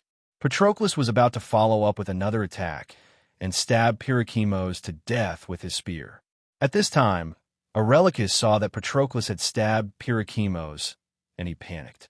He threw his spear at Patroclus. Patroclus did not dodge. He raised his spear and hit the body of the incoming spear, causing it to deviate from its original trajectory and fall into the air. Kill! Eurylochus rushed over with his sword, but he clearly underestimated Patroclus' strength. He blocked the spear and stabbed with the spear in his hand. Clang! Eurylochus used his sword to block the spear, but his hands were numb from the impact. It was obvious how much strength the spear had. Patroclus' spear was blocked, and he followed up with a stab. Poof! The sharp tip of the spear pierced into Eurylochus' chest. When the spear was pulled out, blood gushed out like a fountain. Eurylochus is dead. Patroclus' performance undoubtedly stimulated the Greek heroes and soldiers on the battlefield, and their morale was greatly boosted. At this time, little Ajax also rushed into the Trojans, and his spear stabbed continuously. Everywhere it went, people fell. "Run! Achilles is here." The injured prince, Pyrrhachemos, took the opportunity to escape. Patroclus, who was wearing Achilles' armor, and the Trojans all ran away, thinking that Achilles was here. "Achilles, you are finally here. Go ahead and kill them all. Kill all the invading Trojans." Seeing Patroclus's behavior, great Ajax also thought that it was Achilles who had made the move. So he perked up and rushed towards Hector so that he could not save the others. Hector had been on the battlefield for a long time. He was alert and experienced. When he saw the man that looked like Achilles, he knew that he should not be impulsive before he understood the situation. So he did not want to get entangled with great Ajax. Instead, he slowly retreated. "Hector has escaped," someone among the Greeks shouted. This was a boost to the morale of the Greeks who were in despair. The morale of the Greeks, who had been low all this while, received an unprecedented boost. On the other hand, the morale of the Trojans plummeted when they saw their commander retreat. "Hector has escaped." Patroclus flicked his spear, and with a clang, a Troy centurion's spear shook and snapped. "No!" The centurion's eyes were filled with despair. "Pooh!" The spear pierced through his body, and he fell to the ground. Patroclus raised his blood-stained spear, listened to the shouts, and looked over as well. Sure enough, he saw Hector retreating. Kill Hector. Not only will the Greeks reverse their defeat, but they will also obtain victory. Patroclus was about to order the chariot to charge forward when he suddenly remembered Achilles' warning, telling him not to face Hector directly. "No, I cannot be weak. I just have to kill Hector." Patroclus hesitated, but looking around, seeing the burning camp and warships, as well as the corpses all over the ground, his hesitation immediately turned into determination. "Chase, catch up to Hector. He killed so many of our heroes, we cannot let him leave alive," Patroclus ordered. The chariot listened and gave chase. "Go to hell." Along the way, Patroclus displayed his invincibility. Some Trojan citizens tried to band together to stop him, but with a sweep of the spear, there was only a pew-pew sound.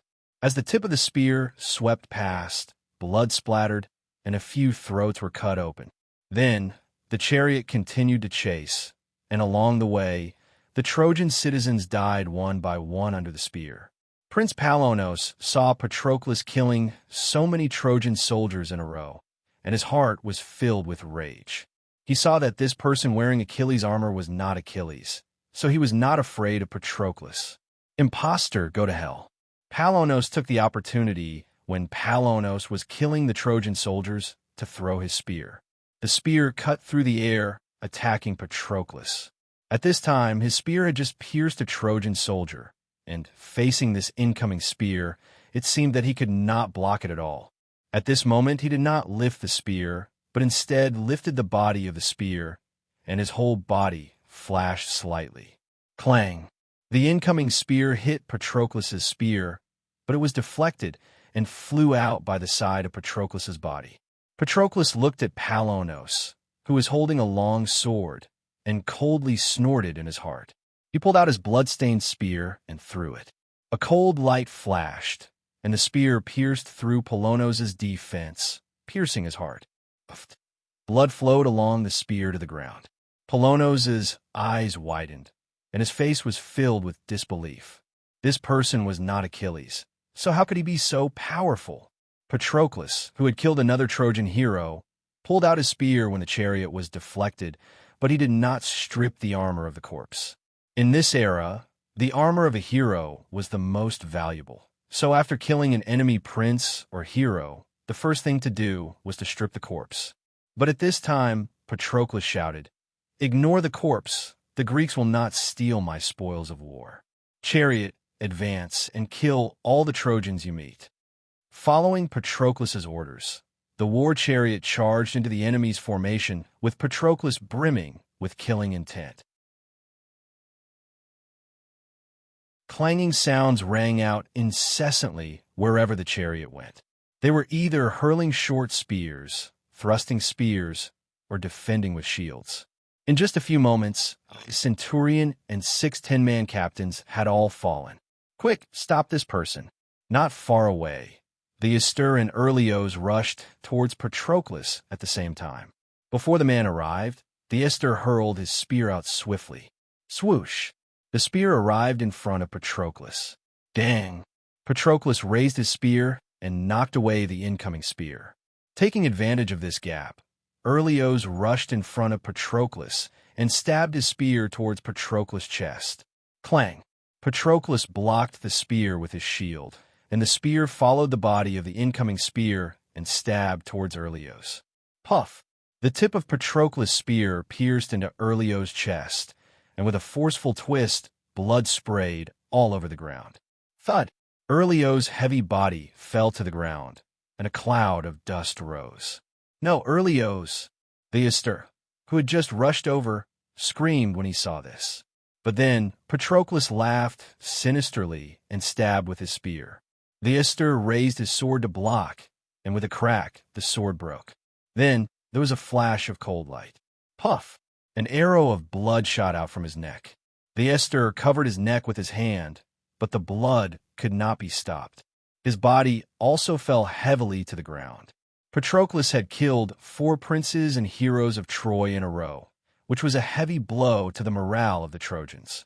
Originally, the battle line had been pushed to the warships, but now Patroclus had driven them back to the wall. In the distance, Sarpedon saw this. His heart was sad and angry, and he intercepted with his spear. When Patroclus saw Sarpedon, he immediately recognized Sarpedon and instantly remembered Alcmon, who had died tragically in Sarpedon's hands. Sarpedon, your time has come.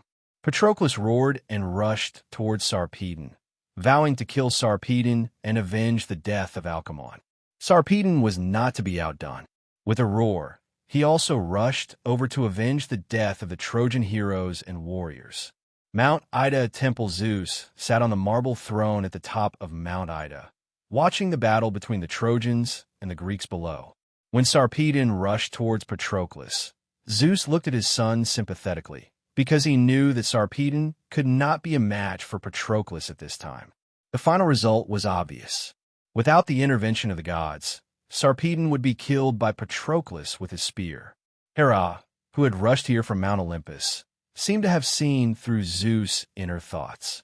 She said sarcastically, "What are you thinking, terrible god? You have shown your authority. The son of Poseidon is dead, the daughter of Ares is dead, and many more sons of the gods have died under your command. Even Poseidon did not dare to openly disobey you. He could only fight on a small scale, but because of this, the gods have been accumulating their anger.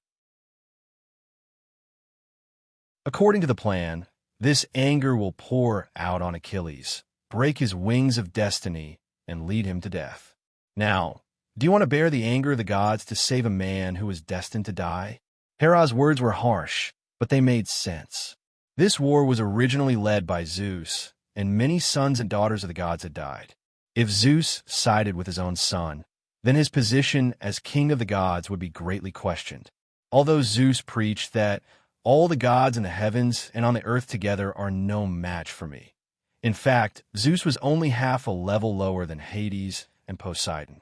Zeus relied on royal power, and royal power, even the royal power of the gods, could not provoke the anger of the masses.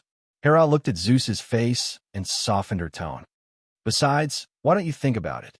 If all the gods dragged their sons out of the battlefield, what would happen? Terrible god, you'd better listen to my advice and let him die on the battlefield. We can hand him over to the god of sleep and the god of death, carry him away from the chaos of the battlefield, and return him to his hometown for a grand burial. Zeus hated Hera's heartless words, but he had to admit that what she said was the best way to deal with it. Looking at Sarpedon, who had rushed to the foot of Mount Ida, a tear fell from his eye. This tear rolled on the ground and fell in front of Sarpedon. At the same time, Poseidon paused. He could feel the system vibrating.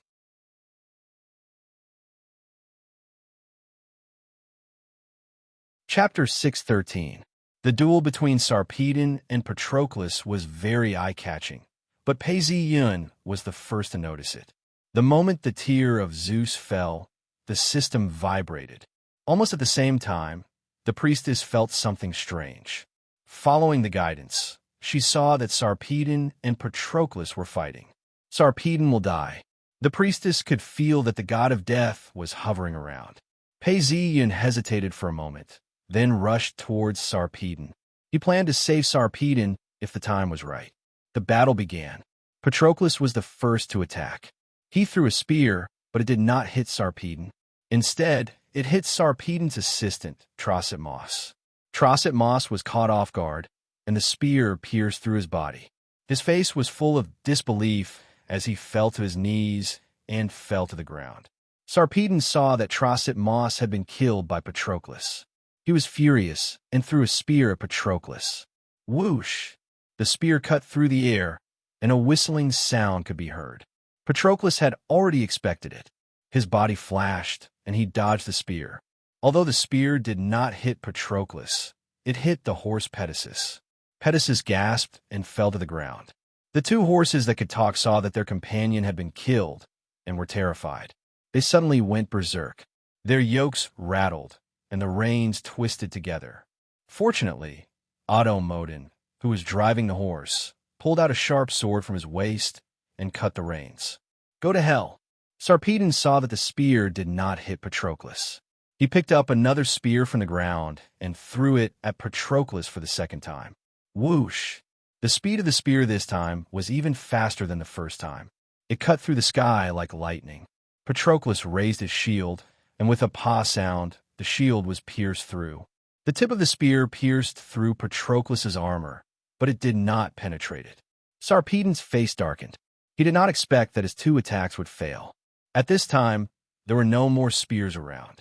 He pulled out his sword and rushed towards Patroclus. Now at my turn.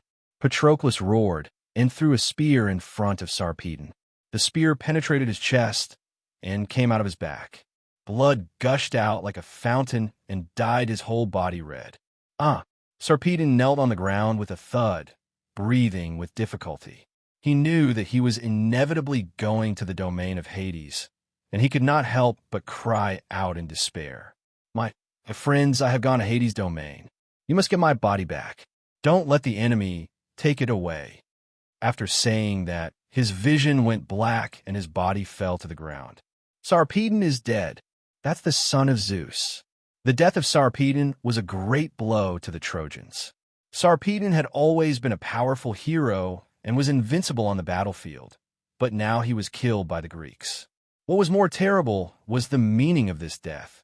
Even the son of Zeus had died in battle. Could it be that the gods were no longer on the side of the Trojans? As soon as they thought of this, the Trojans panicked. The Greeks shouted and attacked the Trojans in front of them. Victory! Kill the Trojans! Sarpedon's voice did not travel far, and the heroes were far away. If they wanted to rush over, they would not be able to do so in a short time. Only Pazian had just rushed over and appeared near Sarpedon's body. He held a spear like a lion, stood in front of Sarpedon's body, raised his hand, and said loudly, Sarpedon, I will protect your body, unless I become a corpse myself. Sarpedon is dead. Kill Paris and conquer Troy. Encouraged by the victory, more than a dozen Greeks around him rushed forward. Pazian raised a spear and swung in front of him. At the same time, he dodged to the side, and an arrow flew past his waist. A ding sound could be heard as the other arrow was deflected. The Greeks rushed over, like a group of hungry wolves who had found their prey. Pazian shook his head and said, Heroes have divine blood and can still fight with me. You are far from it. As he said this, he and his spear became one. Instead of retreating, he rushed forward. The spear flashed and pierced a Greek's chest. Then he swept it, and another Greek's head was hit and dented. He was dead. Kill, kill, kill. There was no doubt that Pazian was strong. The Greeks who rushed up were no match for him, and they all fell on the spot. Apollo, who was shining with golden light but invisible to the naked eye, had been ordered by Zeus to retrieve Sarpedon's body. But at this time, Pazian stood up. It was undoubtedly the best way for a mortal to retrieve Sarpedon's body. Apollo stopped and watched the changes below. At this time, Patroclus, who was not far away, had just killed Sarpedon. He had just caught his breath when he saw Pei Zi-yun standing in front of Sarpedon's corpse and killing many Greeks. He was enraged and swore to kill Pei Zi-yun, so he rushed over with a spear. Pei Zi-yun was not afraid of the invincible Patroclus.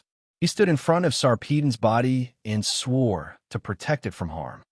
Well, after killing you, Hector will be the only one left.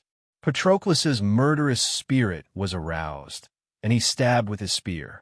Pei Zi-yun's spear moved, and with a poof sound, the spear deviated from its original trajectory and lost its lethality. There was a flash of surprise in Patroclus's eyes. He did not expect Prince Paris's skills to be so strong. One had to know that an ordinary hero would not be able to easily deflect his spear. However, Patroclus's spear turned and stabbed again. This time, Pei Zi-yun did not deflect it. His body flashed, and he dodged half a foot. He did not intend to fight Patroclus head-on, but planned to use a master martial arts technique to try his best to delay Patroclus. As long as he could delay him for a moment, other heroes would arrive. Patroclus saw that this stab was ineffective, and the spear changed from a stab to a sweep, sweeping towards Pei Zi-yun's body. Dang! In the face of the sweeping spear, Pei Zi-yun could not avoid such a large area, and the spear collided heavily with Patroclus's spear. Clang!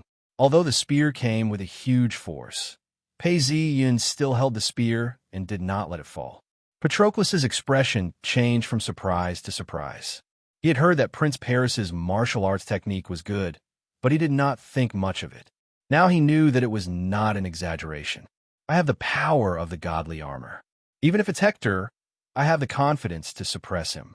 Paris's strength is almost on par with Hector's, and everyone has actually underestimated Paris. Who would have thought that this pretty boy would be so strong? But because of this, I have to kill him. Patroclus was not a person who would give up easily. Since Paris was so strong, he had to kill him here and remove a strong enemy for Greece. Thinking of this, Patroclus's spear sped up, and the force behind it increased. Kung, kung, kung, sounds could be heard as the two spears clashed against each other 7 times. Every time they clashed, there was a terrifying force behind them. At the last hit, Pei Zi-yun's spear was broken into 2. Go to hell. Patroclus was overjoyed and thrust his spear again. Not necessarily. Pei Zi-yun rolled to the side, dodging the spear. He picked up a spear from the ground and turned back to fight. Relying on his martial arts technique, although he was at a disadvantage, he did not retreat. Patroclus was depressed. No matter how strong his attacks were, although Paris looked like he was going to kill him, he just could not take him down. Die! He used his ultimate move and threw a spear. Special skill, Nimble Wind, 80. 1%. The Nimble Wind skill, which was only 1 level away from the maximum level, allowed Pei Zi-yun to move nimbly, avoiding Patroclus's spears. You won't be able to be arrogant for long. What you have committed is the crime of killing the Son of God. Throughout Greek mythology, all mortals who commit this crime must die, unless it is a deity who commits it. I can already feel the thick aura of death following you. Now I just have to hold on. Mount Ida, peak temple, seeing Paris rush forward to protect his son Sarpedon's body. Zeus carefully watched the battle between Patroclus and Pei Zi-yun. He was considering whether to let Patroclus, who had committed the crime of killing the Son of God, die immediately. To a deity, this was a very simple matter. As long as the deity played some tricks and caught Patroclus off guard, he would definitely be stabbed to death by Paris. Hera seemed to understand Zeus's intentions and said, "Fearsome deity, the afterglow of fate still shrouds Patroclus. Are you going to interfere with fate again?"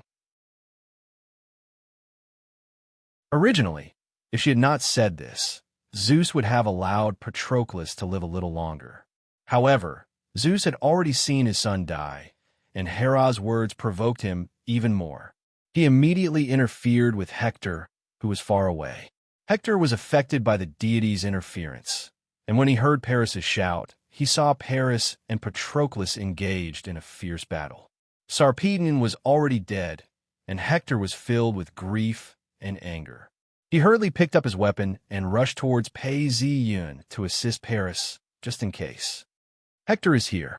If the two of them work together, they can definitely kill Patroclus. Should I do it?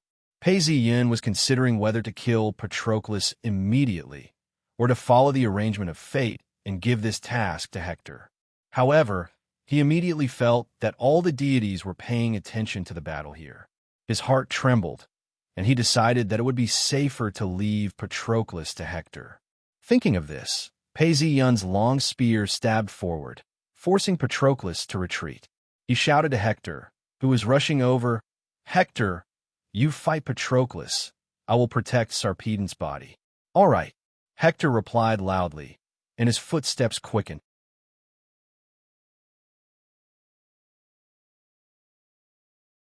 Chapter 6:14.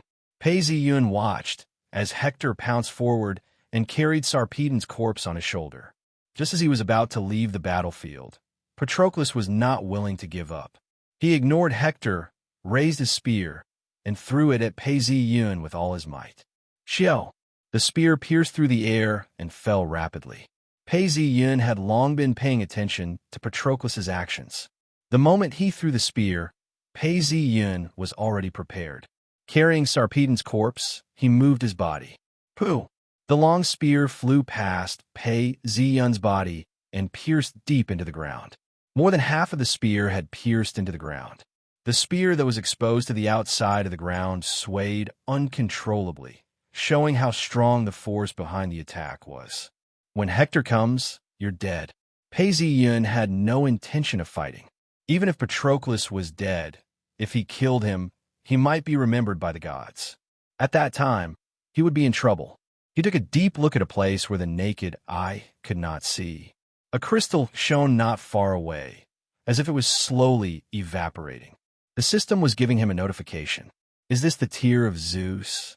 Although the gods may not care about this, I can't take it under the watchful eyes of the crowd. But when the battle is over and the gods look away, I can take it.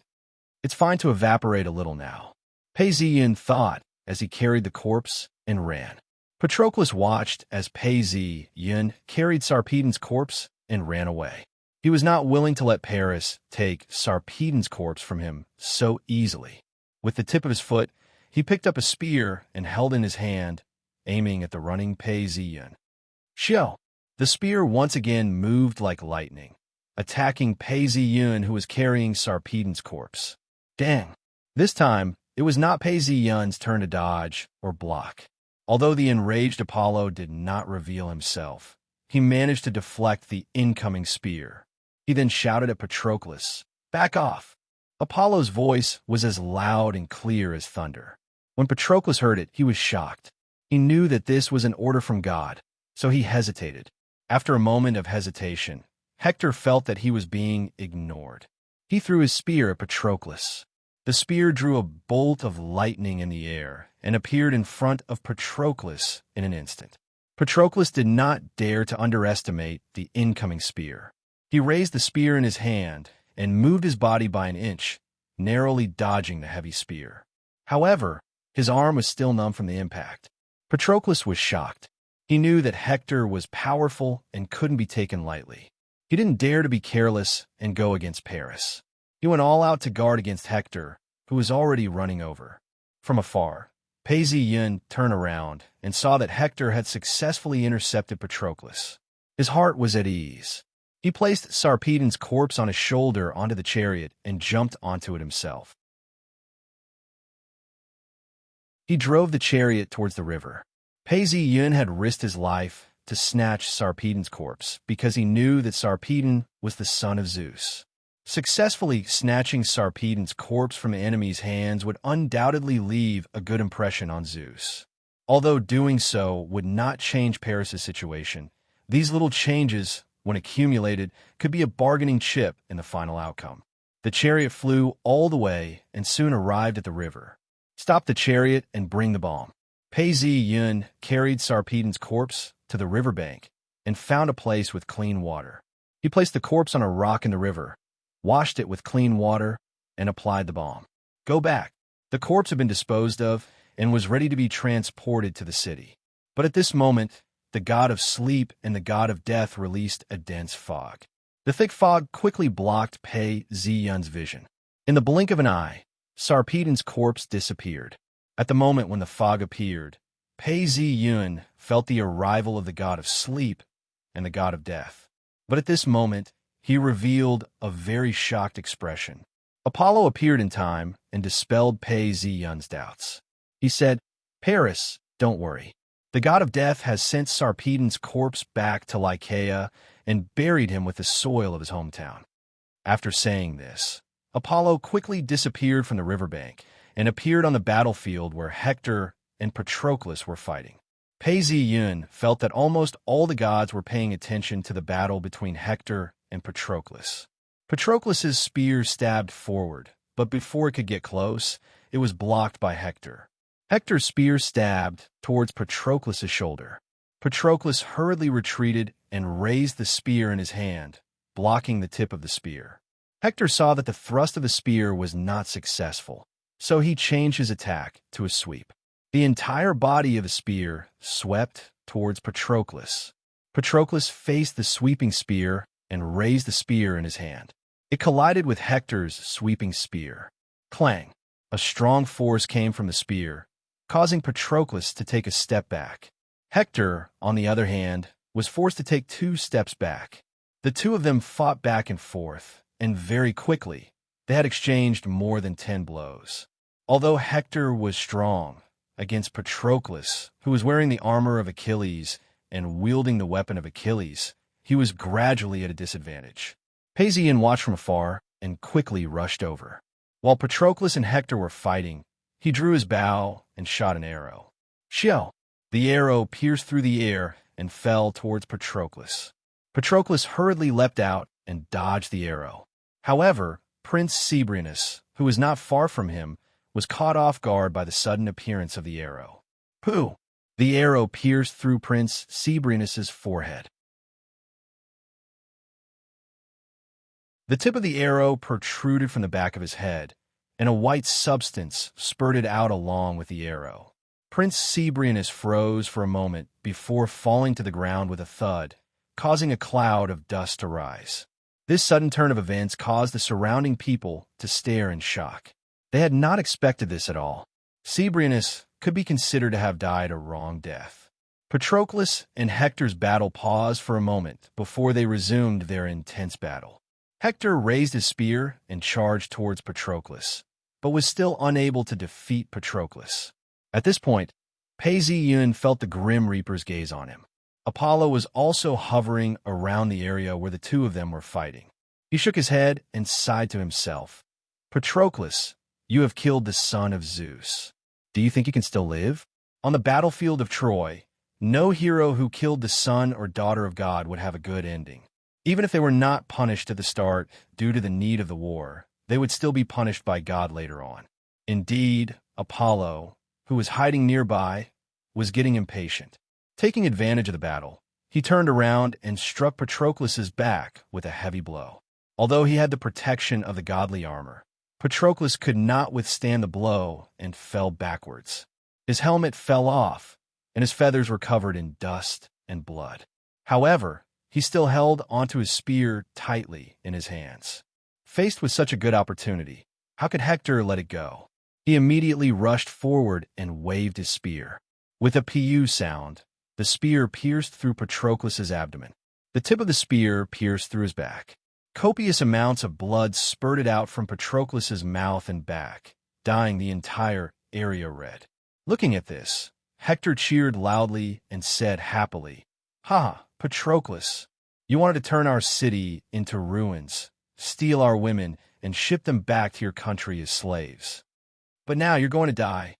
Hector had reason to be happy. Originally, the Trojans were about to wipe out the entire Greek allied army. It was Patroclus's appearance that reversed the Greek allied army's decline, causing the Trojans, who had the upper hand, to retreat in defeat. Now that Patroclus was dead, other than Achilles, who could not attack, there was no one else who could stop the Trojans from winning. Hector seemed to see the light of victory. Patroclus looked at Hector and replied in a weak voice, you can gloat. Before I die, I can see the gods. It was Zeus and Apollo who helped you win effortlessly. If it wasn't for the gods interfering in the war, my spear would have killed you. But there's one thing I can predict. Hector, your misfortune is coming soon, and I also know who will kill you." After Patroclus finished speaking, his head silently drooped. It was obvious that he was dead. Then, a specter went to the domain of Hades. For someone who had committed the crime of killing the Son of God, it was hard to say what kind of treatment he would receive. Patroclus's death was a huge blow to the Greeks. The Trojans watched as the Greek, who had been slaughtering their heroes and soldiers, finally died at the hands of the great Hector. They all cheered, "Hector! Hector!" The cheers were loud and clear, and the Trojans on the battlefield were affected. They did not know that it was Apollo who had interfered and only cheered for the hero. With Patroclus dead, Achilles will be enraged. Actually, from the perspective of fate, the sharp conflict between Achilles and Agamemnon actually gave Achilles a chance to stay out of it. But now that Patroclus is dead, the enraged Achilles will rush into the battlefield at all costs, killing the heroes of the Trojans everywhere. This will also lead him to his own death. Seeing Hector jump down, wanting to skin Patroclus's corpse, Paeson immediately felt death looming over him. The thick aura of death was originally on Patroclus, but after his death, it quickly transferred to Hector. This aura of death is too thick, like a dark cloud. He knew that if this continued, more Greek heroes would come to protect Patroclus's corpse, and a new battle would ensue. He did not want that to happen. Only by ending the battle temporarily could he obtain the tear of Zeus. Paeson hurriedly went forward to persuade him. "Brother, you have been through so many battles and are extremely tired. Also, it is getting late. Lead the people and bring Patroclus's corpse back to the city. Leave this place to me."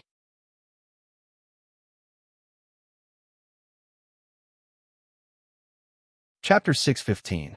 It had been a long time since Hector's attack on the Greek camp, and he had been fighting against powerful heroes like Ajax and Patroclus.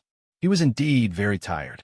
Hector was also clear that the Greeks were filled with experts. If the battle continued, Ajax, Diomedes, and Ajax were all strong enemies, and he might not be able to hold on. So a truce at this time was also a very good solution for him. But Hector was hesitant. "Brother, don't worry. I'll cover the rear. There won't be a problem." Paeson continued. "If we really meet a strong enemy, I'll retreat immediately." Paeson carried his long spear, exuding confidence. His confident demeanor also influenced Hector. Paris's performance had always been good, and it gave people confidence in him. Hector nodded. Patroclus had been killed by him, and there was no one on the battlefield who could threaten his brother Paris.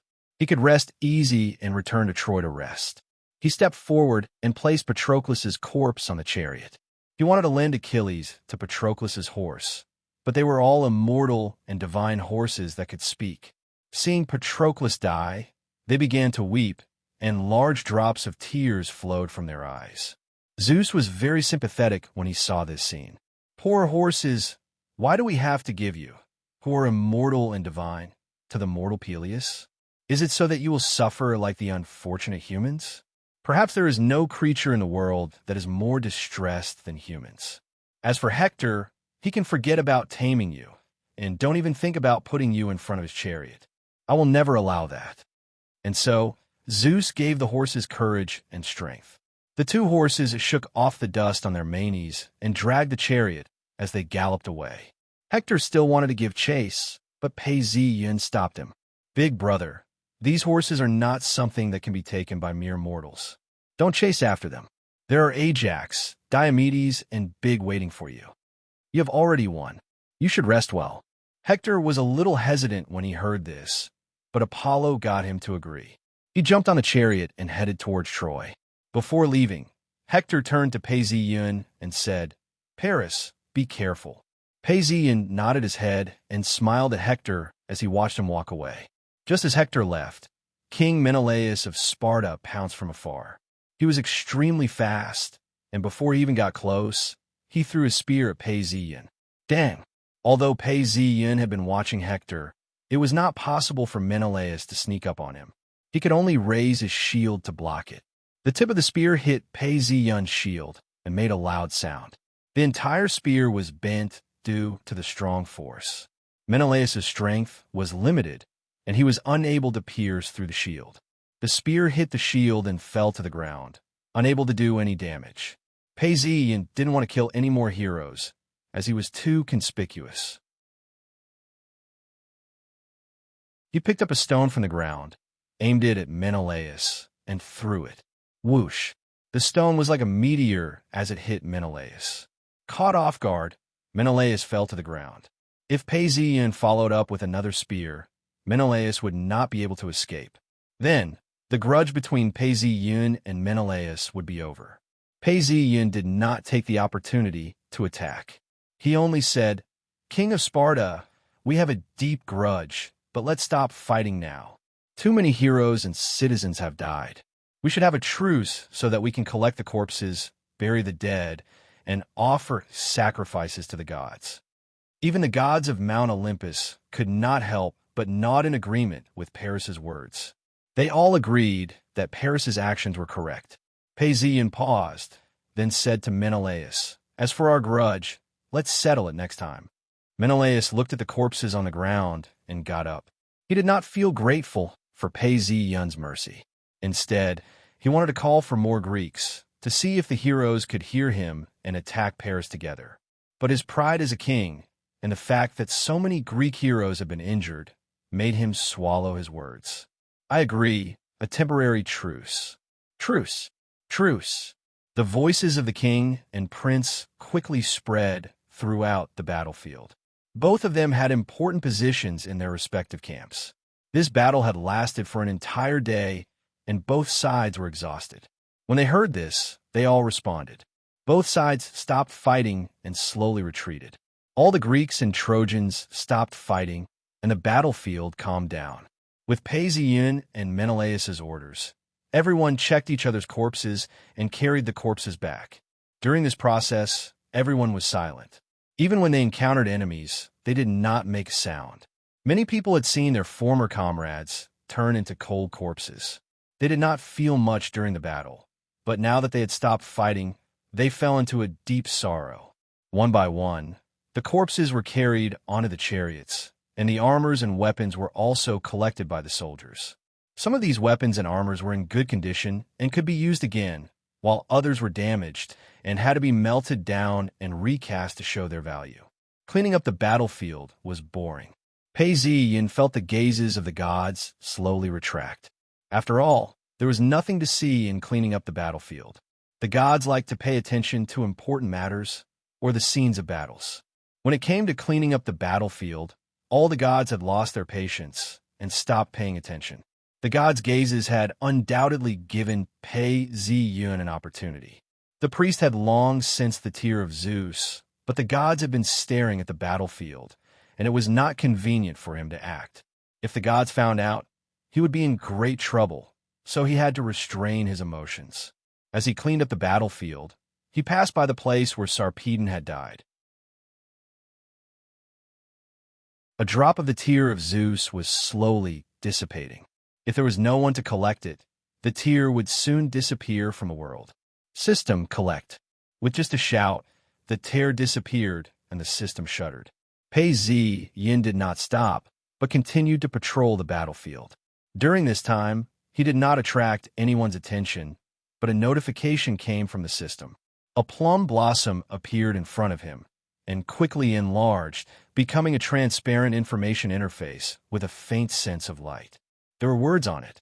Mission: respond to the Phantom Lady's call, obtain 3 drops of God's blood, and proceed to the next journey of fate, 1/3. So the tear is also considered God's blood. Pei Ziyun thought to himself. He had always thought that the gods had to be injured on the battlefield in order to collect the god's blood. Only now did he realize that this was a misconception. This tear had the same effect as the god's blood. Now that he had collected one, he was still 2 drops away from collecting the 3 drops. After collecting the tear, he did not linger on the battlefield for too long, in case he attracted unnecessary suspicion from the gods. After carefully observing the battlefield, he saw that everyone was moving the corpses, weapons, and armors in an orderly manner. Pei Ziyun relaxed and quickly boarded the chariot. The chariot headed towards the city.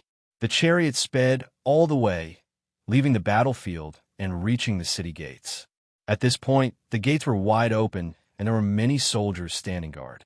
They were checking on anyone who wanted to enter the city. Pei Ziyun's chariot did not linger and charged through the gates, entering the city. The city was bustling with activity. Some people were elated because their family members had contributed to the war and the Greeks were about to be defeated.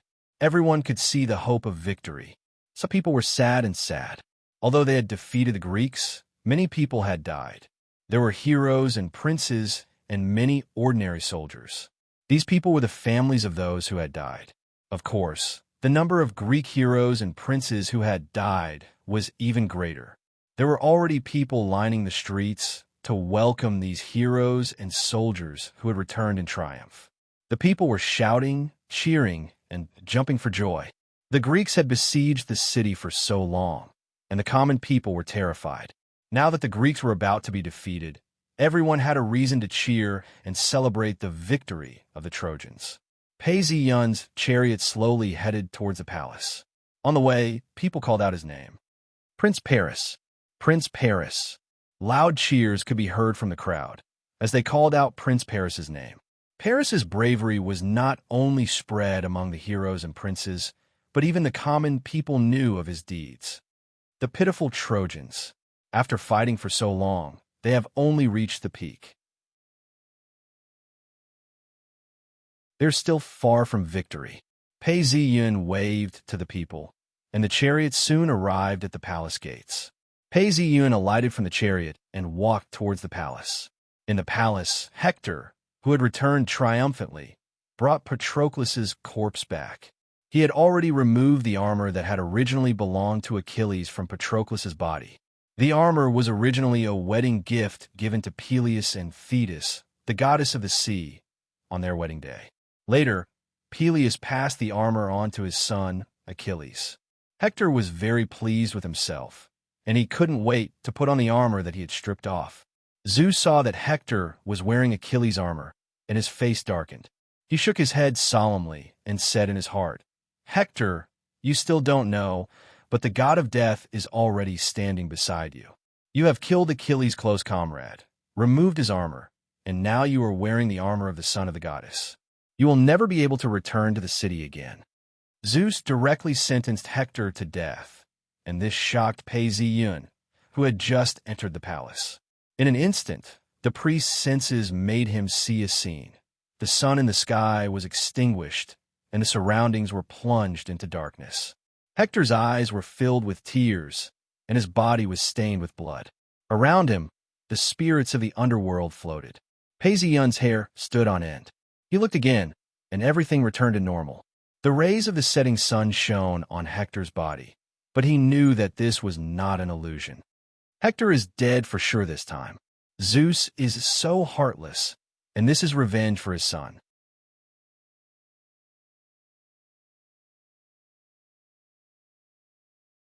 Chapter 6:16. Hector put on the armor and became the victor. This armor was considered a spoil of war. He kept showing it off, attracting more attention. Pei Ziyun knew that Hector's actions would undoubtedly incur the wrath of the gods. The gods of Mount Olympus hated the arrogance and blasphemy of humans. Plundering the wealth that the gods have bestowed upon humans was one of them. Hector, this will hasten your arrival at the end of your destiny. You can plunder the wealth of mortals. But if you obtain a treasure that the gods gave to humans, then you should respectfully offer it to the gods so that they can take it back. Only what the gods give you is yours. If they don't give it to you, you're not allowed to take it. This is why I advise you not to think about obtaining it. But now you have obtained the armor. Pei Ziyun shook his head. Hector was the backbone of Troy. He was the future heir to the throne. If he died, the whole of Troy would suffer a huge blow. In the past, when Hector died, Troy was destroyed. But it was different now. Pei Ziyun was here. Even if Hector wasn't here, he could continue to support Troy. Although he knew that Hector was about to die, Pei Zi-yun couldn't say it under the watchful eyes of the gods. He only said, "Father, brother, I have a suggestion." Pei Zi-yun always gave constructive suggestions at crucial times. Everyone was used to it. At this point, King Priam and Hector heard Pei Zi-yun's words and turned their gazes towards him. They were filled with anticipation as they waited for Pei Zi-yun to speak. "Paris, what suggestion do you have?" Priam couldn't help but ask. Pei Zi-yun said, "Father, brother, in this war, many heroes from both sides died. Their corpses fell into the hands of the other side." Of course, Priam and Hector knew about this. They had even discussed the idea of using money to redeem the corpses of the heroes and princes, but they gave up on it due to various reasons. "I suggest that the weapons and armor are the spoils of war for both sides. They should be kept by both sides, but the corpses can be exchanged. The Greeks will agree to exchange. Although they have lost more heroes and princes than us, it doesn't guarantee that they will agree." Priam was very tempted. His own son had been killed and captured by the Greeks. "Father, I believe it's possible. We can exchange with them. They also have corpses of heroes and princes that they want to redeem. The corpse of Patroclus, who was just killed by brother, is one of them. We can exchange for a few corpses." Pei Zi-yun's thoughts were actually similar to those of others. It's just that they didn't think about it as clearly as Pei Zi-yun and thus didn't voice it out. These words were undoubtedly able to move King Priamus. He needed to exchange for the corpses of the heroes and princes that had been lost on the battlefield. This would allow his family to feel a sense of relief. King Priam thought about it and felt that Paris's suggestion was good. And agreed, Pei Zi Priam said. He was very confident in Paris's ability to handle matters. Up till now, Paris's tasks had always been completed beautifully. Not a single one of them was sloppy. Hence, Pei Zi-yun was in charge of everything. But as soon as he finished speaking, tears rolled down his face. This time, his son and his allies had died. His heart was filled with grief. He used his hands to wipe the tears off his face. His sympathy for the dead made the people around him look at him with respect. Although there were people who were injured or died in the previous battles, none of the princes had died. Today's battle was too intense. There were many princes and heroes who had died.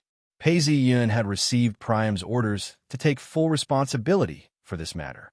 He didn't want to disturb Priam too much, so he took his leave.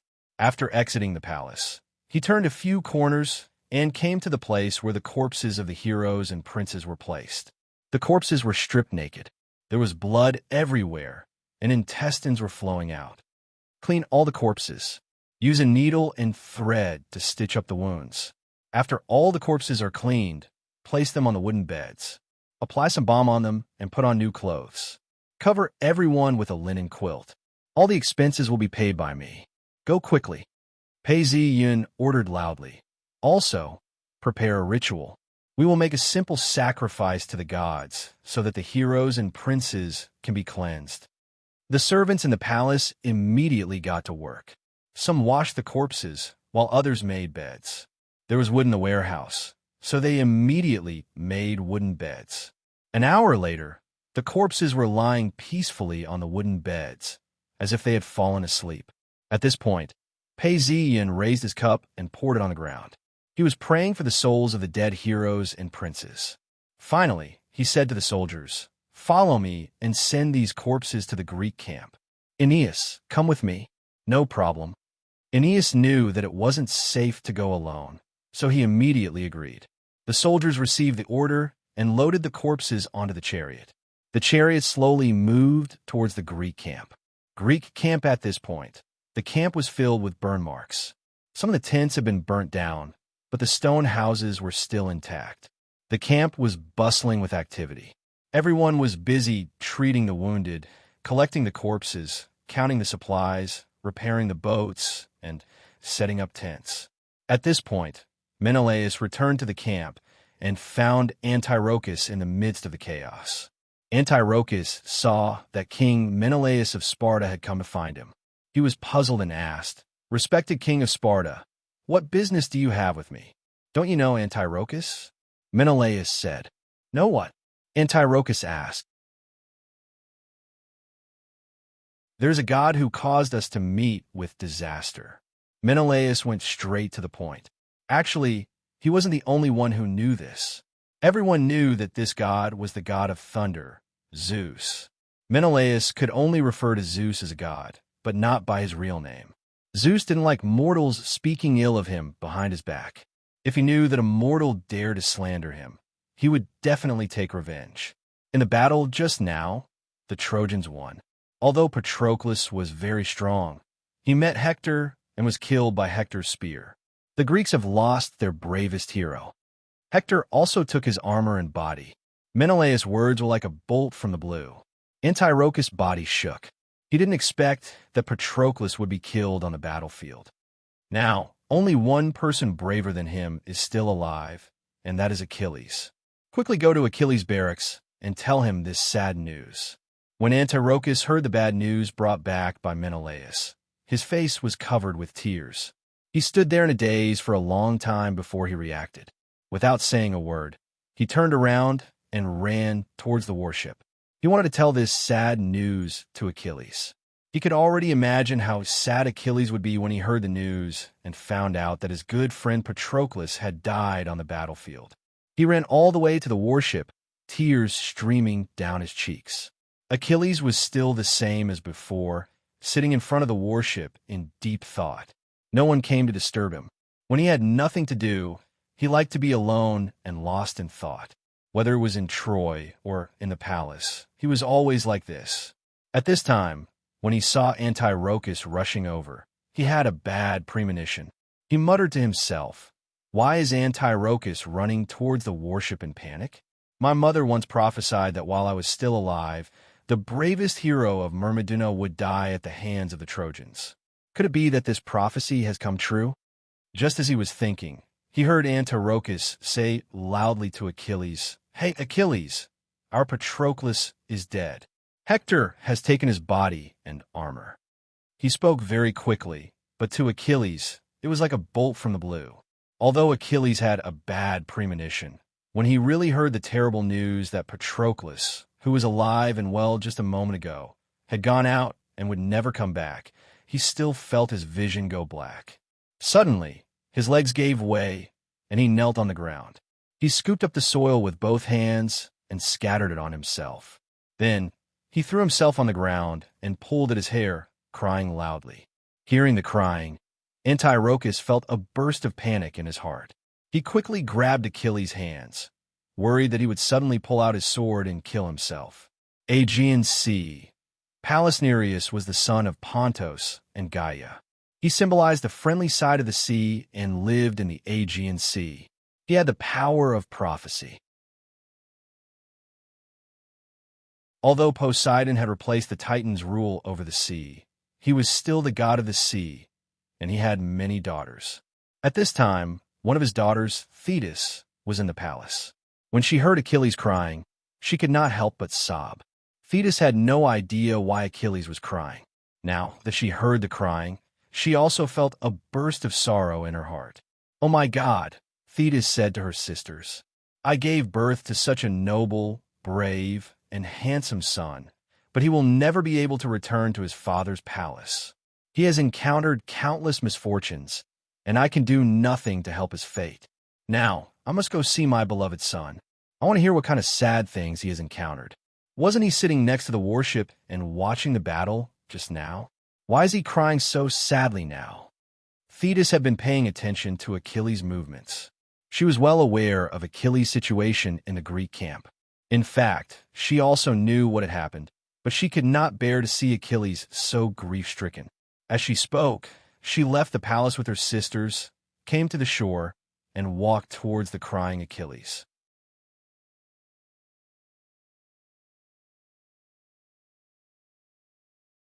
Chapter 6:17. Thetis and her sisters slowly approached Achilles, whose face was covered with tears. Looking at his heartbroken face, Thetis' eyes turned red again. Since Achilles could remember, Thetis had never seen him so sad. Hearing the news of Patroclus' death, his strong reaction, filled Thetis with worry. "Child, why are you crying?" Thetis hid herself so that only Achilles could see her. Mortals could not see her figure. When she approached, Achilles had already noticed his mother's arrival. However, he was in deep sorrow and did not get up to greet her. Thetis's eyes suddenly dimmed. She said, "My child, what are you suffering from?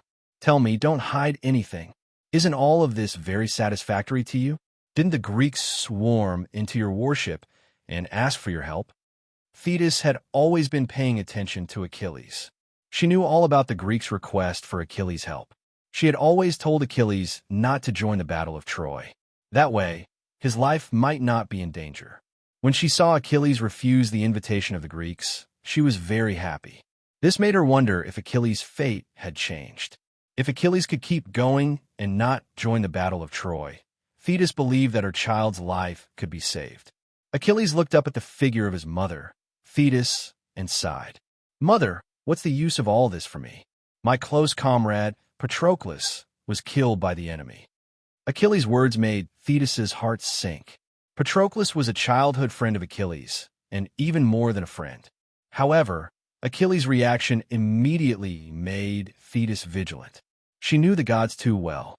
A noble god once said, "Let mortals love, because love makes them do things without hesitation. Let mortals hate, because hate makes them ignore their own safety. Let jealousy burn. It can make brothers and lovers turn against each other. As for those mortals who are not moved by love or hate and stand against us, just kill them." This was how the gods drove the mortals.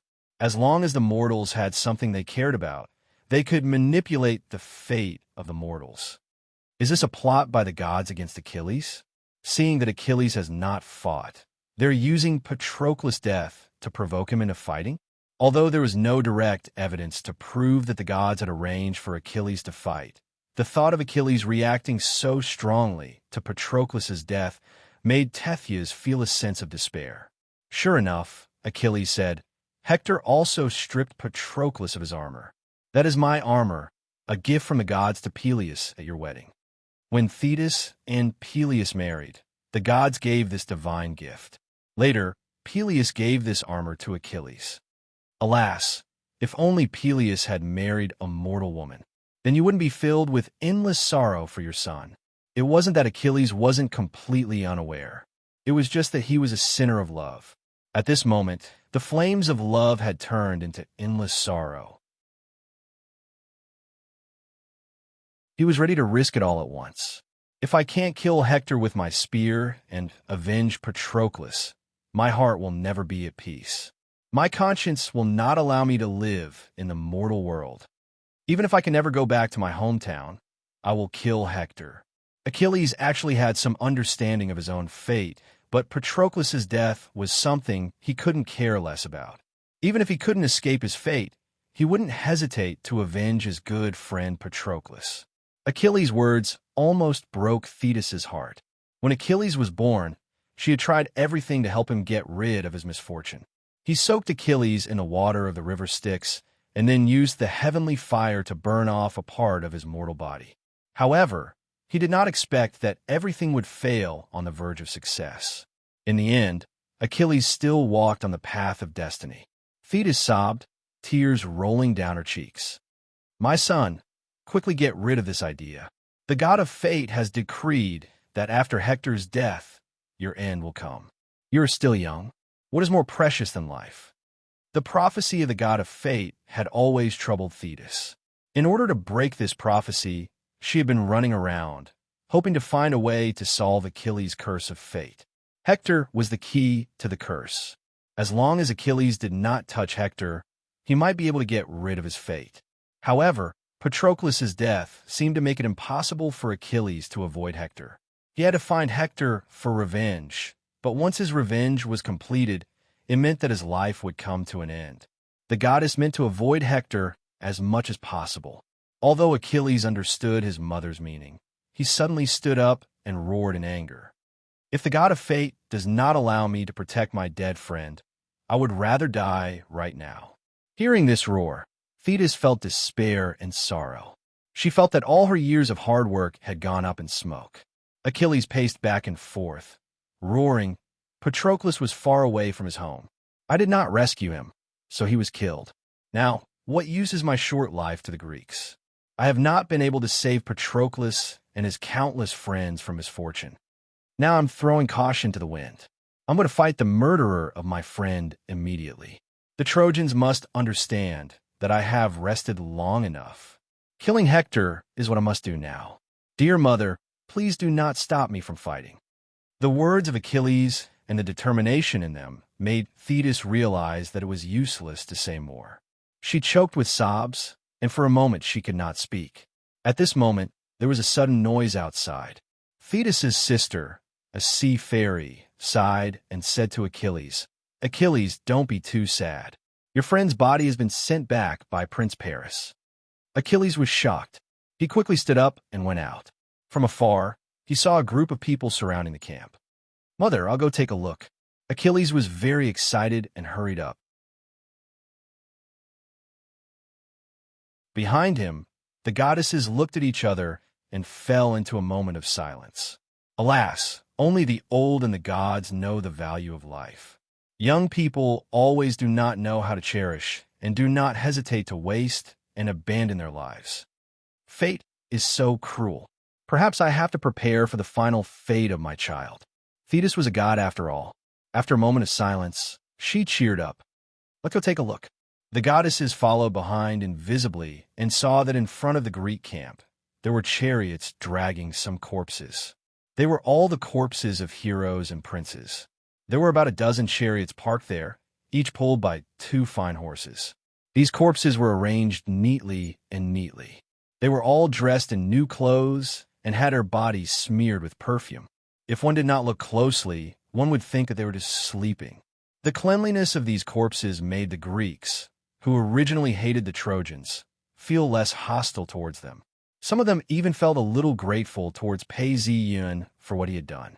After all, as enemies, they would not normally treat the corpses of the enemy's heroes and princes so solemnly. At least, the Greeks did not clean up the corpses of the Trojans and just piled them together. The Greeks did not spend any effort to clean up the corpses of the Trojans' heroes and princes. If not for the short period of time, the corpses would have been covered with maggots. At this time, the surrounding Greeks had a solemn expression on their faces as they looked at the corpses of the heroes and princes. Too many people had died in this war. Even the noble princes and heroes had died one after another, not to mention the ordinary Greek soldiers. At this time, the surrounding Greeks had a solemn expression on their faces as they looked at the corpses of the heroes and princes. Too many people had died in this war. Even the noble princes and heroes had died in batches, not to mention the ordinary Greek soldiers. At this time, the Greek heroes and princes of the allied forces had rushed over from their barracks. Although Diomedes and Odysseus were injured, they also rushed over with spears and limped. Agamemnon was the last to arrive. Although his wounds were still painful, he endured it and came to the front of the camp to look at his former comrades. These people had been drinking and chatting with them not long ago and had even fought side by side on the battlefield.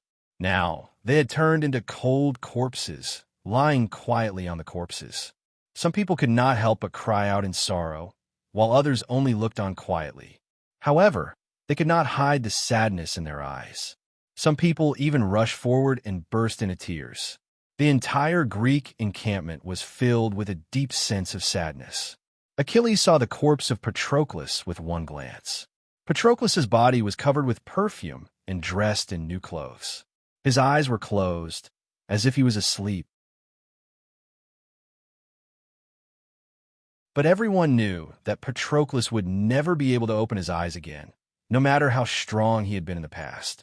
Achilles could not help but cry bitterly on the corpse. His voice was heart-wrenching. My dear friend, Patroclus, we grew up together. We even slept in the same bed. How could you be so cruel to abandon me? How sad I am now. When Paezion heard this, he could not help but feel his hair stand on end. The ancient Greeks believed that the desire for the opposite sex and the same sex were the same. They never believed that if a man loved another man, he would not love another woman. To the ancient Greeks, there was only one type of love.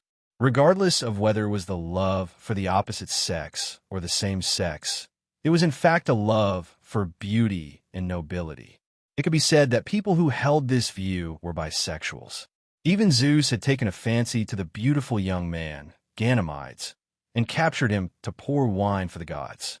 Although Pei Ziyun could understand this, seeing how Achilles was grieving, as well as how the rest of the people were acting as if it was normal, he felt a chill in his heart. He could not help but take a step back.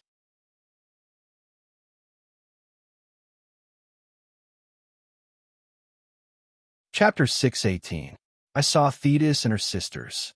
Although they were grieving, and even had a faint hatred towards me and the Trojans, they seemed very normal about their son's love affair. This part of the ancient Greeks really gives me goosebumps. As Paisian thought about it, goosebumps appeared all over his body. After a long time, Achilles finally stopped crying and stood up again. He said to Paisian, "Prince Paris, tell me, what do you want from the corpses of so many nobles? Is it gold or bronze? Just tell me, I will fulfill all your requests."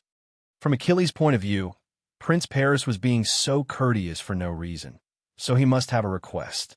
Otherwise, he would not have sent so many corpses back. After all, the corpses of these heroes and princes could be of great benefit to him at a critical moment. That was why Achilles asked such a question. At this time, Paisian stood quietly in front of the chariot. Behind him stood Aeneas and many Trojan soldiers. They were in charge of sending the corpses of these heroes and princes back to the Greek camp. Among these people, only Hector was not present. It was not appropriate for him to follow. Otherwise, there would be a fight. Paisian heard Achilles' words and knew that he was still brooding over Patroclus' death. He said both sides have many heroes who died in battle. The corpses cannot be buried. This goes against the will of the gods. He paused before continuing. I suggest that the weapons and armor should be the spoils of war for both sides, but we should exchange the corpses. Paisian pointed at the corpses lying on the beds and said, "Look, every single one of the heroes of Greece, I've washed them carefully and applied some balm on them. I've even covered them with expensive linen blankets." Everyone looked in the direction of Paisian's finger. Indeed, the corpses of the heroes that had been brought back had all been washed clean and had been smeared with perfume. They were also covered with expensive linen blankets. Paisian continued, "These are all my expenses, but I swear to the gods that I will not take a single piece of bronze in return. This is just my respect for the nobles." Paisian's words moved everyone, and they looked at Prince Paris in a new light.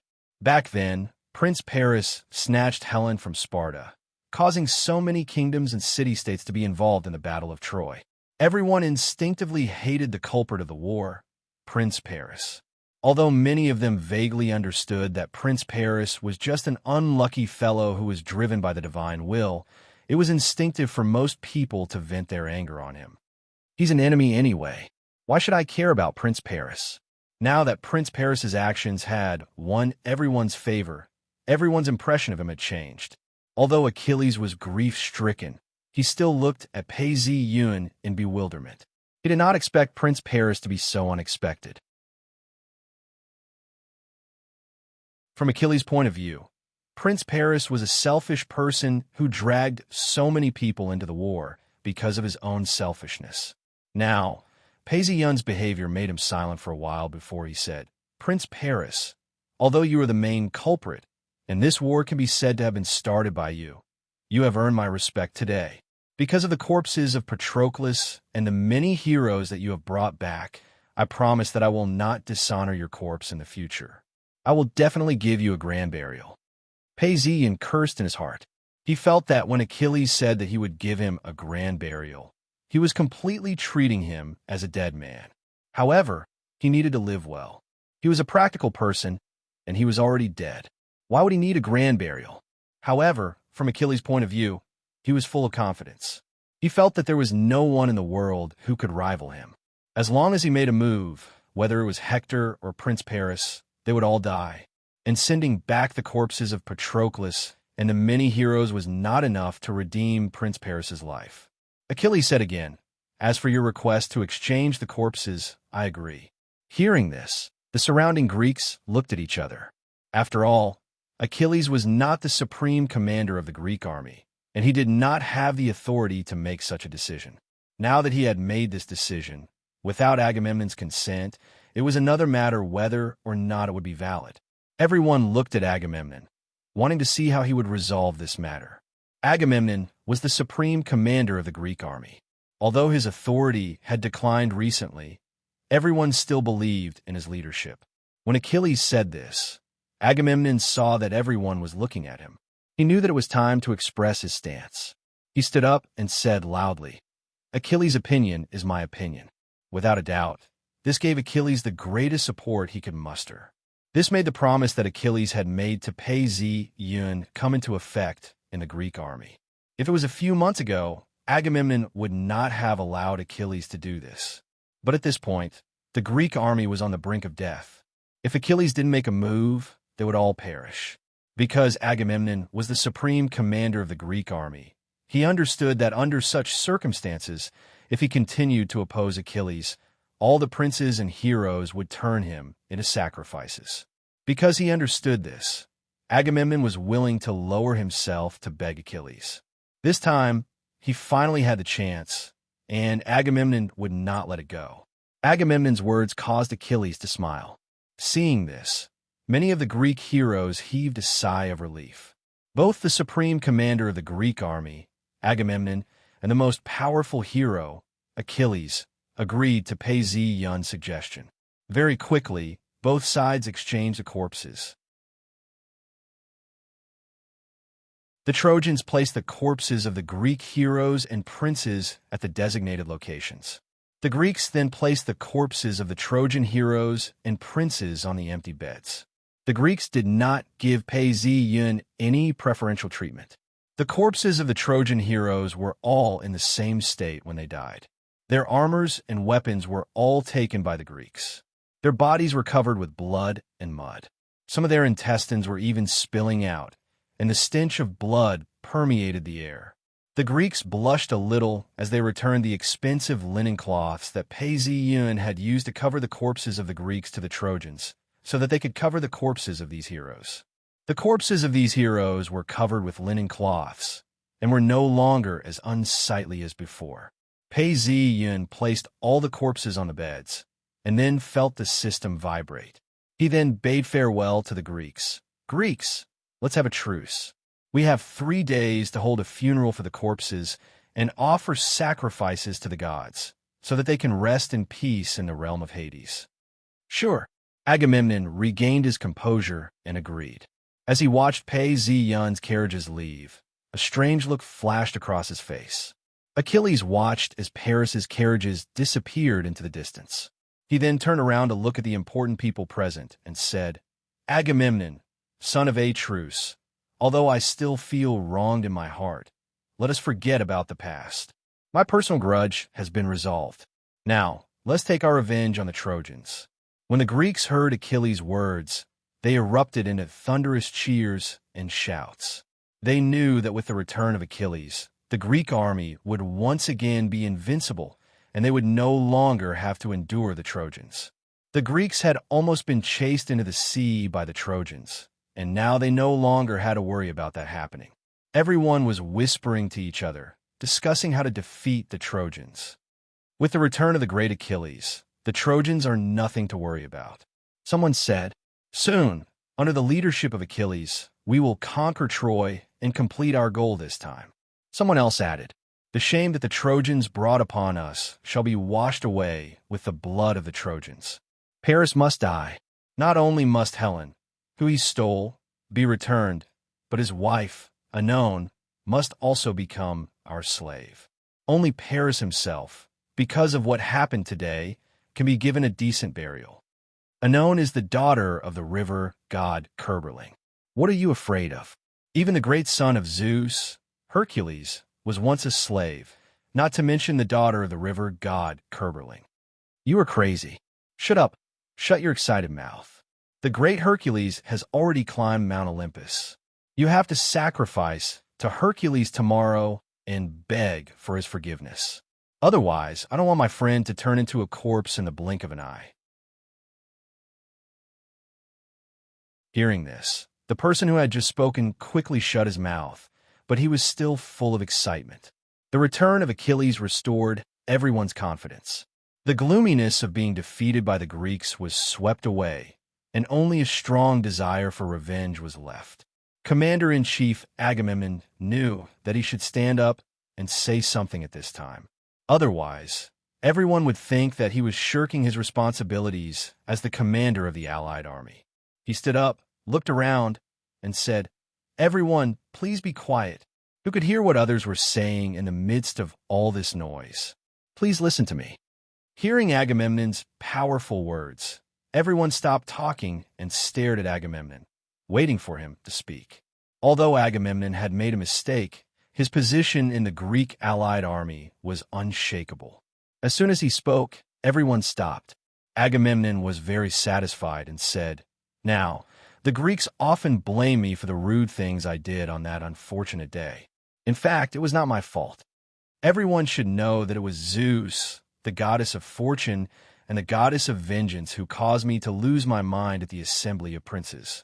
That was why I made an unprecedented mistake, which also caused us to suffer an unprecedented setback. When Hector was slaughtering the Greeks, I constantly thought about my mistakes, and I gradually realized that Zeus had made me lose my mind. Now, I am willing to make amends for my mistakes and apologize to you. Achilles, please put on your armor and go to the battlefield again. I will give you all the gifts I promised. If you are willing, please wait here for a moment. I will ask my slaves to bring my gifts here." Note 1. Linen was a luxury at that time and very expensive.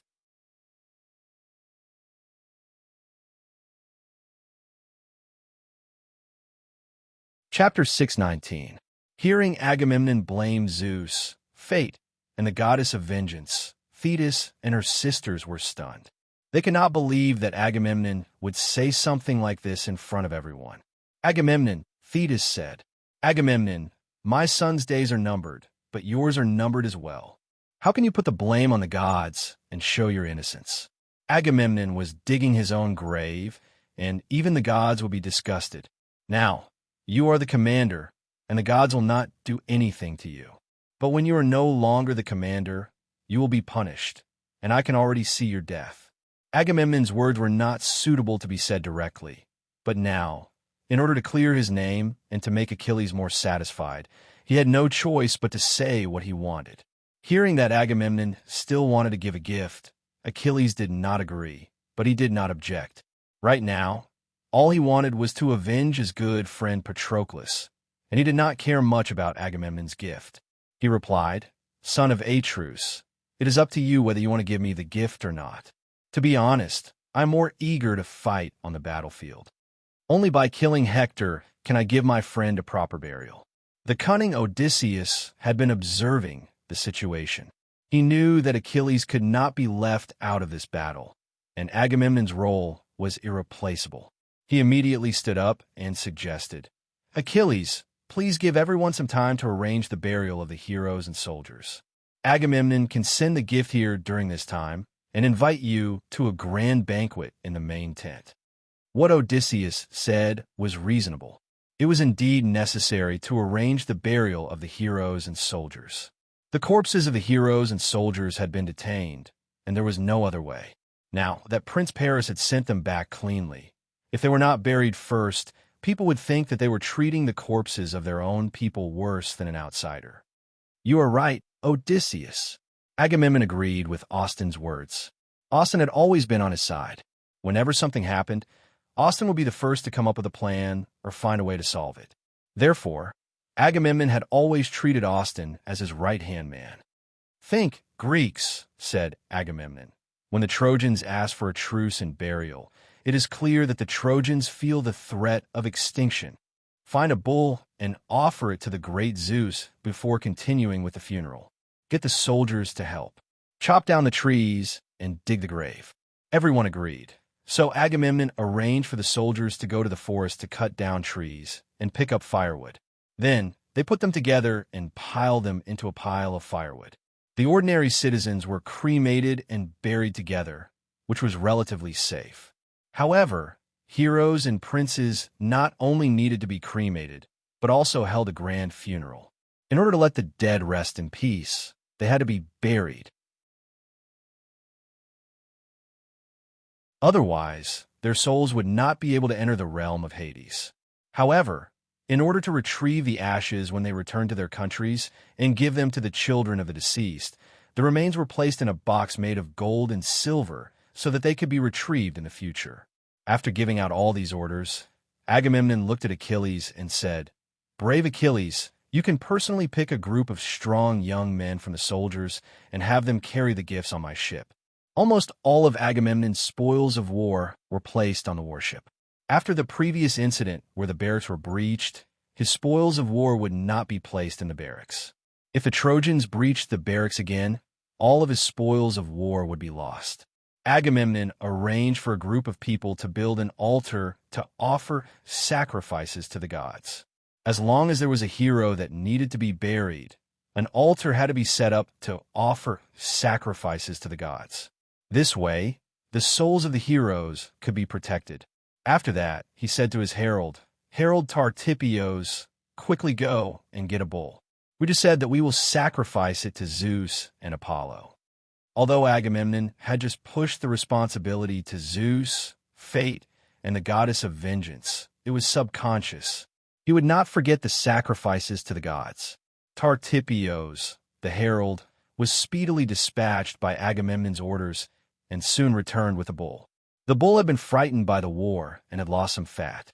It was not as fat as when it was first raised here, but this did not affect the sacrifice to the gods. On the temporary altar, the boar was slaughtered by the priests and offered to Zeus and Apollo. However, no one took it, but this did not attract much attention. It was normal for the gods not to take it. Only the Greek prophet Calchas looked at it and shook his head. He thought to himself, "Son of Atreus, what were you saying just now? Although you are the descendants of the great Zeus, the sin of the Tantaros family is really great. Even you have committed a new sin. If you were not the commander of the Greek army, the wrath of the gods would have come." Agamemnon was a member of the Tantaros family. Tantaros was the son of Zeus. At first, he was very favored by the gods. Later, Tantaros became arrogant and killed his son, Perops, to be food for the gods. The gods were furious, so the family was cursed. The gods resurrected Perops, and he gave birth to 3 sons. The eldest was Atreus and Niastus. The 2 brothers were jealous of the youngest brother, so they killed him. This was the second curse on the Tantaros family. Then Atreus got married and found out that his wife had slept with his brother, Thyestes. He invited his brother to a banquet, killed his brother's son, and stewed it for his brother. This was the 3rd curse of Tantaros. Agamemnon was a member of this glorious and sinful family. Now he had committed a sin against the gods. But last time, Calchas had stood on Achilles' side and had already offended Agamemnon. Naturally, he would not say anything. Soon, the soldiers brought a large number of gifts from Agamemnon's ship. These were the spoils of war that Agamemnon had kept for a long time. There were gold, bronze, agate, spices, and so on. Agamemnon looked at these gifts with a hint of pain in his eyes. But in order to win this war, he had no choice but to contribute these. Agamemnon pointed at the gifts and said to Achilles, "Great hero, Achilles, these are gifts for you to make up for my mistakes. I hope you can accept them." Achilles looked at Agamemnon with a complicated look in his eyes, but he did not embarrass him. He said, "Son of Atreus, I feel your sincerity. I will accept your gift and completely forget the unhappiness of the past. Together, we will build a strong Greek army." Achilles' words made Agamemnon very happy. He had made all these concessions because he wanted Achilles to let go of the past and return to the war against the Trojans. Now that he heard Achilles say this, Agamemnon breathed a sigh of relief. The conversation between Agamemnon and Achilles made everyone around them understand that the Greeks would usher in a new era. The conflict between the commander and the powerful hero had been temporarily resolved. In the face of the unity of the Greeks and their common enemy, the Trojans would not be able to resist. Everyone, let us welcome the return of the greatest hero of the Greeks, Achilles, with our warmest cheers. If we are united, I promise that we will not suffer the same setbacks as before. We will definitely make the despicable Trojans understand that the great Greeks are invincible. Even if they fall into a bad situation, they will be able to quickly get out of it and defeat all their enemies. The Greeks will win. The crowd cheered for the return of Achilles and for the upcoming victory. Since everything had been discussed, the crowd bid farewell and left. Achilles carried the corpse back. On the corpse bed, Patroclus was lying quietly, as if he was asleep. Achilles watched for a long time before he said to the invisible Thetis, "Mother, looking at Patroclus's body, my heart is breaking. I have decided that I must kill Hector." Now, killing Hector had become an obsession in Achilles' heart. He had to kill Hector. However, the armor that God gave to our family, which could have made me invincible, has been taken by Hector. Now, I need new armor. Achilles knew that without good armor, it would be difficult to defeat Hector. After all, that armor was made by the gods, and it was difficult to break. Only by asking his mother, Thetis, could Achilles obtain armor that was comparable to that armor. Only then would he have the confidence to defeat Hector on the battlefield and avenge Patroclus. My poor child. Thetis was sad. She knew that killing Hector was the beginning of the countdown to Achilles' life. However, seeing that Achilles was determined, she knew that no matter how much she tried to persuade him, this was fate. On the morning of the third day, when the sun rises, I will bring you the weapon and armor that Hephaestus forged. However, you must remember, before I return, you must not fight. Thetis reminded Achilles. Although Achilles was strong without the armor and weapon of God, he might not be a match for Hector, who was wearing the armor and wielding the weapon of God. "I will, mother," Achilles said. After saying this, Thetis called for her sisters to sink back into the sea. She herself flew to Mount Olympus to look for the god of craftsmen, Hephaestus. Paseion, who had returned to Troy, felt that there were no gods watching him. He shouted, "System!" A plum blossom appeared in front of him and quickly enlarged, turning into an information interface with a faint sense of light. Hero Bloodline. Level 5, 358, 6%. Mission. Return Patroclus' body. Exchange the bodies of the fallen heroes and give each other a dignified burial. Completed. Paseion looked at the system and pondered.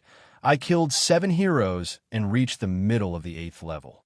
Yesterday, I killed another 4 heroes, so I can at least reach the 9th level. I have already surpassed Hector. He then asked, what level is Achilles at? 10. 10? That means he was just a step away from entering the realm of gods. No wonder he wanted to kill him. Paseion thought to himself as he pressed down on the mission. I've gained another fate point. Now I have 21 fate points. I'm only 4 points away from the Oracle. Only when the Oracle is announced will I be able to legally ascend. Now, where can I find a mission?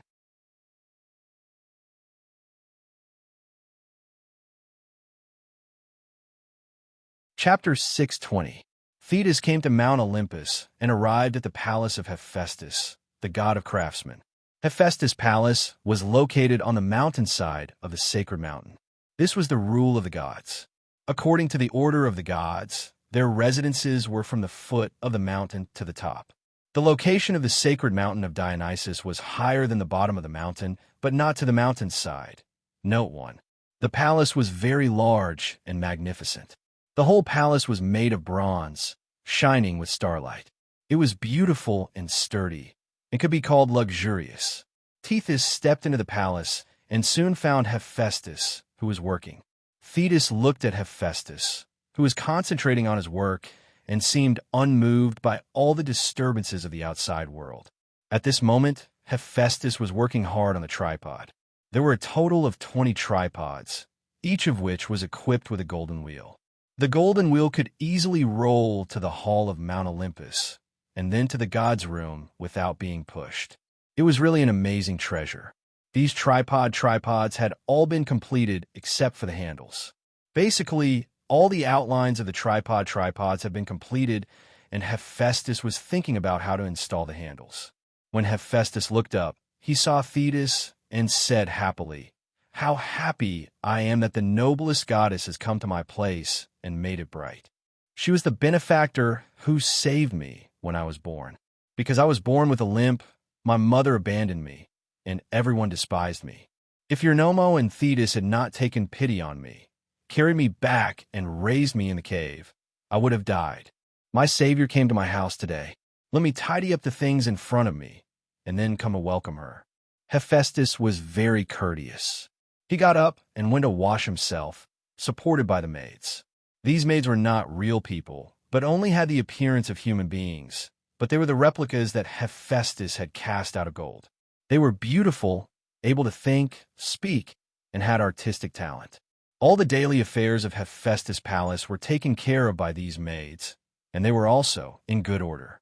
With the help of the maid, he quickly went to wash up, changed into new clothes, and came back. The scene was cleaned up by the beautiful golden maids, which gave Thetis a better understanding of Hephaestus' superb skills. Then Hephaestus sat down beside Thetis. "Beloved goddess," he said, "what brings you to my house? Tell me why you're here. I'll do my best to satisfy any of your requests."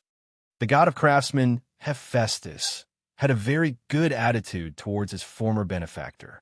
He especially wanted to help her to repay her kindness. Thetis sighed slightly. She was touched by Hephaestus's enthusiasm.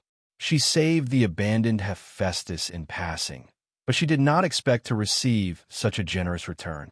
Thetis told her worries to Hephaestus and wiped her tears. "Since fate has decided the end of my child Achilles, and I can't stop it, then in the last days of his life, I'll fight for the last glory for him and make him invincible." Achilles lost the armor and weapons given to him by his father Peleus, and they were taken by Hector, the prince of Troy. If Hector has the armor, although my son is very strong, he will still be in danger of being killed. After all, the weapons of the gods can hurt his invulnerable body. Thetis's worries were very correct. This was why she repeatedly stressed that Achilles should not go into battle and should wait for her return.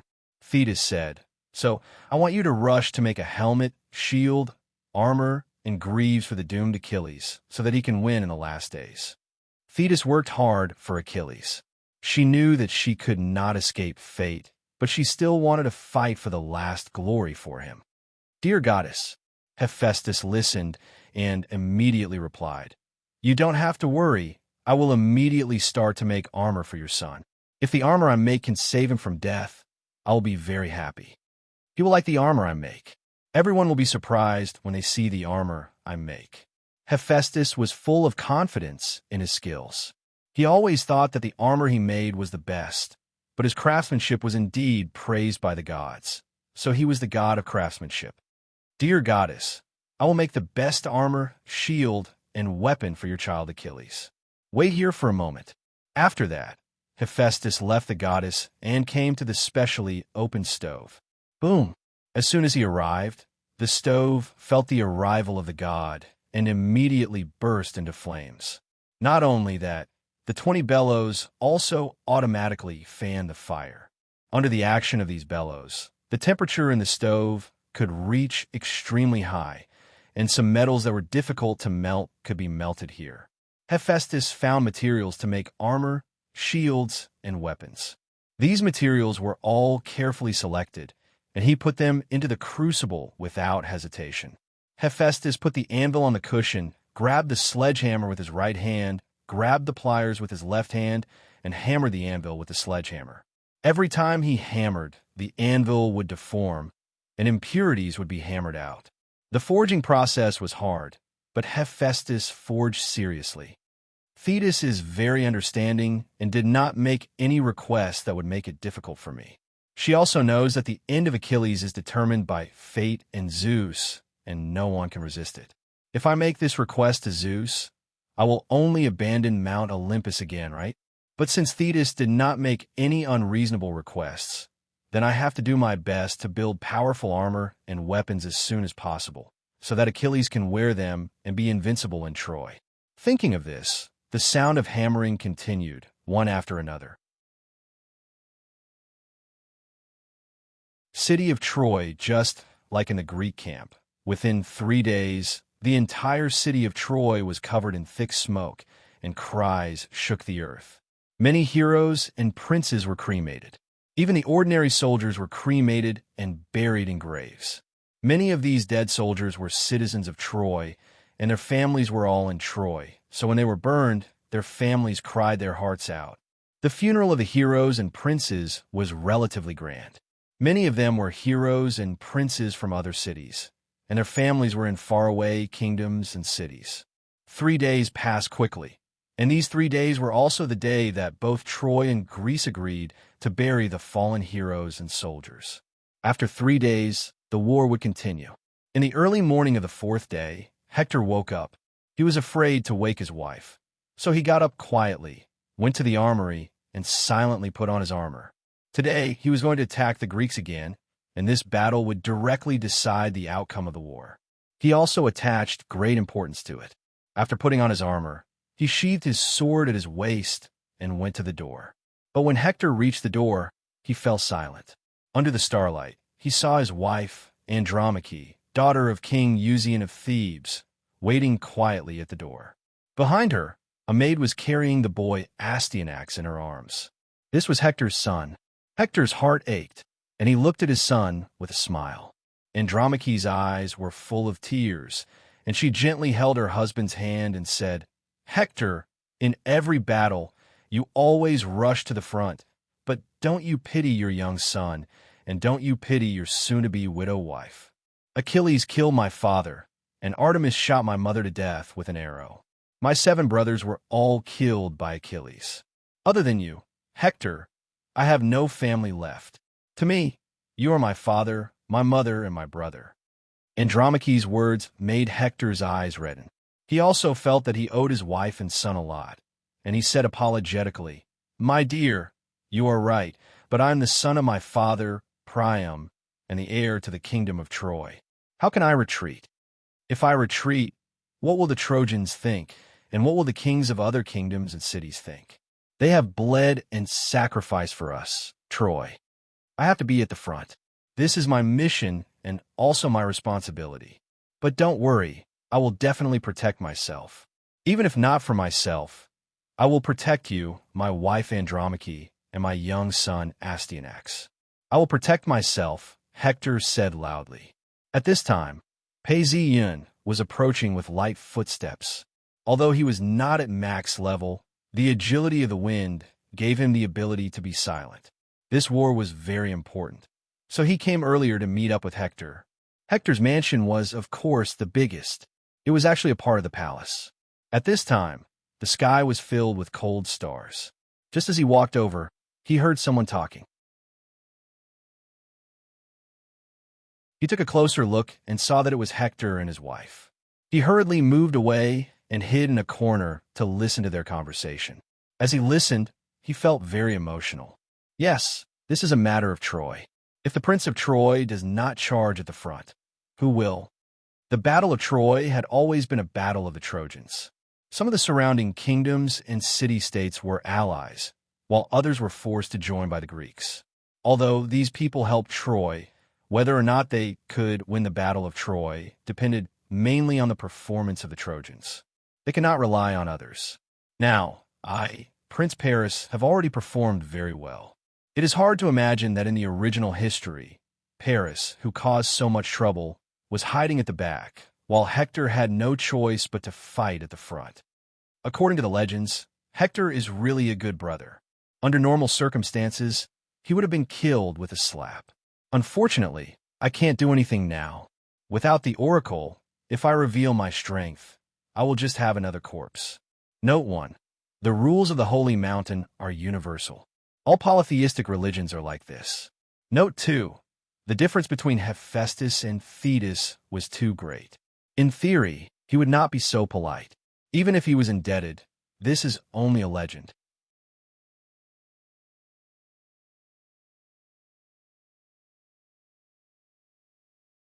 Chapter 6:21.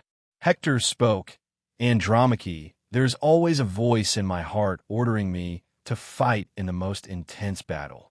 Although I have a premonition that Troy will be destroyed one day, along with my father, Priam, and the people." Hearing this, Pei Yun was silent. This may be the will of Apollo, or even the will of the gods. Not only is Hector the strongest hero of Troy, but he also bears the responsibility of killing as many Greeks as possible. Hector must charge and break through the enemy lines until he kills too many people and reaches the end of the world. I did not expect Hector himself to have this realization. That's right. Hector is a powerful hero. In his blood flows the blood of Zeus, river god Scamander, and even Aphrodite. Through various signs, he can determine the final fate of Troy and the fate of his people. When the War of Troy first broke out, Hector may not have been able to see it clearly. But after many years of war, some of the hidden truths gradually surfaced, and he was more clear about the nature of this war. No matter how the Trojans and Greeks fought, the final outcome was actually arranged by the gods. Neither side had the right to decide who the final winner was. And after many years of observation, Hector clearly felt that other than a few gods who protected Troy, most of the gods favored the Greeks. The reason why the Greeks were forced into such a miserable state was actually because of the gods' manipulation. In other words, the gods wanted the Greeks to fall into a miserable state. As for the reason, Hector was not clear at the moment. He only smiled slightly bitterly. Troy will be destroyed, and this makes me sad all the time. But what saddens me more is that you will suffer. If I fail, the Greeks will snatch you back and make you a slave. You will spin and weave, carry water for irrigation, and everyone who sees you will say, "Hey, look, this is Hector's wife." Thinking of this, I would rather die now. All the Trojans tried their best to avoid the fact that the Trojans might lose, including King Priam, the elders, and the princes. When Hector himself was outside, he also tried his best not to think about the possibility of failure. But when he was alone, Hector had to think about the Trojan War and the possibility of the Trojans' defeat, and just thinking about this and the possible fate of his wife and children left him in anguish. Hector could only do his best to win this war, even though he knew that the possibility was getting smaller and smaller. Hector smiled bitterly again as he said this, and stretched out his arms to the child, who wept and clung to the maidservant's breast, frightened at the sight of the horse's mane fluttering on his father's bronze helmet. But this is all Paris's fault. He brought war to Troy. In the past, and Roma would have obediently kept quiet when she said that. But today, her face was pale as she shouted loudly. There was a strong sense of foreboding in her heart, and she had always thought that this war was Paris's fault. Otherwise, Troy would not have suffered such a terrible war. It was understandable for Roma to have such a thought. Not only her, but as the war became more and more tragic, many people in Troy had the same thought. If Pei Yun had not been chosen by the General Assembly to go to Greece, the situation now would be even more difficult. Hector knew more through years of careful observation, but he did not see it this way. He shook his head slightly. "Dear Roma, after these years, I have also understood that this war has nothing to do with Paris. It was God who wanted to bring disaster to Troy. Even if Paris did not bring war to Troy, someone else would have ignited this war. Dear Roma, this war is unavoidable and cannot be changed by anyone's will. Also, Roma, you have to admit that Paris's contribution to this war is no less than mine. Without Paris's advice and strategy, as well as their brave and tenacious fighting, the Trojans would not have gained the advantage they have now in this war." Pei Yun, who was hiding in the corner, was silent. He felt sad. In history, the Trojans had never obtained such an advantage. Hector was right. So you don't have to be too prejudiced against Paris. If Troy does not have me, but as long as he is here, I believe that the Greeks will not be able to do anything to you. Hector was still full of confidence in his brother, not to mention military strength. In terms of strategy, no one in Troy possessed that. Hector looked at his children, Astyanax and Roma, his eyes filled with tenderness. He took off his helmet and placed it on the ground, kissed his cute son, and hugged him and rocked him. He looked up to the sky and prayed to God. Zeus and all the gods, let my son be like me and become a role model for the Trojans. Let him become strong and rule Troy, so that one day the people will say that he is braver than his father, Hector, and let his mother be happy for him. As he spoke, tears rolled down his face. Hector held back his tears and placed his son in his wife's hands. His wife, Enroma, hugged the child in her arms, and tears also flowed down her face. Hector's premonition was stronger. He even had a premonition that this time he might not be able to return. But he was the heir of Troy, the great hero Hector, and he had to go into battle without hesitation.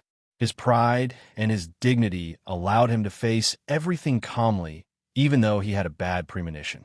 Hector caressed his wife's cheeks and sobbed, "My poor wife, don't be sad.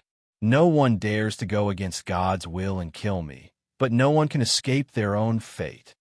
These words were very direct. If God did not let him die, then no one could kill him. And if God wanted him to die, even if he did not go into battle, he would not be able to escape his fate. When Hector finished speaking, he put on his helmet again and turned to leave his wife, Enroma, and son, Astyanax. Enroma hugged his son and cried sorrowfully. Looking at Hector's figure gradually disappearing from her sight, she only muttered, "Hector, I am so sad. God, please don't send an unfortunate fate to me."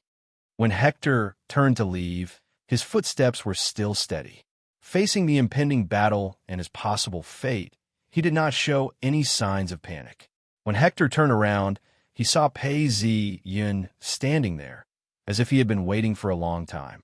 Instantly, the two brothers fell into a moment of silence. At this time, the sun gradually rose, but it was covered by a layer of clouds. A pale white sun pierced through the clouds, adding a sense of unease and desolation to the sky. 3 days ago, when Pei Zi Yun saw Hector in the palace, he knew that Hector's fate had arrived. Although it was earlier than in history, this battle had also reached its climax earlier than expected. Pei Zi Yun did not continue his silence. Suddenly, he said, "Brother, although Enroma does not like me, no matter what, I will protect her and your child." Pei Zi Yun could only do this for Hector. He did not become a god, so he could not change Hector's fate. Now, the final fate was coming, and he believed that Hector also had a premonition. When Hector heard this, he replied gently, "My good brother, Paris, I am very comforted by your words. You are a brave man, but let us talk about this in the future. Now let's fight side by side."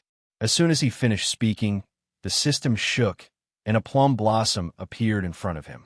It quickly enlarged and became a transparent information interface with a faint sense of light. Mission: protect Enroma and Astyanax. Incomplete. If that's the case, the mission does not even have the option to save Hector. Why did Hector die? Pei Zi Yun looked at Hector, who was wearing Achilles' godly armor, and had an epiphany. The Battle of Troy was to kill Achilles, and also to reduce the number of heroes, but the Greeks must obtain the final victory. So, the Greeks can have a hero die, but they cannot collapse. Hector, who was wearing Achilles' godly armor, already had the possibility of destroying the Greeks. Therefore, the gods on the side of the Greeks will unanimously agree to destroy Hector. So, if you don't wear the godly armor, you can live, but if you wear it, you must die. Even I, in fact, have buried the hidden danger of death. I wore the armor that Ares gave to his daughter. When I wear it, it is equivalent to the gaze of the Grim Reaper, but my ranking is after Hector. Princess Hippolyte's good intentions were like a talisman to my death. At that time, I did not check, and it was equivalent to accepting her death. Indeed, one wrong step, and every step is wrong. I won't even know how I died. Once Pei Zi Yun came to his senses, he took a deep breath and immediately felt the aura of death. He believed that Hector also had a premonition and could not help but admire Hector for being able to maintain a gentle attitude. Indeed, there are heroes in every world. He suddenly looked up to the sky and laughed. "You are right. Let's fight side by side now." But Paisiun had been through many battles, and once he came to his senses, a sinister and cunning nature arose. He asked, "System, can I spend some fate points to increase Achilles' good omens?" As he said this, his smile was so cold that it made people shiver. Then, he heard the system tremble, and a message was transmitted. "You can? That will do. No, I don't need 5 fate points to increase good omens. I only need to spend 1 fate point to increase good omens. Because the gods are already very wary of Achilles. It doesn't need to be much, just a little bit is enough for the gods to make up their minds. And before I kill Achilles, in order to prevent Achilles from breaking through fate, I will not die." Achilles was in big trouble. Once he broke through fate, or rather, Zeus had given him a death wish, he could really become a god, and that would bring about even more problems. It's not my style to struggle at death's door. Since that's the case, I shall follow fate. Before I kill Achilles, I shall force the gods to make a choice and obtain what I want. As Paisiun thought about this, the system vibrated once more. A plum blossom appeared in front of him and expanded rapidly, turning into a transparent information interface. Mission: your political skills have allowed you to control fate. Use a good omen to force the gods to stand by your side and protect your safety. At this point, the two brothers turned onto the main street. Many chariots were waiting for them, and they were all soldiers who had been through hundreds of battles. When they saw the two of them, they shouted, "Prince Hector, Prince Paris." At first, it was the soldiers who shouted. Soon, the citizens started shouting as well. Today, the two of them had become the backbone of the city. Paisiun couldn't help but smile. He invited Hector to go up first, before he jumped up as well. He waved to the citizens and commanded, "Open the city gates. Let's go to war." Note 1. Paisiun truly believed that being sly and cunning was a compliment to himself.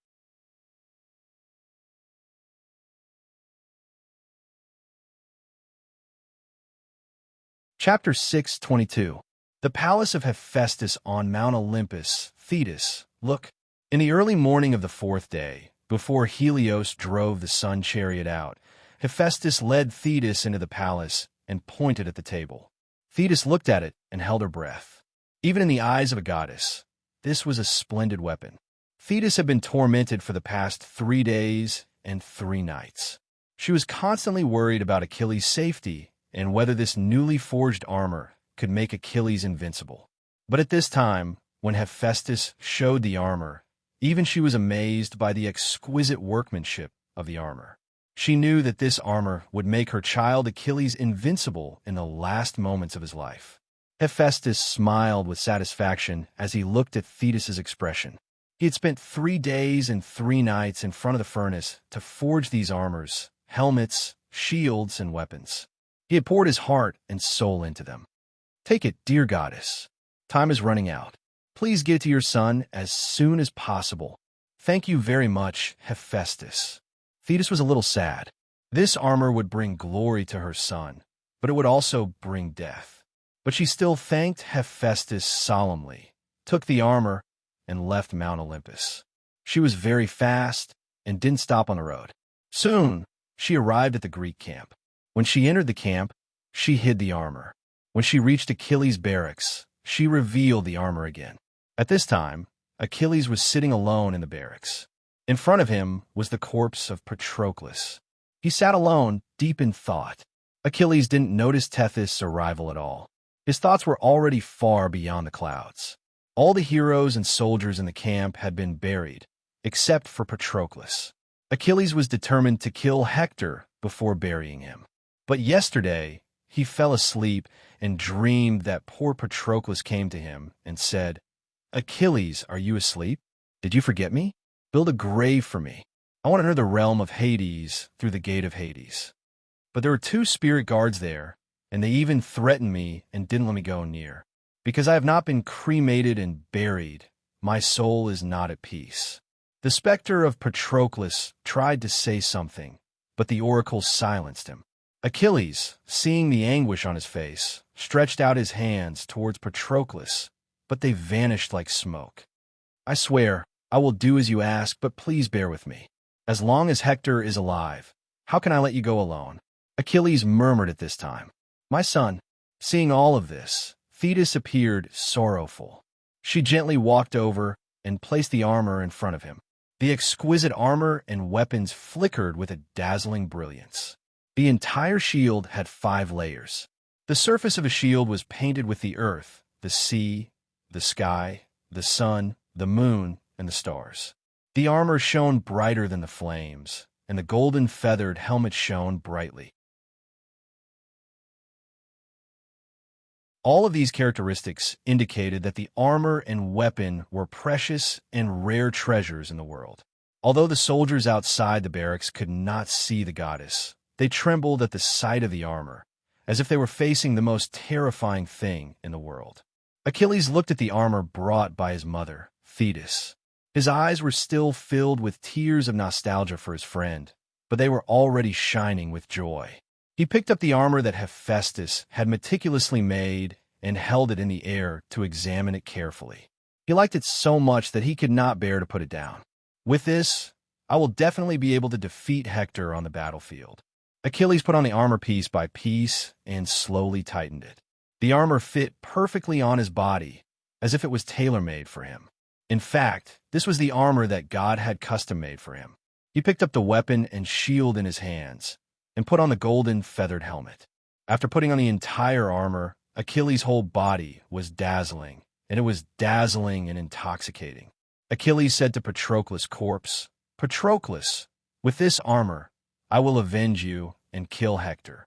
He then said to Thetis, My beloved mother, thank you very much for sending me this armor in time. I will use it to kill Hector, the hero of Troy. My child, although you are wearing this armor, if you leave this place today, you will have to face your upcoming destiny. Mother, in order to avenge Patroclus, I do not care about this. As long as I can kill Hector, I will not hesitate, even if I have to face the punishment of destiny now. After saying this, Achilles turned and strode out. He did not continue talking to Thetis. Today was the day of the battle, and he had to immediately gather the team and lead them into battle.